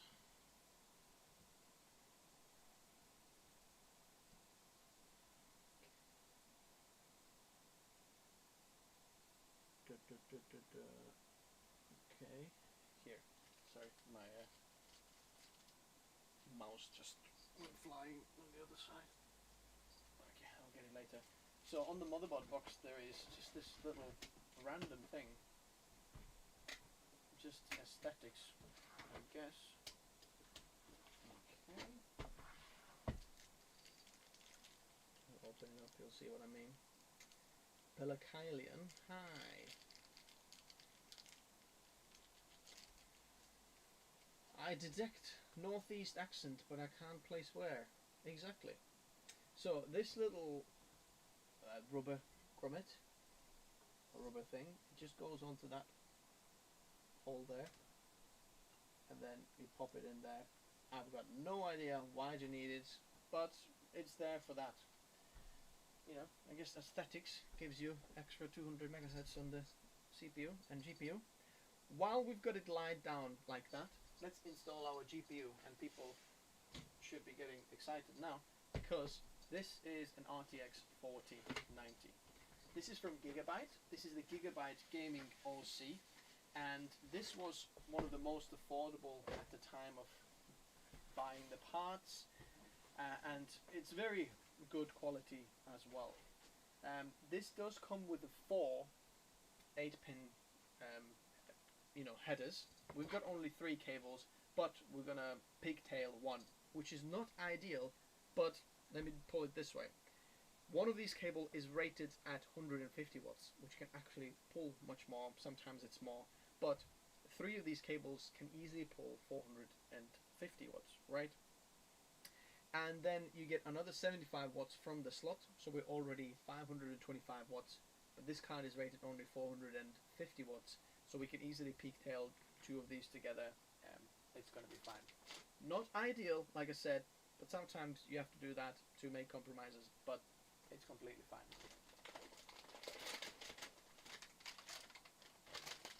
Alrighty.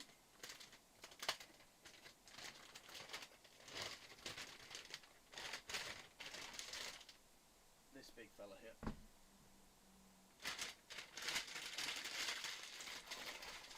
There is actually GPU support there as well, which I might actually install because it is a big fella. I'll have to double check how to install. Ooh, yes, this is in fact very good GPU support. I'll show you how to do that as well. I've never installed it, but that is very, very good the way it works. So you've got these little screws, standoffs that come with the GPU, right? And basically we're gonna have to install these onto this motherboard standoffs. So let me double check. Right, so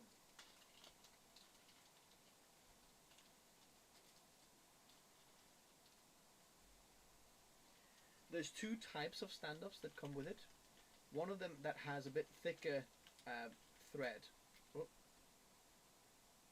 and then one of them that has a bit.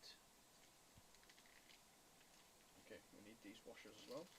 So take two washers.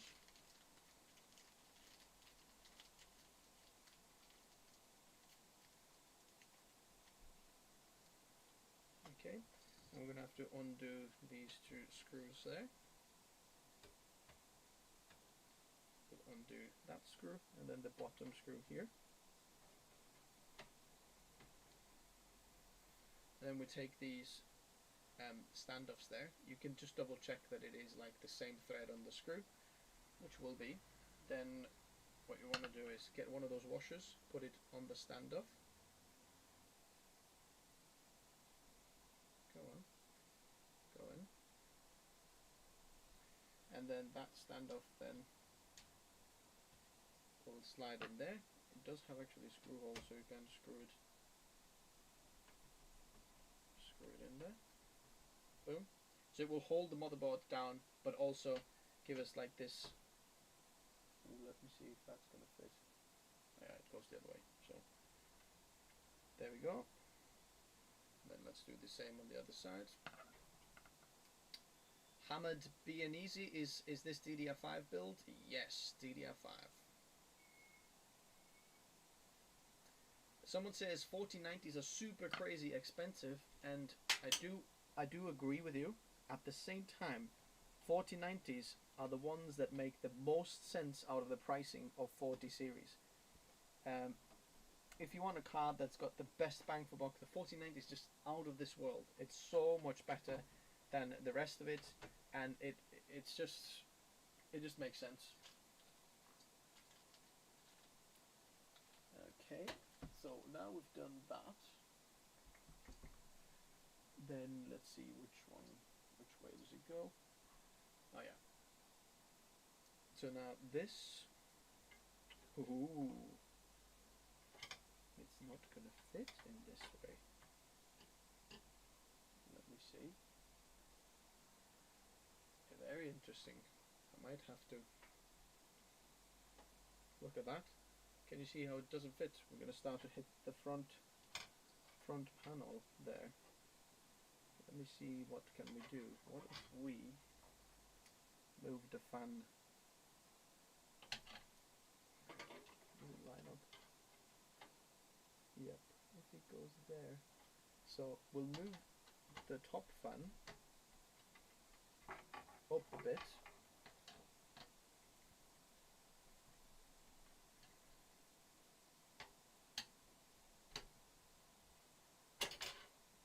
And then the bottom fan down a bit, and then we should be able to slot it in there. Okay.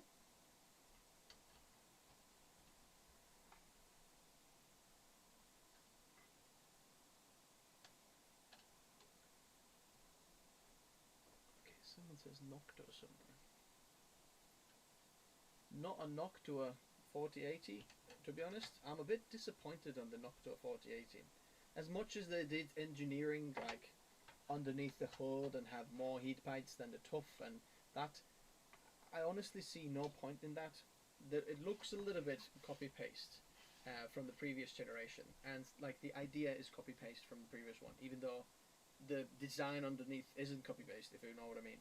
But it doesn't perform any better than any of the other ones. It provides like quieter performance, but it's so fine at 100% utilization or something like that. I mean, it's so niche product that it, for like 99.9% of people, I don't see it make sense. Am I using anti-static mat? No, not really. It's just a leather desk mat, but it's completely fine. To actually kill any of your computer components because of anti-static, or like with static, I'm not sure if you've seen that video Linus did, it's very hard to do.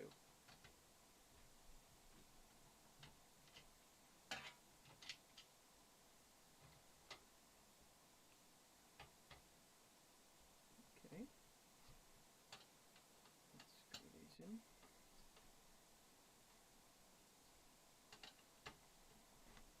Let's see if it fits now before I screw it back.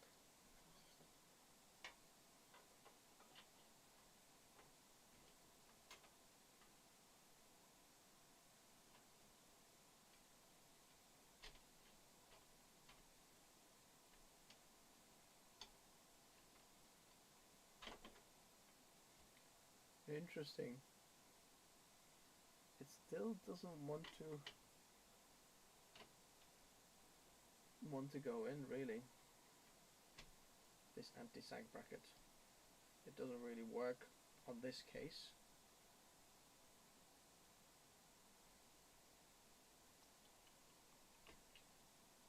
Wait a second. I know that's for that. Let me just double check if Fractal had a GPU bracket somehow built in here as well, because sometimes they do. The voice is weird.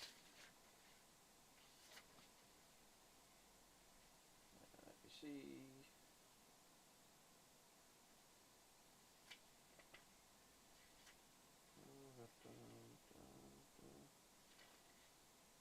they've got some kind of tricks for GPU sag.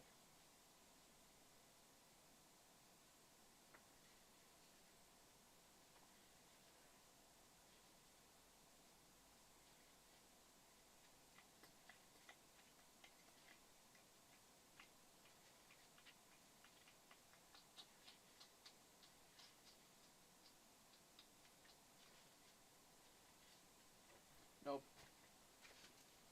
No GPU support, so we're gonna have to find something externally. We can't quite put this back, so you know, sometimes one step forwards, 2 steps back, or 2 steps forwards, 1 step back.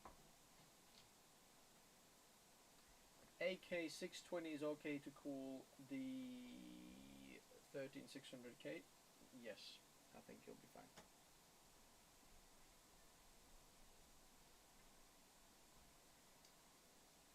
Any RGB for this build? Not really. The only RGB will be on the GPU slightly, and I might turn that one off as well, so it will be kind of just black aesthetics. Maybe you can put some, I don't know, maybe yellow is too much, these rubber pads on there. I just leave everything like black, no RGB for this one. Let me know if you dig that design choice.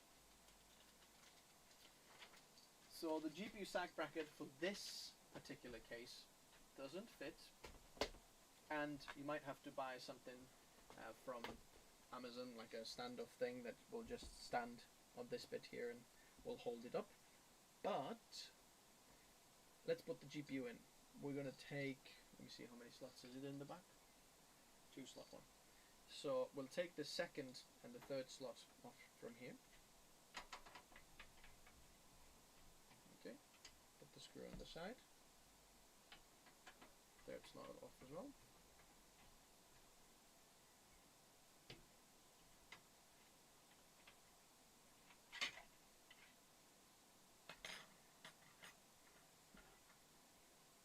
Okay. Then you're going to take your GPU, and sometimes you might have a protector on this, which I have already taken off on this slot, so make sure that your slot here is covered or uncovered, sorry, and then this is just going to slot in to there, if you know what I mean. Okay, so we're going to take this here. It's a very nicely tight fit, and I'll have to bend that over just to check that it's going to the right place.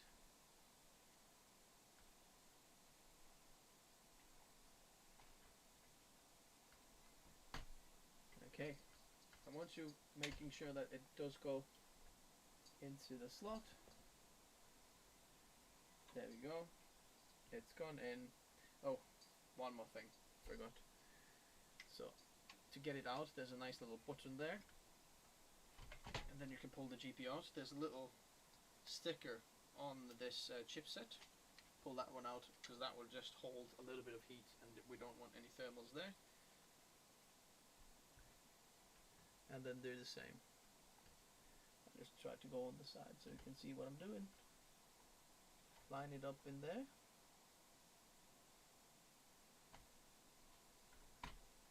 Okay, there we go. It's gone in. As you can see, it fits nicely a lot of the case, and because we've got this panel coming in here as well, which will cover most of this gigabyte stuff, so this is nice.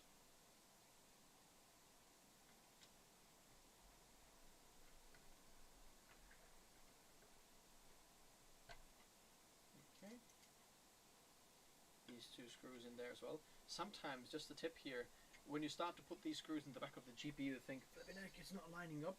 Then the back of the case often is a bit bendy. Just bend the back of the case and move the GPU. Just make the screws align, and then boom.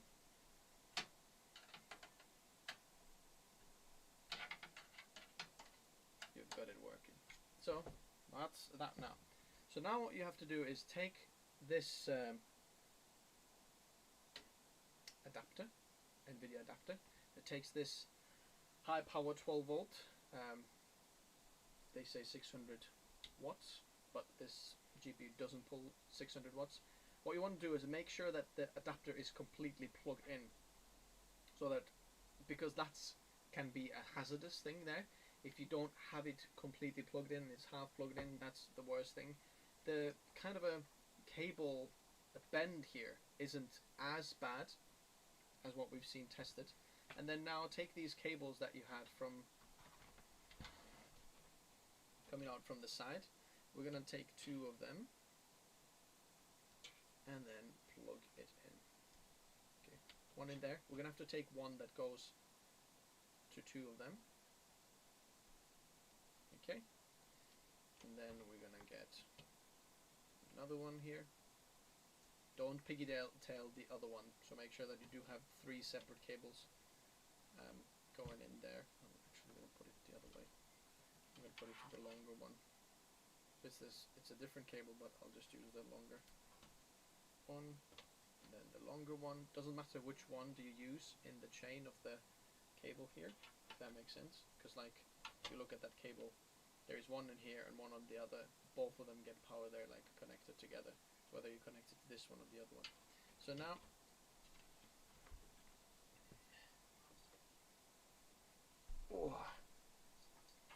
okay, we've got these cables down there. Oh,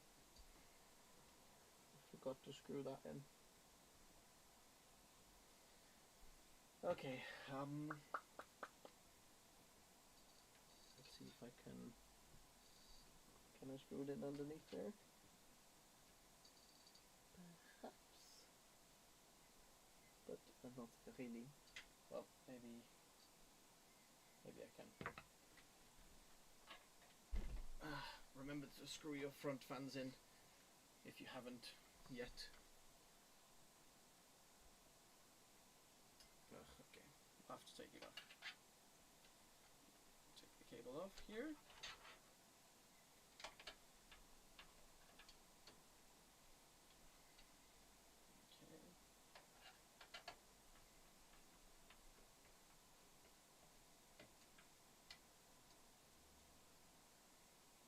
You can see the GPU heats sink from space, someone is saying. Okay, that's out, that's out. We'll press the button there. Pull the GPU out. Put it there, and then let's fix our friend's screws there. So that doesn't go in there. Put the bottom fan as low as you can. Well, actually, no, I want it. GPU will be fine. So I'm gonna put it there.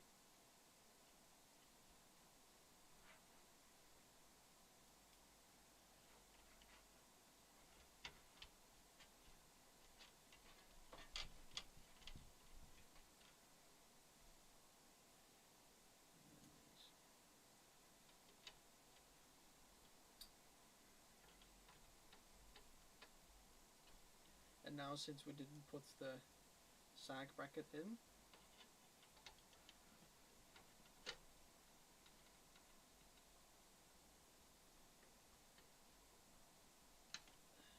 I'll just pull the top one back down again.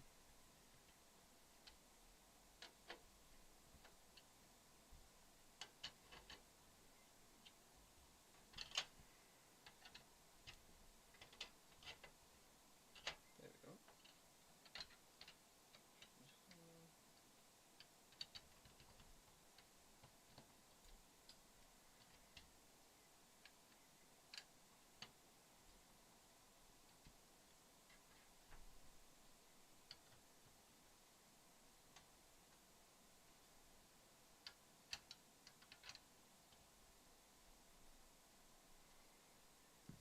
Alrighty, cables in, GPU's going back.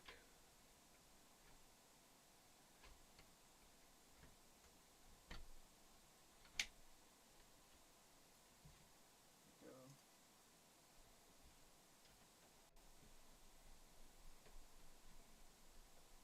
See, I had to bend the back of the bracket here as well to get it fully lining up with the screws.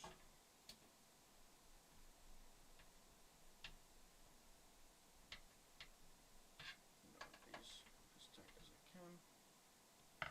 Alrighty.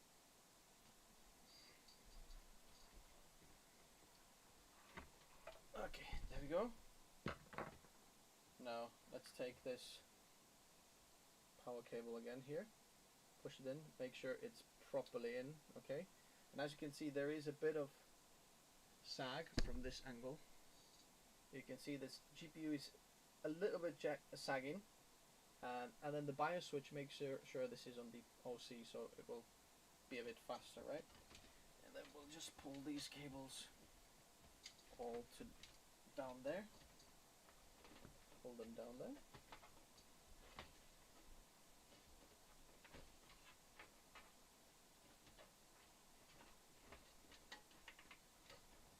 And what we want to do is get the cover that goes in here. Gonna slide it there, slide it backwards this way, and then you can tighten it up from here.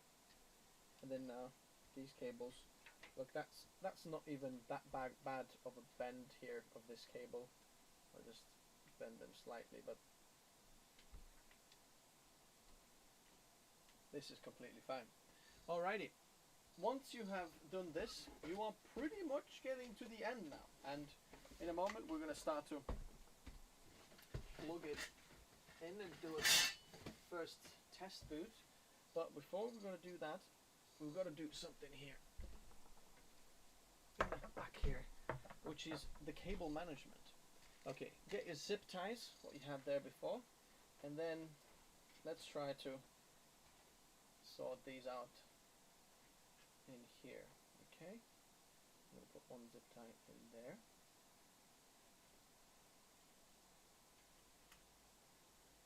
Alrighty.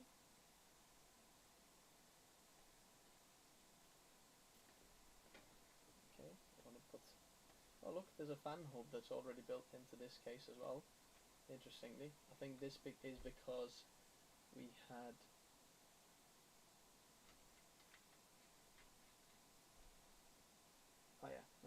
the fan hub cable off. I got scared that I plugged in the wrong cable.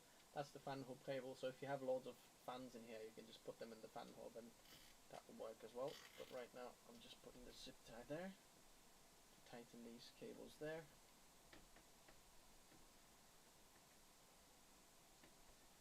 And then take another one, put it there. Okay, let's see if there's any questions. Now, buy cable mod adapters. Yes, that's another option there to get the adapter.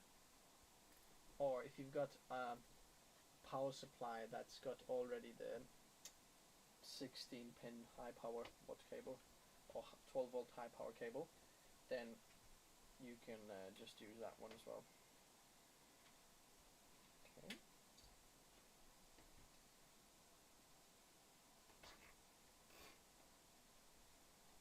Actually, the better thing to do here now would be if you had, because you don't want to zip tie them down just in case something is somewhere wrong.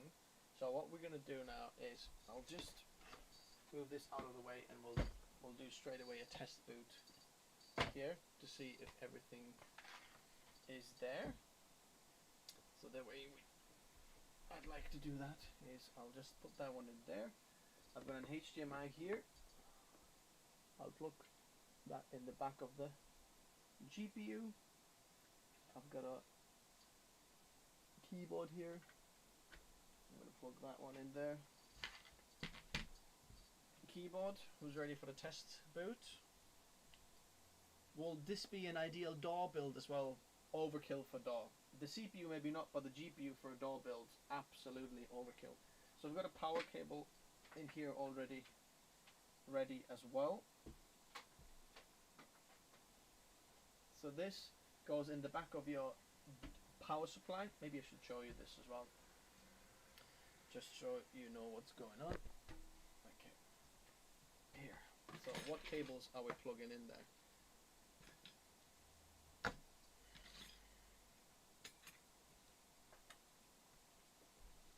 Okay, so all of your display ports and all of your kind of cables for screens, displays, will go onto the GPU, right? You've got your HDMI display ports in there. If you want video output, you could also get it from GPU to the motherboard, and then you can get it out from the USB-C as well. It should work with integrated graphics as well, already there as well, so USB-C video output. But then all your peripherals you plug in there, and the Wi-Fi antenna, you can see two golden headers in the back there. You can just plug them in there. But now the power supply cable goes in there, so I'm going to plug it in there and then flick it on. So I'll put it this way,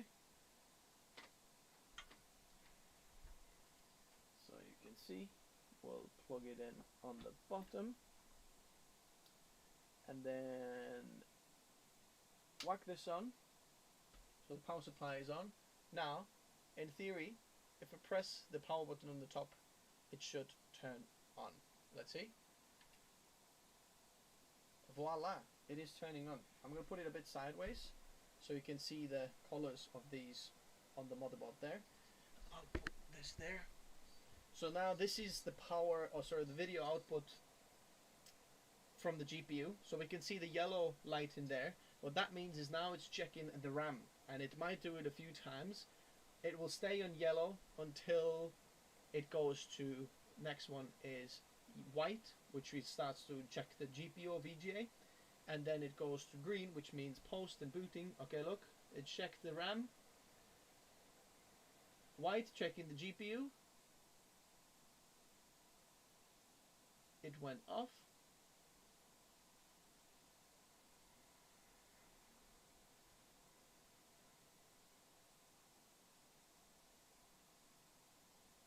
Interesting.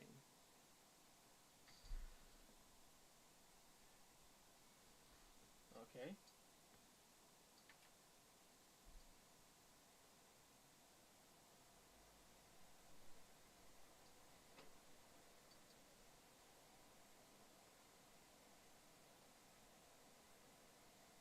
All the fans are spinning as well. That's a good sign.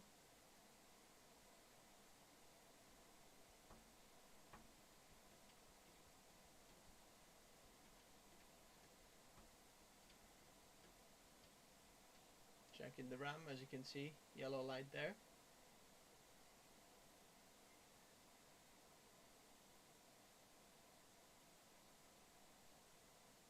Okay, white checking the GPU. White light, can you see the white light there? I'll just put it in. Okay, and now boot. Come on. Voila, look at that. We're getting a post. As you can see there, we've got it installed. Let's hit F1. Then we're gonna have the BIOS here. Okay, as you can see, 1 second, let me put myself in the bottom corner there. We have the BIOS version is quite early, so we want to get that updated straight away. We've got 13th gen 13900K installed. RAM, look at that, is going there. XMP is disabled.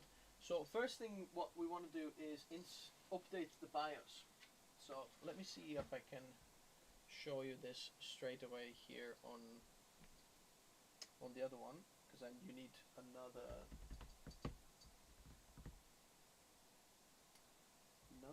port. Okay, I'll show you here what will we do next. I'm going to plug my USB into the different PC, and then 1 second, I dropped my mouse, so I'll go get my mouse.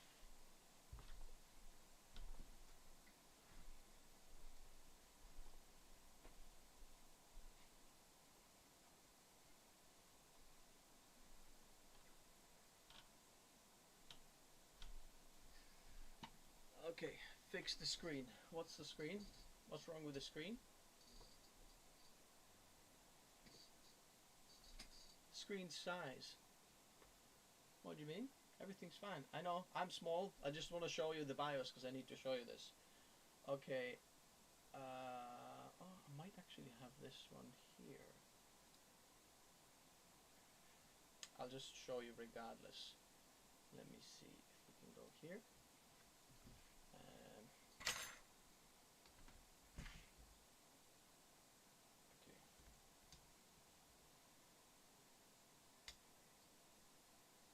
Double checking if I can have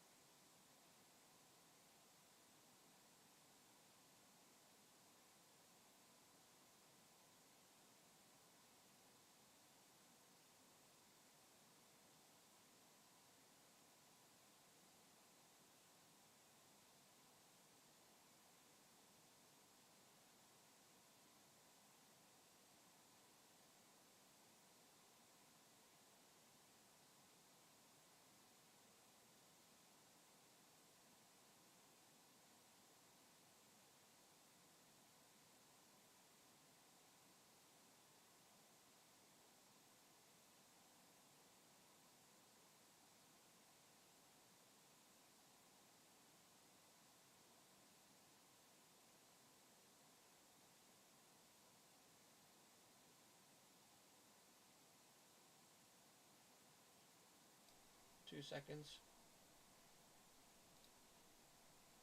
Hey. Okay. There we go. I'm not on mute anymore. I'm not on mute anymore. Okay. I've got it sorted. I've got it sorted. Sorry. There was different scenes, so that's why I couldn't see it.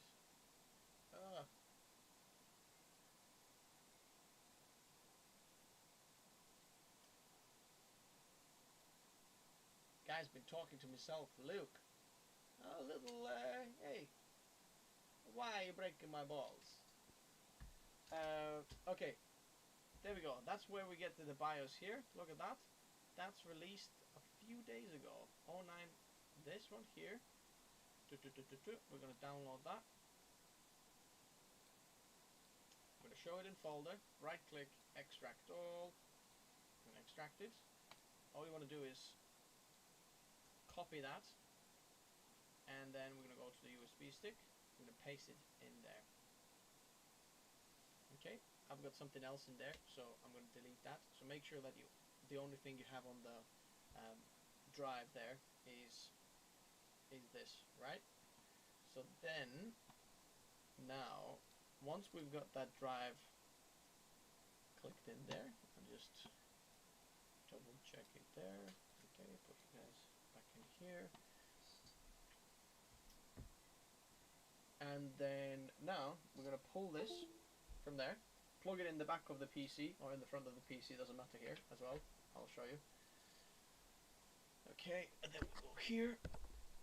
Okay, we're back on the other PC BIOS, right? The PC that we just built now. What we want to do now is I'm going to hit F7, if I remember correctly. Yes.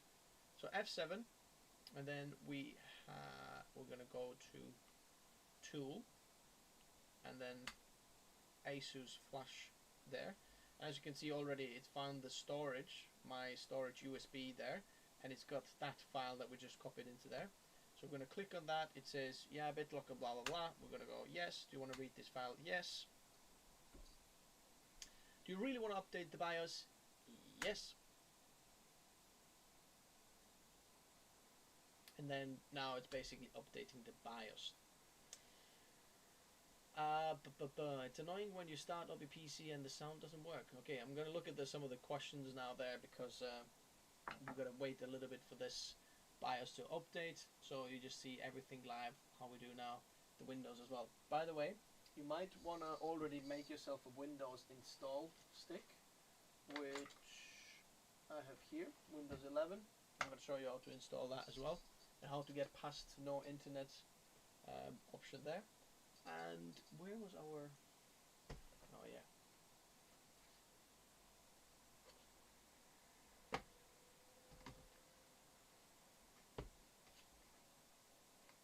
Alrighty, this is the Wi-Fi antenna.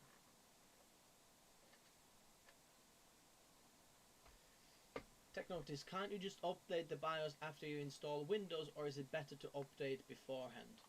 I just do it the first thing. Like, you start from the... you can do it later as well, it doesn't matter. But I start from like the lowest systems, right? You've got BIOS is what works with your hardware and whatever. So I'm going to update that first. Oh, noticing that slightly on an angle there. Alrighty. Update the BIOS and then move on to installing Windows and everything ready. So I'll get everything ready in BIOS first. I mean, this is already so quiet here, the fan curves and everything. I might just leave the fan curves however they are on BIOS, because this is going quite well. What we can do whilst it's doing that, optimize the BIOS. Yeah, let's go for it. Next thing.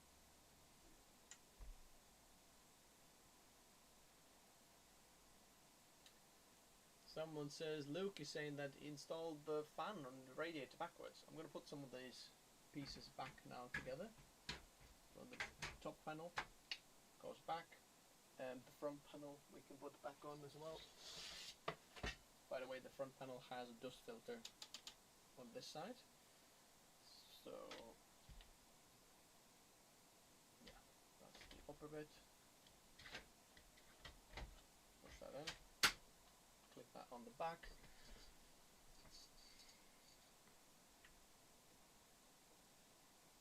One of the scariest thing in the world is updating the BIOS. It's alright.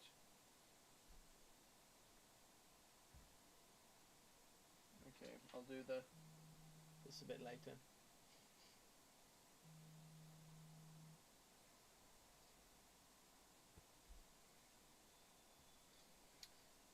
Okay.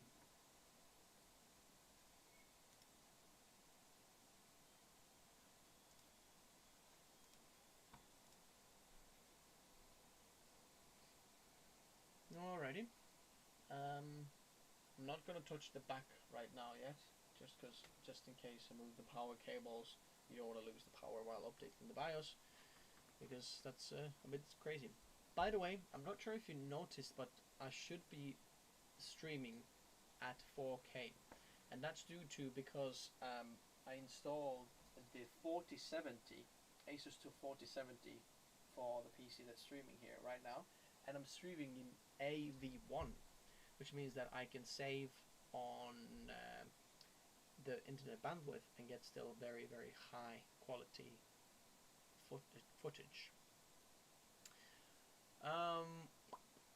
Okay, what's going on? We have no fear messing with the PC while BIOS updates. Yep.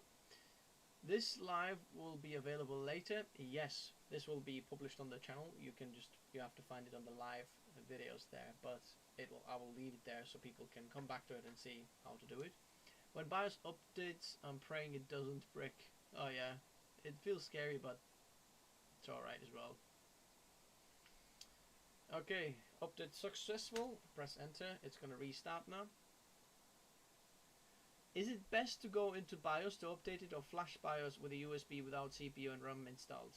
It's fine. By the way, you can BIOS flashback also with the CPU and all the components installed as well if you wanted to, but you have to rename the BIOS, and sometimes you know, if you don't know how to do that, the actual file, it has to be certain file that you update in there. Oh, interesting, it doesn't restart itself. I'll just have to turn it on myself.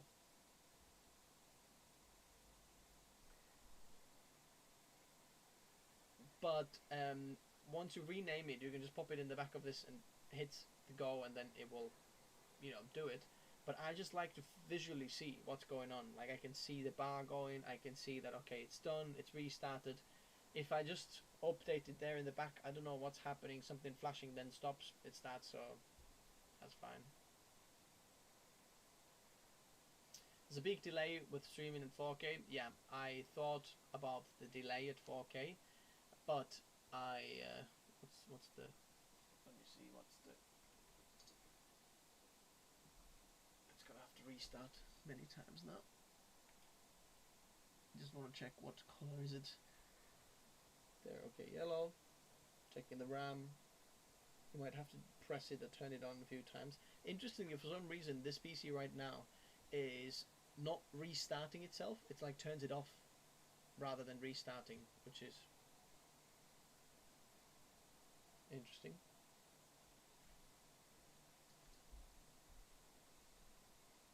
In case something goes bad, we see it 4K.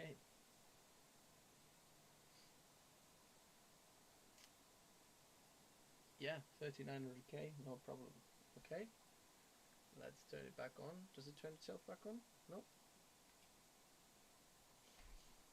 It just trains the memory so many times. We'll see what it does. As you can see, it's on the yellow again there. I'll go this screen so you'll see it big. Yellow light.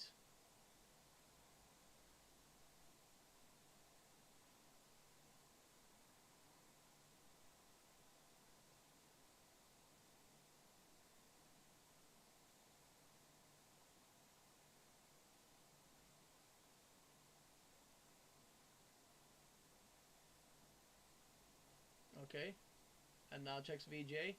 Yep. Look at that. I've had the same motherboard build. I've built like few PCs with the same motherboard, same CPU. As you can see, okay, we're there quickly. Let me see. There we go. BIOS is updating, not shutting down. So that's what it shows us here. But it's basically, for some reason, it's not pulling it into restart mode, if you know what I mean. Usually what it does is just restarts itself a few times. But I just had to physically turn it on there. Let me see.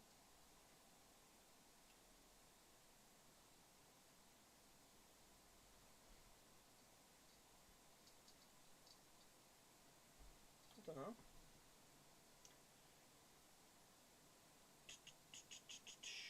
Okay, yellow. Checking RAM.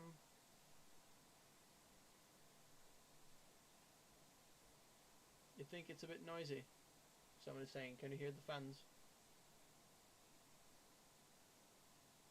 Okay, what are we checking next? Look, white means VGA, green means post, and boom. Okay, let's have a look at this. What is it saying? Must according to the F1 can eventually. If you wish to follow Intel guidelines, apply its stock power limits. Oh, interesting. ASUS has put this now in here as well. Disable the MCE in BIOS settings if you wanted to do that. So we're gonna go F1. I'm just very, very close to here to the fans, like the microphone is a foot away from there. Okay. There we are in BIOS. So what do we do first here? Let me just put it here so it's a bit bigger and I can look straight in here. Oh.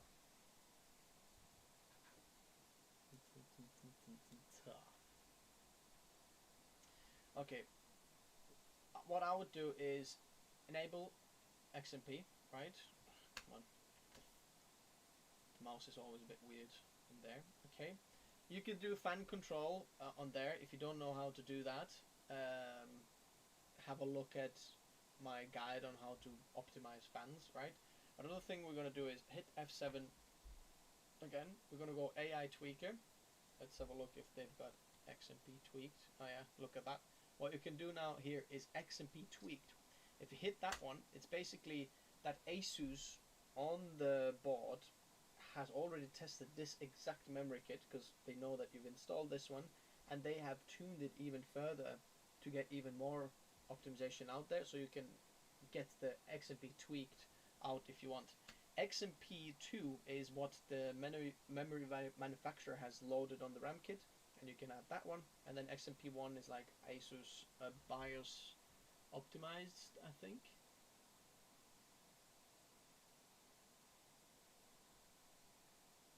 Yeah, that's like the optimized one. I'm gonna go tweaked. We'll see if that one works there. So multi-core enhancement, that's when we let this CPU pull like loads of power. We're gonna go enforce all limits because we're gonna pull only 253 watts. So we're gonna don't pull all of that power, you know, because otherwise it's gonna pull more than 300 watts. We're gonna leave it at that and then see how it does. If it's loads of power left in there, maybe we've got a really good silicon lottery, we might enable it as well there, but it's fine. Next we want to go to system agent configuration, yeah, graphics configuration, iGPU multi-monitor, and we're going to go enabled so we can get the iGPU working as well, and we can get, utilize like quick sync and some of these things there. And the rest of the things I just leave the same. We're going to hit F10, which means save, and press OK. And then there we go. Yeah, someone is saying, yep, tweaked is the best.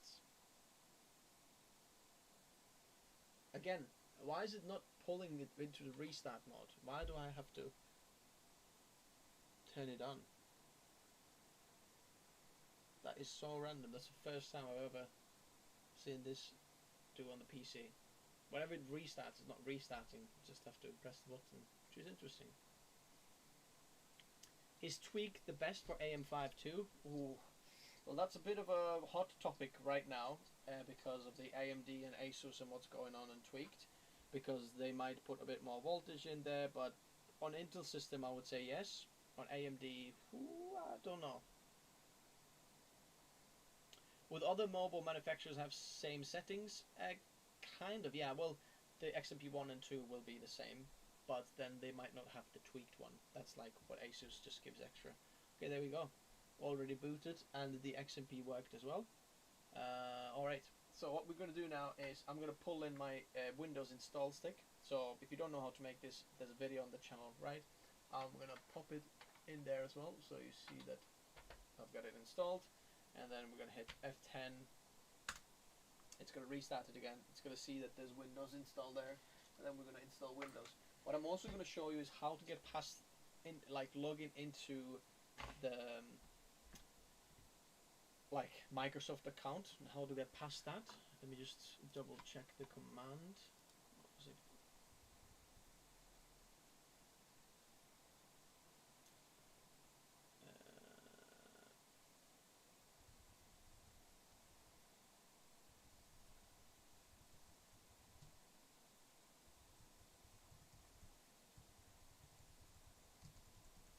Just double check what was the yeah, there we go.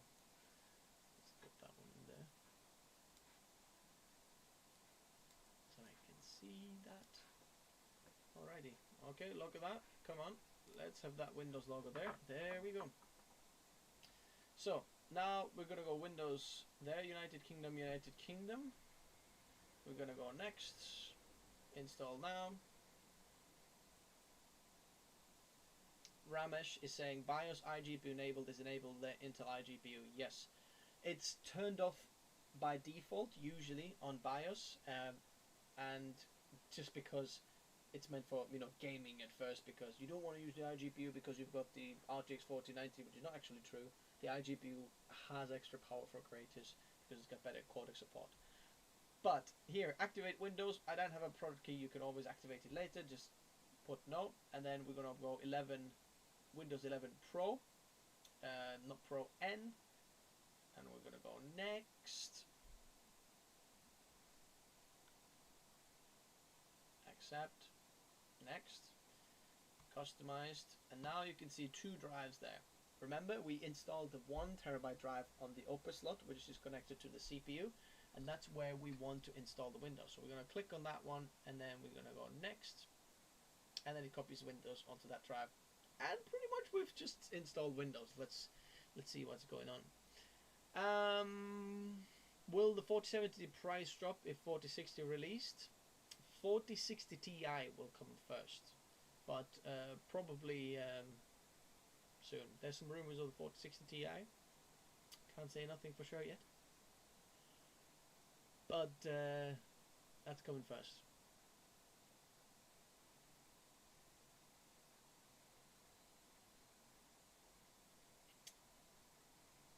We don't know, yeah. 4060 price acts as a bar.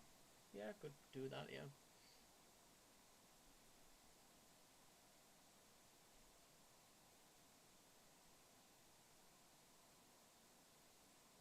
Michael is saying, what about 12700K and GTX 1060? No, it wouldn't get toasty. Let's see now if the Windows restart will work on this. Just put myself in the top corner there.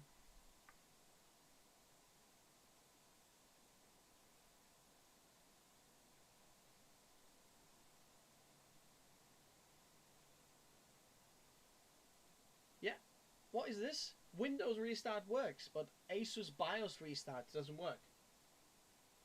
That's the most random thing I've ever seen. There must be some kind of glitch in the BIOS. I don't know why this is. Okay, now we can see how to install the Windows. Just wait a little bit.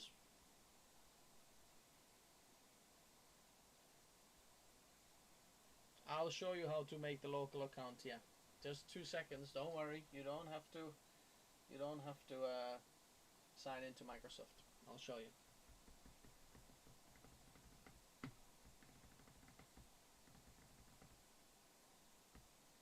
Getting ready. Guess we could clean up this place a little bit. These were the hard drive covers. Did you hear that?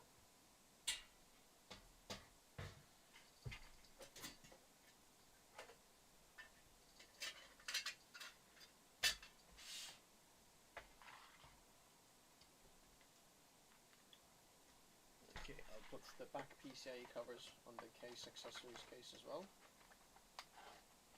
Okay. That's that.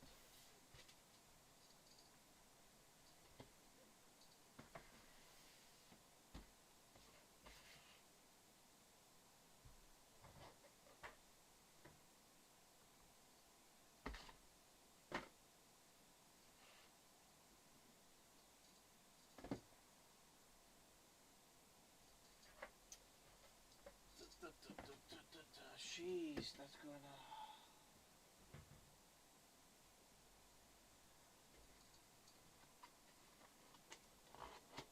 Intel CPU, Ramesh.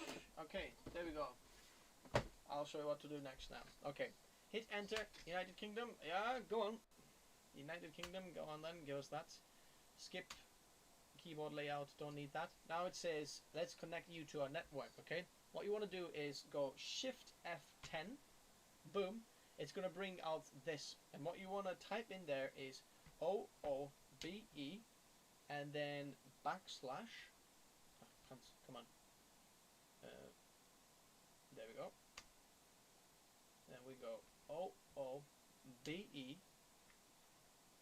a backslash. There we go. You go bypass NRO. Okay, and then hit enter, and it's gonna restart. And check this out now. For me, ambient temperature in this room is 26 degrees, 26.1 degrees shows there. Look, it's gonna restart, and then check this out.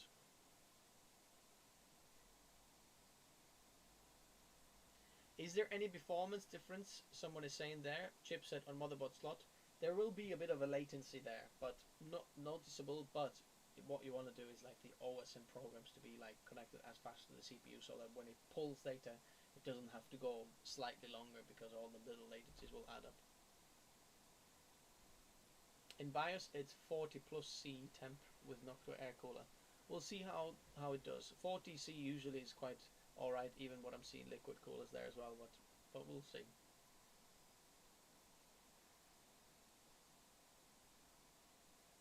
Had a call of nature. Did I miss anything? Nothing much, just to show you how to get past the internet connection and how you can get the local account. Look at that. UK, United Kingdom, skip, and watch this now. I don't have internet. Now this is what you can do there. You didn't have that option previously. Continue with limited setup. You're gonna get that, and you don't have to sign in to make Microsoft account.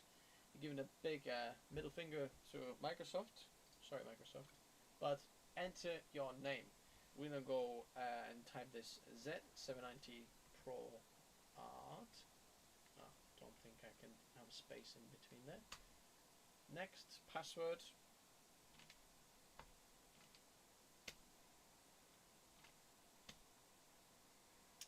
Here's what I do. Security question. 0. Enter. Arrow down. Tab. 0. Enter. Arrow down. Tab. 0. Enter. There we go. Location. No thanks. No thanks. Required only. It's just basically no, no, no. Use someone else's data in some big corporate systems, but not mine, thanks. Nope. Everything just no. Alright? And check this out now. You don't have to sign into Microsoft account. There we go.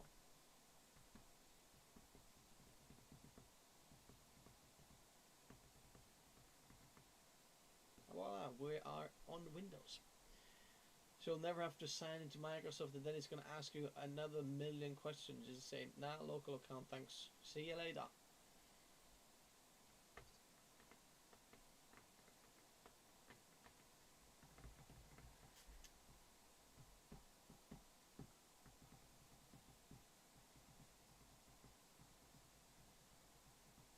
Let's see.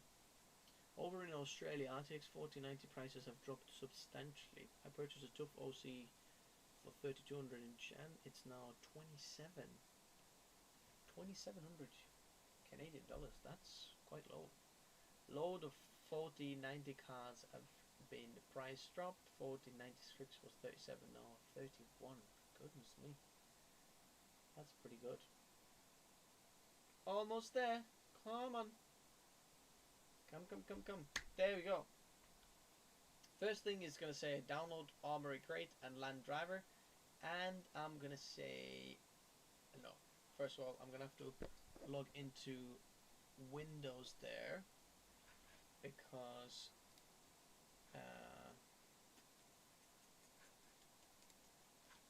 sorry, I'll have to log into get some kind of internet connection going. So yes, Okay, we're on the internet now. So now you can connect to internet. Don't connect yourself previously. We're gonna download the driver and all that. Okay. One thing, we're gonna straight away go to Microsoft Store. We're gonna start pulling lots of stuff there. Let me show you how I set up Windows and things as well. This is half of PC building, right? So, Cinebench.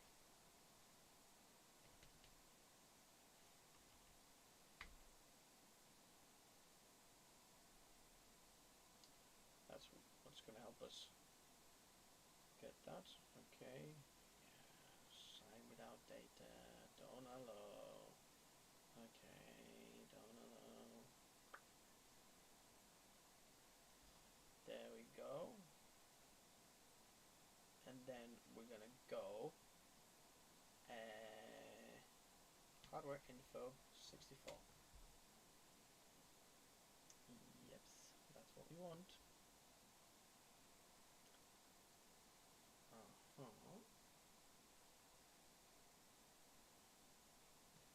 Let's downloading that. Where do we go?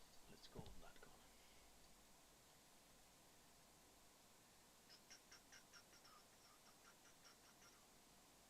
Okay. First thing what we want to do is hit start key, check for updates. Yes, let those Windows updates go. I'm gonna install the Wi-Fi antenna as well because I'm gonna get better.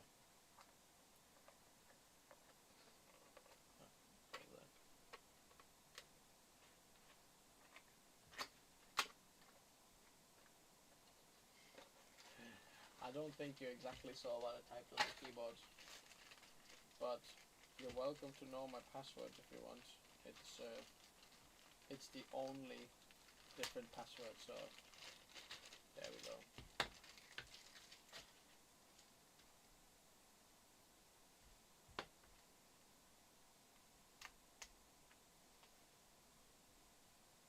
Installing the Wi-Fi antenna. It's magnetic as well, by the way.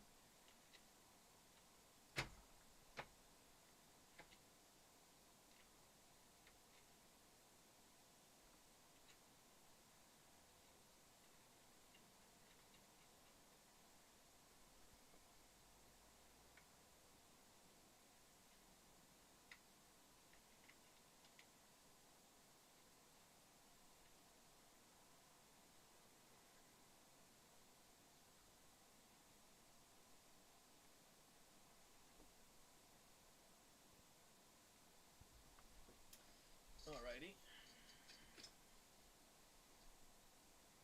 I understand. Yes. Okay, let's see how's the Windows install doing again. Don't restart until it's downloaded and completed a whole ton of these, okay? So where was our hardware info here again? Let's get that installed.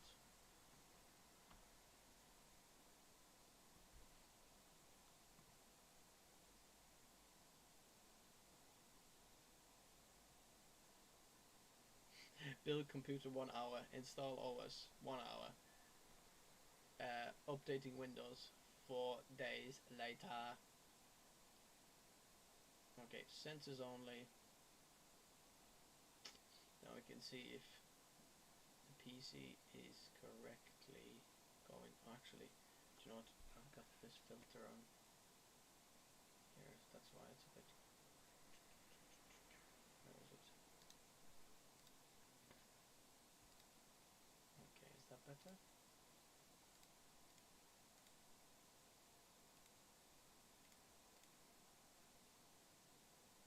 There we go. That took it a bit too much. Now I can see a bit better.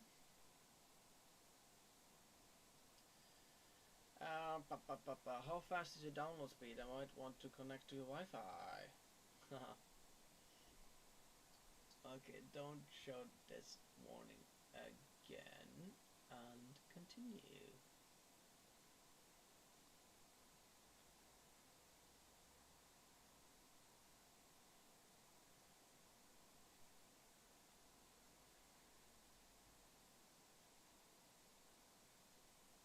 Okay. Oh, that was the graphics driver. I thought, what the heck was going on? Did you see that go black? it was a graphics driver there. Okay, let's have a look. What's the temperatures like? We've pulled 163 watts max, and then at 77C. Let's go temperatures. Max boost clock's 5.8. That's what I want to see. Alrighty, let's get everything set up here. Armory crate, yeah, let that do that.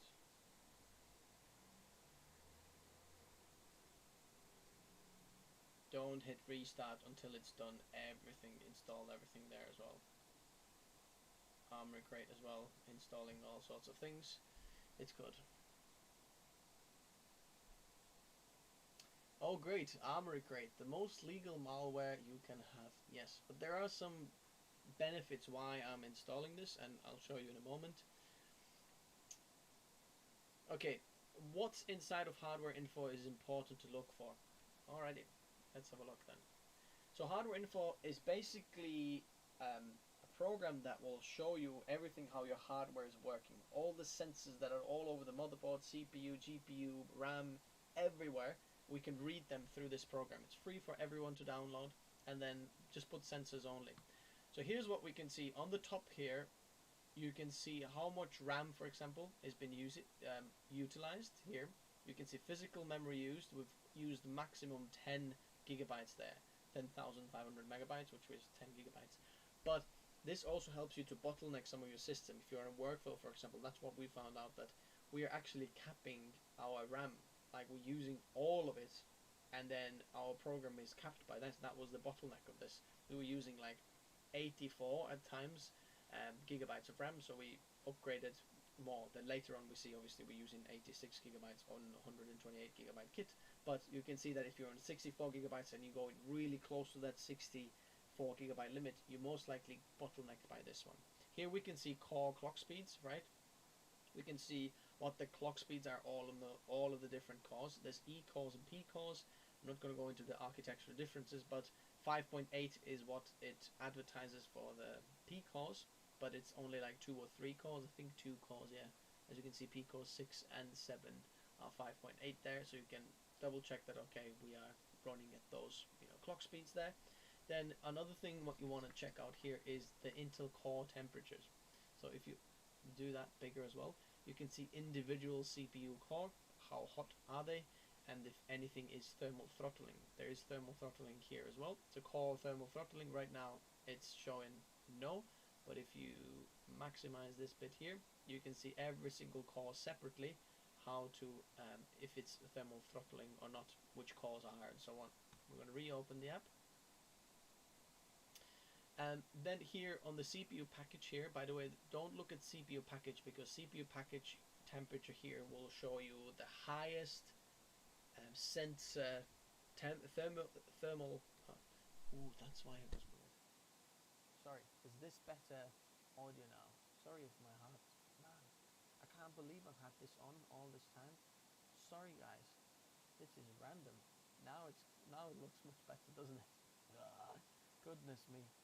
How did I have the other random mic on as well at the same time? I know I died a little when it went black. It's just in Windows installing some of the NVIDIA drivers as well, and then when it does that, it goes black. So we're going to go scroll down, agree, yes, which basically says, yeah, you're going to give your warranty away. No, you don't. You're joking. Never show again, go cancel. But what we want to do here is this little toolkit there will show us all the latest drivers, so you don't have to pull them manually from the website. So we're going to get all of these management engine, Wi-Fi and all of that. We're going to click download and install. So it basically installs everything and all of this automatically, everything that you need to know. It's so simple to get all the drivers sorted. Armory crate, tools, install, download all. There we go. Sounds so quiet. Okay, let me turn it up a bit. Is that better? Now? Okay, check. Sounds a little bit better now. Alrighty. There we go. Sorry, I just had this random thing on there as well. It's the other microphone that was turned on as well, but now it should be a bit better in terms of yeah, it should be better now. Let me know how it goes now. Is it better now? Is it better now? I can... let's see. Better now. Too low, friend. Maybe you were just used to that bad audio that I've been... that had it going previously. Because that was too high of a microphone. Yeah, it's better now, yeah. Of course, it is better.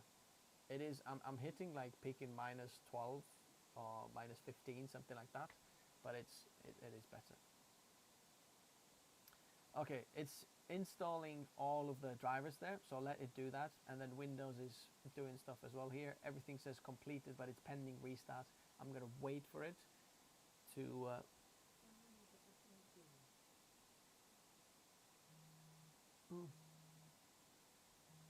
puzzle.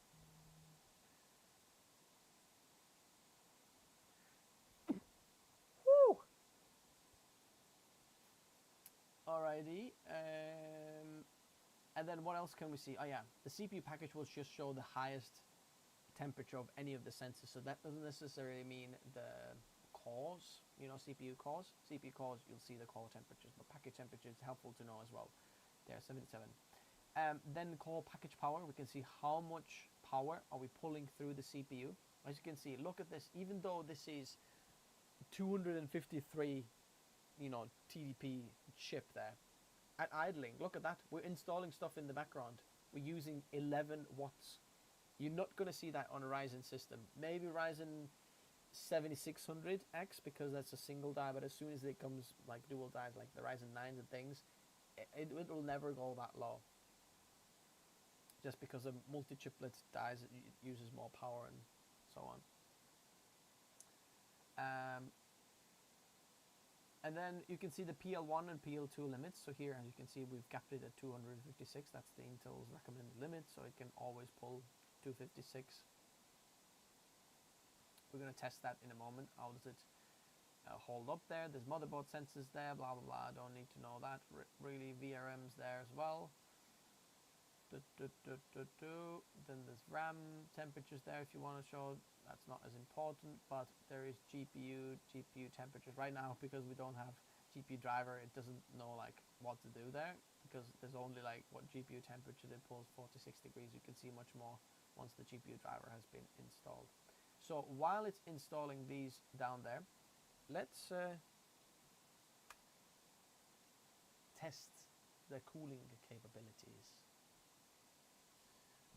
Go with that. Alrighty. My build, I started Asus ROG 7690A, gaming Wi-Fi D4, Corsair Vengeance, blah blah blah. 3200 gate, very good.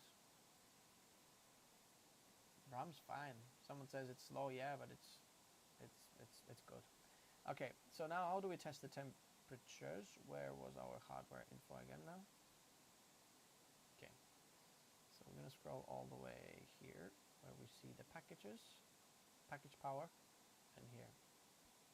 We're going to go File, Advanced Benchmark, because now we just want to put in the 10-minute one. I'm going to click Go and then open this one here.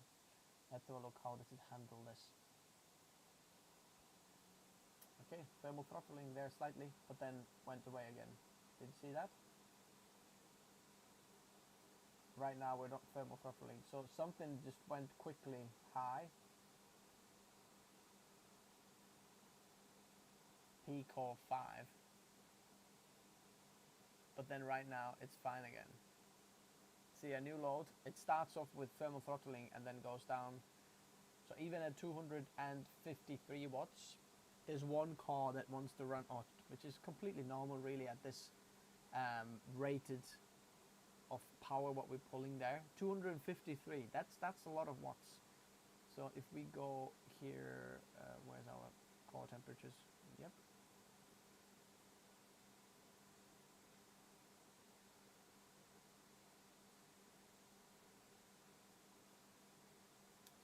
So as you can see, P-core has gone 97 degrees and has thermal throttle. P-core 7 there as well.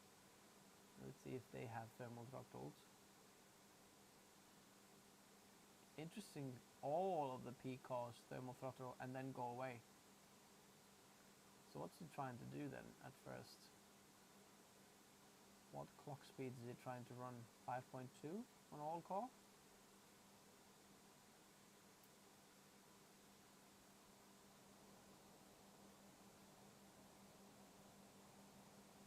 5.5 at all core.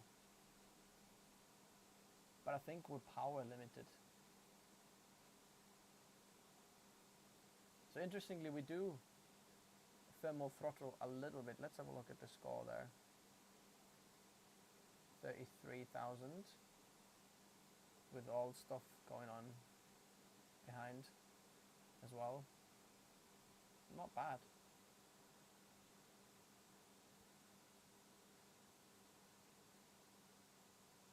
I'd say this is quite good behavior considering this is 26.4 degrees in here. In England that's quite warm.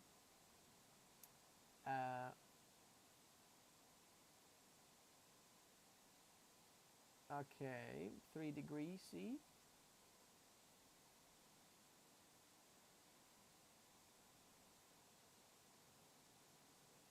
So yes, some of the P cores do thermal throttle. As you can see, apart from P core 1, let me see if I can.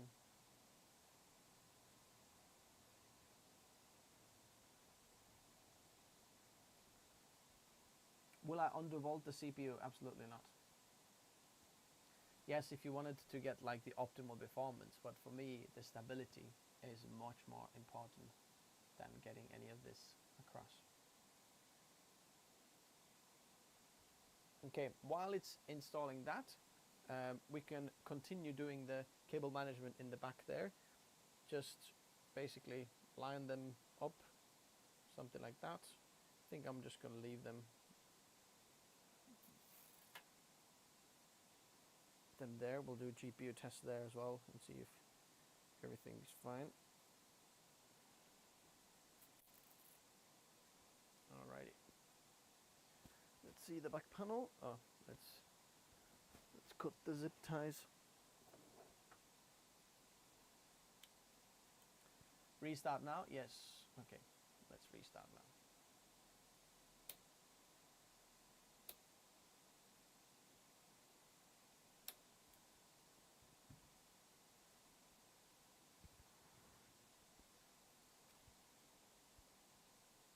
You can pull the window stick out now there as well.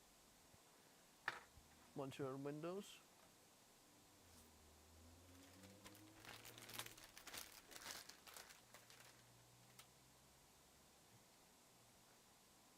Let's put this back panel on. I could be losing performance as well because I don't have the panels installed. Because right now it might be blowing the air like out from the side, which might actually compromise a bit of the performance as well. So we'll try that. Unfortunately, this is still a mesh panel. Okay. But it will still help a bit.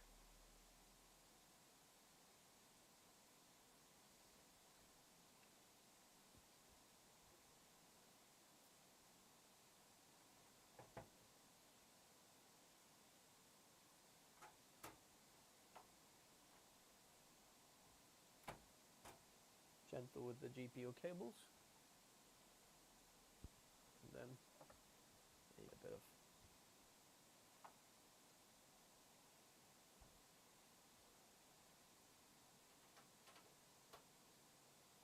okay.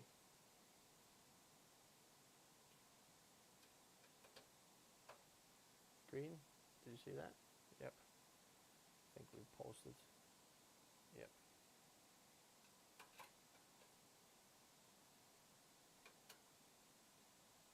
Alrighty. So now all panels are installed. Let's see. I notice a lot of tech going on around there. Yeah, what do you see?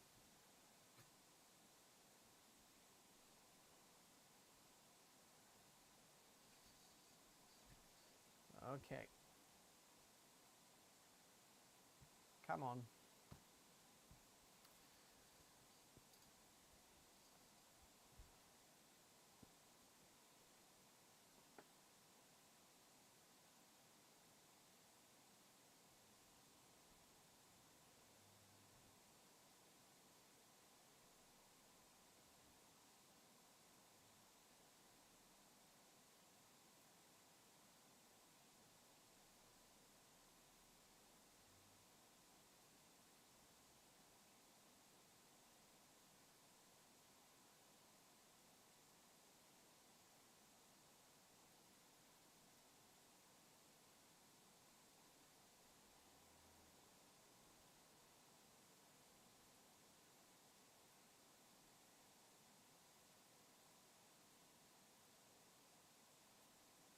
Come on.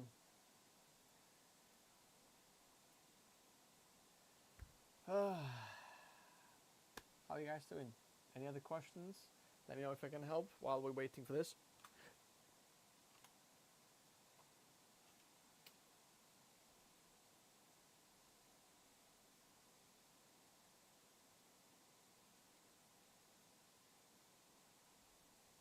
Hello. We're starting up. Could you use the front of the case to as a cutting board to dice some carrots? Sure thing. But look how nice this is. Okay, let's see. Window. Oh, sorry.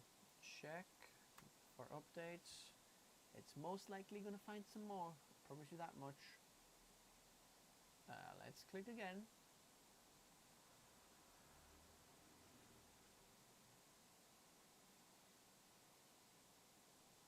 There we go. I knew it had some more in its sleeve. Come on then.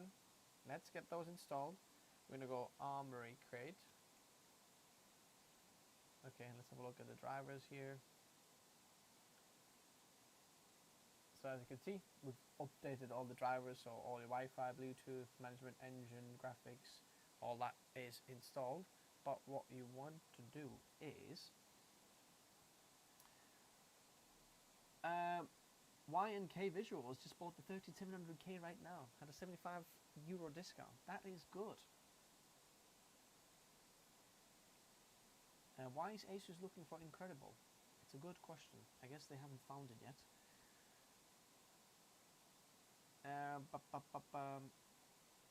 What was the secret to running 1300 with air clearly? It was BIOS settings? No, I'll show you. Let me see. What did we do next? Yeah, NVIDIA drivers.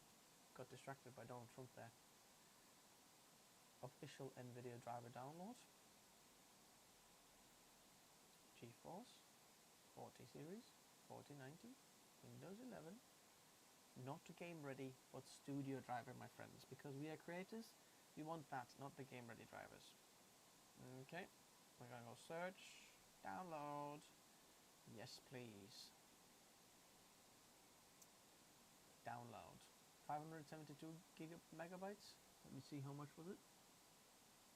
854 megabytes. Whoa, it gets bigger and bigger. It's looking for incredible. Okay, so we've got the graphics driver. Any other drivers? What's going on? What do we need? Let's test GPU as well. What we want is Firmark.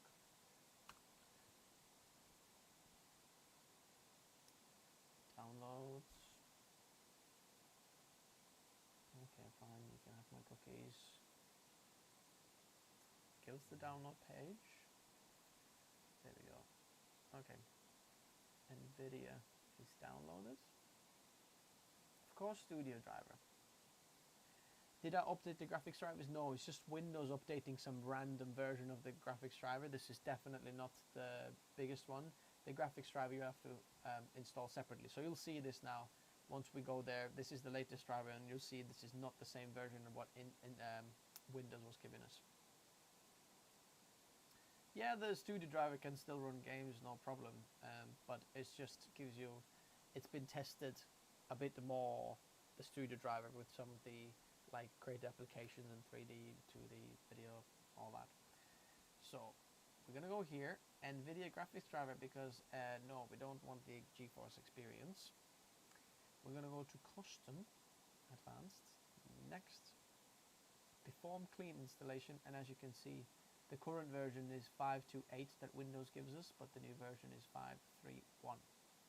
Okay, we're gonna go next. Studio drivers for the win, absolutely.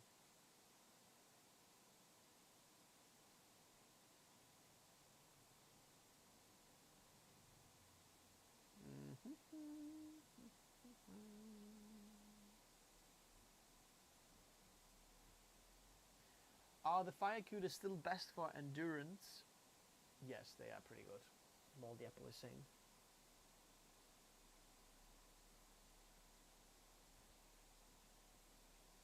Okay.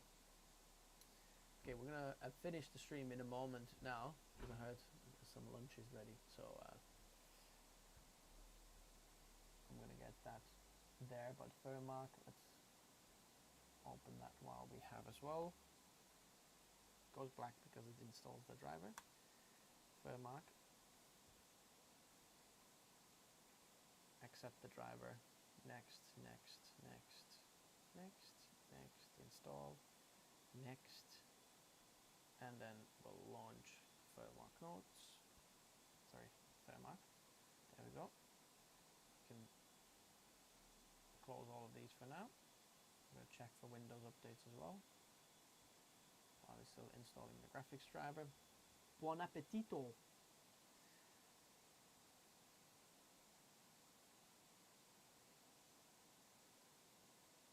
Is it better performance compared to the game-ready drivers for the studio drivers?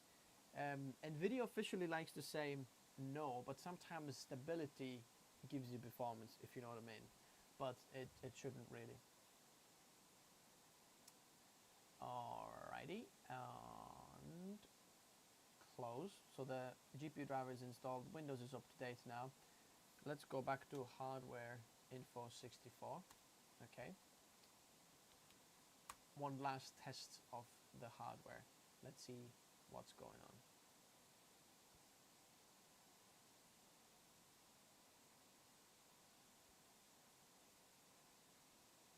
Okay, I'll leave that one in the middle there. Accept. First of all, we're testing CPU. Right? I'm gonna put 10 minutes on. No, single test. Because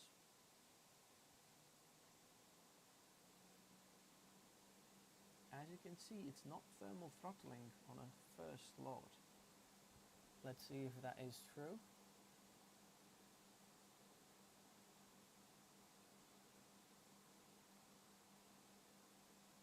Look at that. Boom. 36,951. Obviously, I've got a few things open here as well, but we're not thermal throttling. Yeah, we reached 96 degrees at the package. The cores were 93, but we didn't thermal throttle. Let's see if we can get it a bit higher.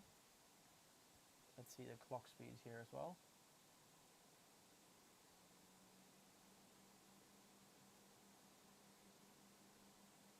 .1, 5 point, something like that. It could have been because of the drivers and the management engine and all of these things as well, that now we're reading a bit better things, and it wasn't even thermal throttling previously as well. As you can see, air cooling completely fine, not thermal throttling, 253 watts pulling from the socket, and the side panel actually helps because it helps to move the air like through the case and actually there rather than just blow it out. So sometimes it's not the nicest thing. So there we go. CPU seems to be fine. Let's try it one more time. 175 watts. Okay, now we only a split second we did thermal throttle because I guess the motherboard is still trying to push it to 5.5 gigahertz on all cores, but then realize, oh, pants can't actually. And then 5.1, something like that. About 37,000 points there, which is completely fine. And then, like, in real world, you're never going to see that temperatures when you're using this case. Get the glass case there as well, because then it's going to be even better airflow there. But now let's check the GPU as well. Resolution, let's put 1080p. And where's our GPU now? Yeah, there we go. There we go. Okay. GPU stress test. Go.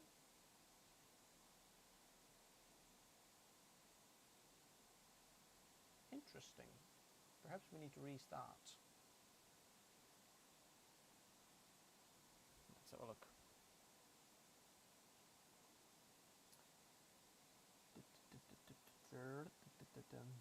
Raptor Lake refresh. Well, probably not going to be refreshed. The next, so 14th gen, it should be on a lower node, Intel 5, if I'm not mistaken. That would mean that it should have better thermals there, yeah, indeed. Do you suggest to limit the power draw on 13600K? No, just let it run 180 or something like that. What it is asking there, it's fine.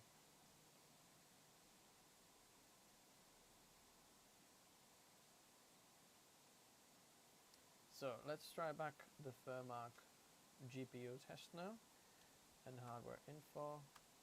Once we've updated the drivers and things. Resolution 1080p. Scroll this down to our GPU. There we go. GPU stress test. Don't display this. And go. There we go. So, hardware info now. Let's have a look. We're pulling 447 watts. There's a little coil whine, something like that going.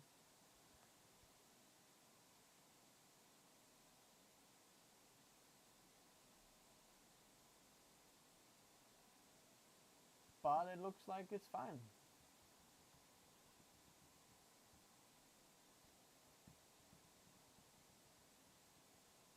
Look, it peaked at 265, sorry, 465.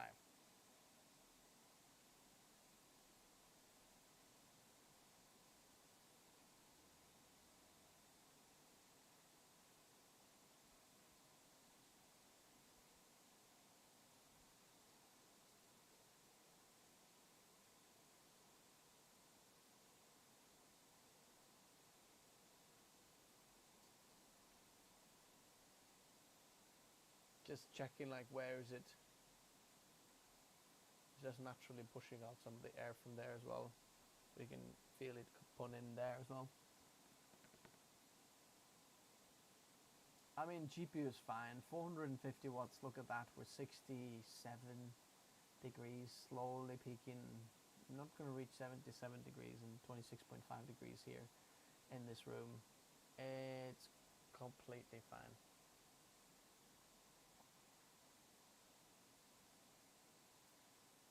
Does it look a bit laggy to you, the Thermark? Even though it says we're running like 650 or something frames per second. I mean, this is completely fine here. Alrighty. And that's how you build a PC. As you can see, PC's all ready, it's working, thermals are fine, Windows is installed, cables are configured, everything's just, it's brilliant. It's working fine. 2 seconds. I just want to finish it with a nice. There we go. That's a bit better, isn't it? A little bit more, you know, lights it up rather than a bit dim that I saw it before. So if you never built a PC before, if you've never done it, as you can see, it's quite simple. Really, just keep trying, and something goes wrong, you go a bit back, and it's like building with Legos, and I think everyone can do it. As you can see, there's lots of people on the stream that have already built the PC. By the way, let me know right now if you've built your PC on the stream or not. I'd love to know how many yes or no's do we get. If you've never built it before, it is super simple, and look how beautiful it can be. My personal favorite case, this one is, but I'd get the tempered glass version there because it would look even nicer there. And that's it really. If you ever want to know any of the other tutorials I have, or if you don't know which parts to choose, as always, there's PC build guides in the description below. They lead you to the latest video and they're completely free. The only way I get paid from this is if you purchase through the links in the description below of those videos. So that's the only money I'm getting. Obviously a little bit from YouTube AdSense if you do that, but it's like $2 for 1,000 views. So you get a lot of 1,000 views to get anything. The point is that you get the best performance as a creator, because this channel is based on creators. I really don't care about gaming, and I'm never going to talk about that on the channel, but that's what I cater for, those who are creators and want to build something for themselves. Video, photo, 3D editing. This is actually going to be for 3D as well. I recommended to go with the 13600K, but they wanted to be a bit future-proof and went with 13900K. Yeah, as you can see, there is lots of people have been building, or they will be building with my help soon. John Briley said never built. Well, it's time to start. I've got some budget versions coming up as well, less than $1,000 builds. I've got one down there that's already built, but I haven't filmed like the intro for that video yet, so it's coming out. Anyway, thanks guys for watching. Really appreciate you, and I'll see you in the next video. If you got any other questions, just reach out on other videos that I've published recently. But there we go, and that's it really. Okay, bye bye. And I think unless you have a really good reason for the company, to stay private, I think the public markets, as Amazon, as Google, as Salesforce, and so many others have proven, this idea that you can't innovate in the public markets is total nonsense. This idea, it's a cheap source of capital. It keeps, the business efficient and honest. And so my sense is that you're going to see the markets really open up in 24 and 25. We have a backlog because we've had almost no IPOs over the course of the last 2 years. And so, it's just a matter of price. IPO markets are always wide open, Jason. It's just a matter of price. This Week in Startups is brought to you by OpenPhone. Brings your team's business calls, texts, and contacts into one delightful app that works anywhere. Get 20% off your first 6 months at openphone.com/twist. Dev Squad. Most dev agencies only offer developers. Why? Because product management is hard. Get an entire product team for the cost of one US developer plus 10% off at devsquad.com/twist. And Squarespace. Turn your idea into a new website. Go to squarespace.com/twist for a free trial. When you're ready to launch, use offer code TWIST to save 10% off your first purchase of a website or domain. All right, everybody, welcome back to This Week in Startups. We're trying a new format.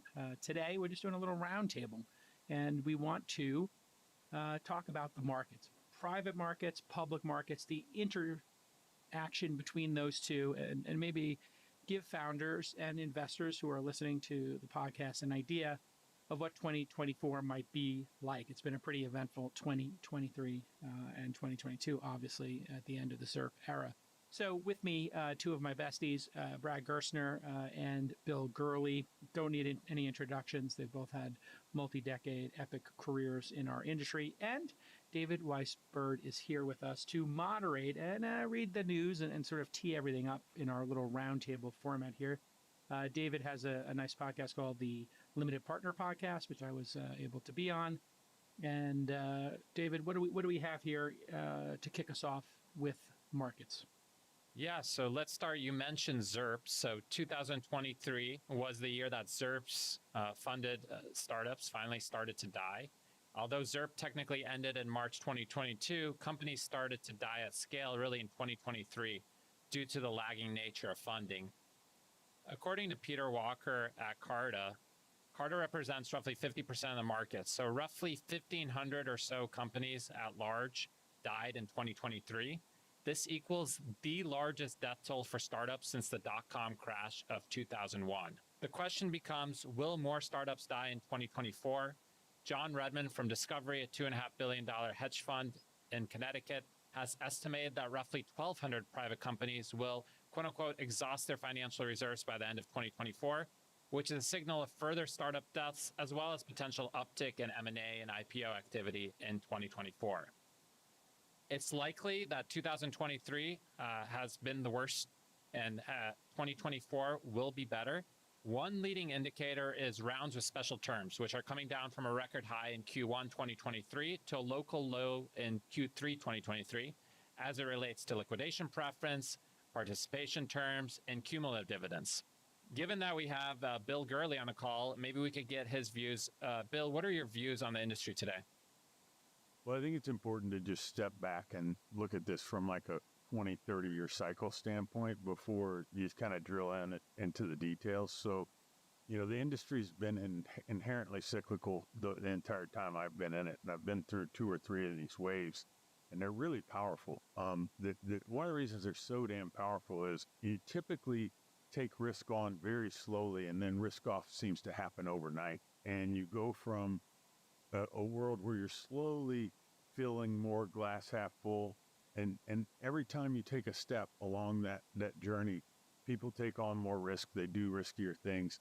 But the other thing that happens is valuations expand, and so you get this massive multiple expansion as more risk is being taken, and simultaneously investors and founders are being less conservative, they're being less thoughtful about margins and profitability, and all that's being reinforced by the market.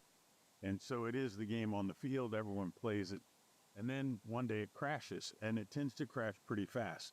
Now, the thing that's very different about this time period from the previous crashes is so many of the large startups had accumulated so much capital that the effects of the wave crashing are delayed rather than immediate. And I think you're seeing this in the data you shared, right? The deaths weren't a year ago. They're starting to happen now. I would expect 2024 to be just as bad as 2023. And the gauge I'm using to estimate the window is just how much capital people had. And so there were numerous LP decks that I was privy to see, you know, a year ago where people bragged that 80% of their companies had 2 to 3 years of cash. And so the day of reckoning is really where you get to the end of that. And there's a ton of things that complicate this. One, valuation, multiples have collapsed, although they've come back a little bit recently, which was, and so there's zero chance you're going to get to the valuation you raised at 2 years ago, or a year and a half ago. And it takes founders, board members, it takes them a long time to get okay with that, like to kind of accept it and then build a strategy that recognizes it. You have cap charts where you have too much capital, too much lick prep, and those terms that you showed are one way around it, but people just kind of have to come to grips with that. And we'll see what happens when they run out of money. And then the other thing is, you know, maybe it seems unfair to some, but the expectation for what a good company is and how much risk you can take and how profitable you need to be and whether or not you're cash flow positive, those rules today are dramatically different than they were 3-4 years ago. Like, so there's a chance your company can't even get to that place because you started with something that didn't have the fundamentals necessary to get there. And so we have, we're in this place where people are slowly coming to grips with where they work. It's interesting, the number of shutdowns that you mentioned. The press doesn't seem to be paying much attention to this. That's kind of a shockingly large number to me when you put it in front of us. Not shocking because of where we went through. I kind of expect it, but shocking just relative to what I've been seeing and reading. And then one thing, and I don't mean to distract the conversation because I think what I just talked about is the big picture. AI is living with an exemption here and is acting exactly like things were 2 or 3 years ago. So you have this one, avenue where there's behavior that's exactly like it was, which is also quite unusual. Hey, Nick, Maybe you could pull up the tech multiples chart, just, again, in this telescope out, view here. To Bill's point, this is a cycle you're looking at, and this was the cycle since 2012. Multiples largely, this is software as an example. This was a forward revenue. So multiples really were hugging around, give or take 10% of that, 6.5, 7 times forward revenue line. And then you see this explosion that we all, now understand associated with ZIRP, zero interest rate environment in 2020 and 21. And it took this cyclical nature of the venture industry and it amped it up on Red Bull, right? I too have lived through, kind of 99, 2008, but in neither of those situations did you have the federal government, having multi-trillion-dollar stimulus packages and frankly negative interest rates. So that forced even more equity risk into the pool. As we all know, venture funds were bigger, more of this stuff got funded. And so the bigger the high, the lower the low. And to Bill's point, when you look at where we are today, you see the blue line on the top half, it's come down dramatically. It's now below that dotted line. The bottom half shows, by our estimate, this is an altimeter estimate of all software companies, that we're still trading about 12% below the 10-year average multiple. Well, why might that be, right? Because this is all else being equal. Well, interest rates are higher than they were during this 10-year average. They're almost 4%, and they were about 2.7% during this 10-year average. So you'd expect the multiple to be lower. Growth rates for these companies are actually slower than they were during this 10-year period.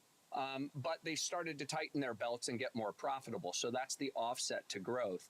So to Bill's point, I think what this chart demonstrates is we're through the readjustment in the public markets, right? The public market corrects quickly, but we have this delayed reaction among founders and boards who make tough decisions, right, to deal with those 1,500 companies that are now overcapitalized, aren't growing as fast as they should be, not nearly as profitable as they should be. And 2023 was the beginning of the working out of all of those issues. And remember, there are 3 doors you can choose.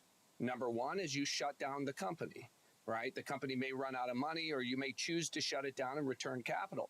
Door 2 is that you arrange, you tighten the belt of the company, you get it on the best path, and you arrange a sale for the company. It may be an aqua sale of the business or an outright sale of the business. And then door 3 is that the company actually is able to grow in to those huge valuations that Bill talked about. That's the hardest. Less than 5% of the companies that were funded during 20 and 21 will ever be able to grow into the valuations from those prior periods.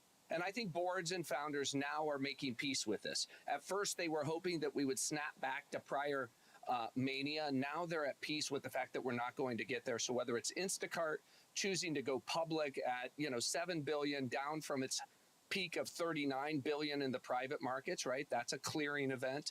Or whether it's, just this week, we see that Eric Vishria over at Benchmark helped to manage the sale of Airplane to Airtable, which was, an important acqui-hire among 2 great teams of technologists, 2 important companies. But this is the type of healthy thing that great venture capitalists like Eric and Benchmark do, because they say, okay, we're not going to get to the place we thought we were going to get to, but if we fold these 2 teams together, we reduce spend, we can get the profitability quicker, and it's better for both teams. Yeah, and just from the field, this is a great overview for everybody.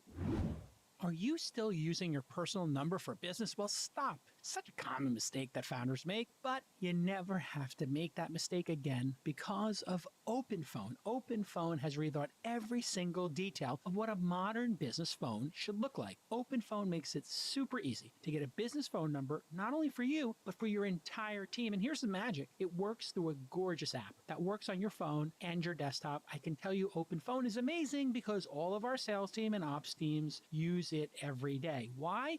I don't want people using their personal number. Then they leave the company and they're still getting phone calls from our customers, clients, and partners. No, I want all of that to be professional, and OpenPhone is the #1 rated business phone on G2 for customer satisfaction because it's so professional and easy to use. Here's a feature I love. you can create a shared phone number with multiple employees fielding calls and texts from that number. So we want to reply to our founders, to our partners really quickly, and we don't want to miss a call. We don't want to miss a text, and that's why we use Open Phone. And it's already affordable, starting at just $13 per user per month, but Twist listeners get an extra 20% off for the first 6 months at openphone.com/twist. If you got existing numbers and you're paying through the nose for some insane service, you can port those right over to Open Phone at no extra cost. So here again is the offer. Go to openphone.com/twist and get this all organized. Get the 20% off as well. openphone.com/TWIST. There's a lot of triage going on. As I was listening to both bills here, both PGs, I was just thinking about a couple of boards I'm on where you have late stage investors who their worldview is radically different than the Series A investor and radically different than the seed investors. If we get a haircut of 50%, which is literally in one case what we've experienced, well, that's going from a $5 million to a $500 million valuation instead of $1 billion. We still feel pretty good about our investment, and we want to keep working on it and growing the company.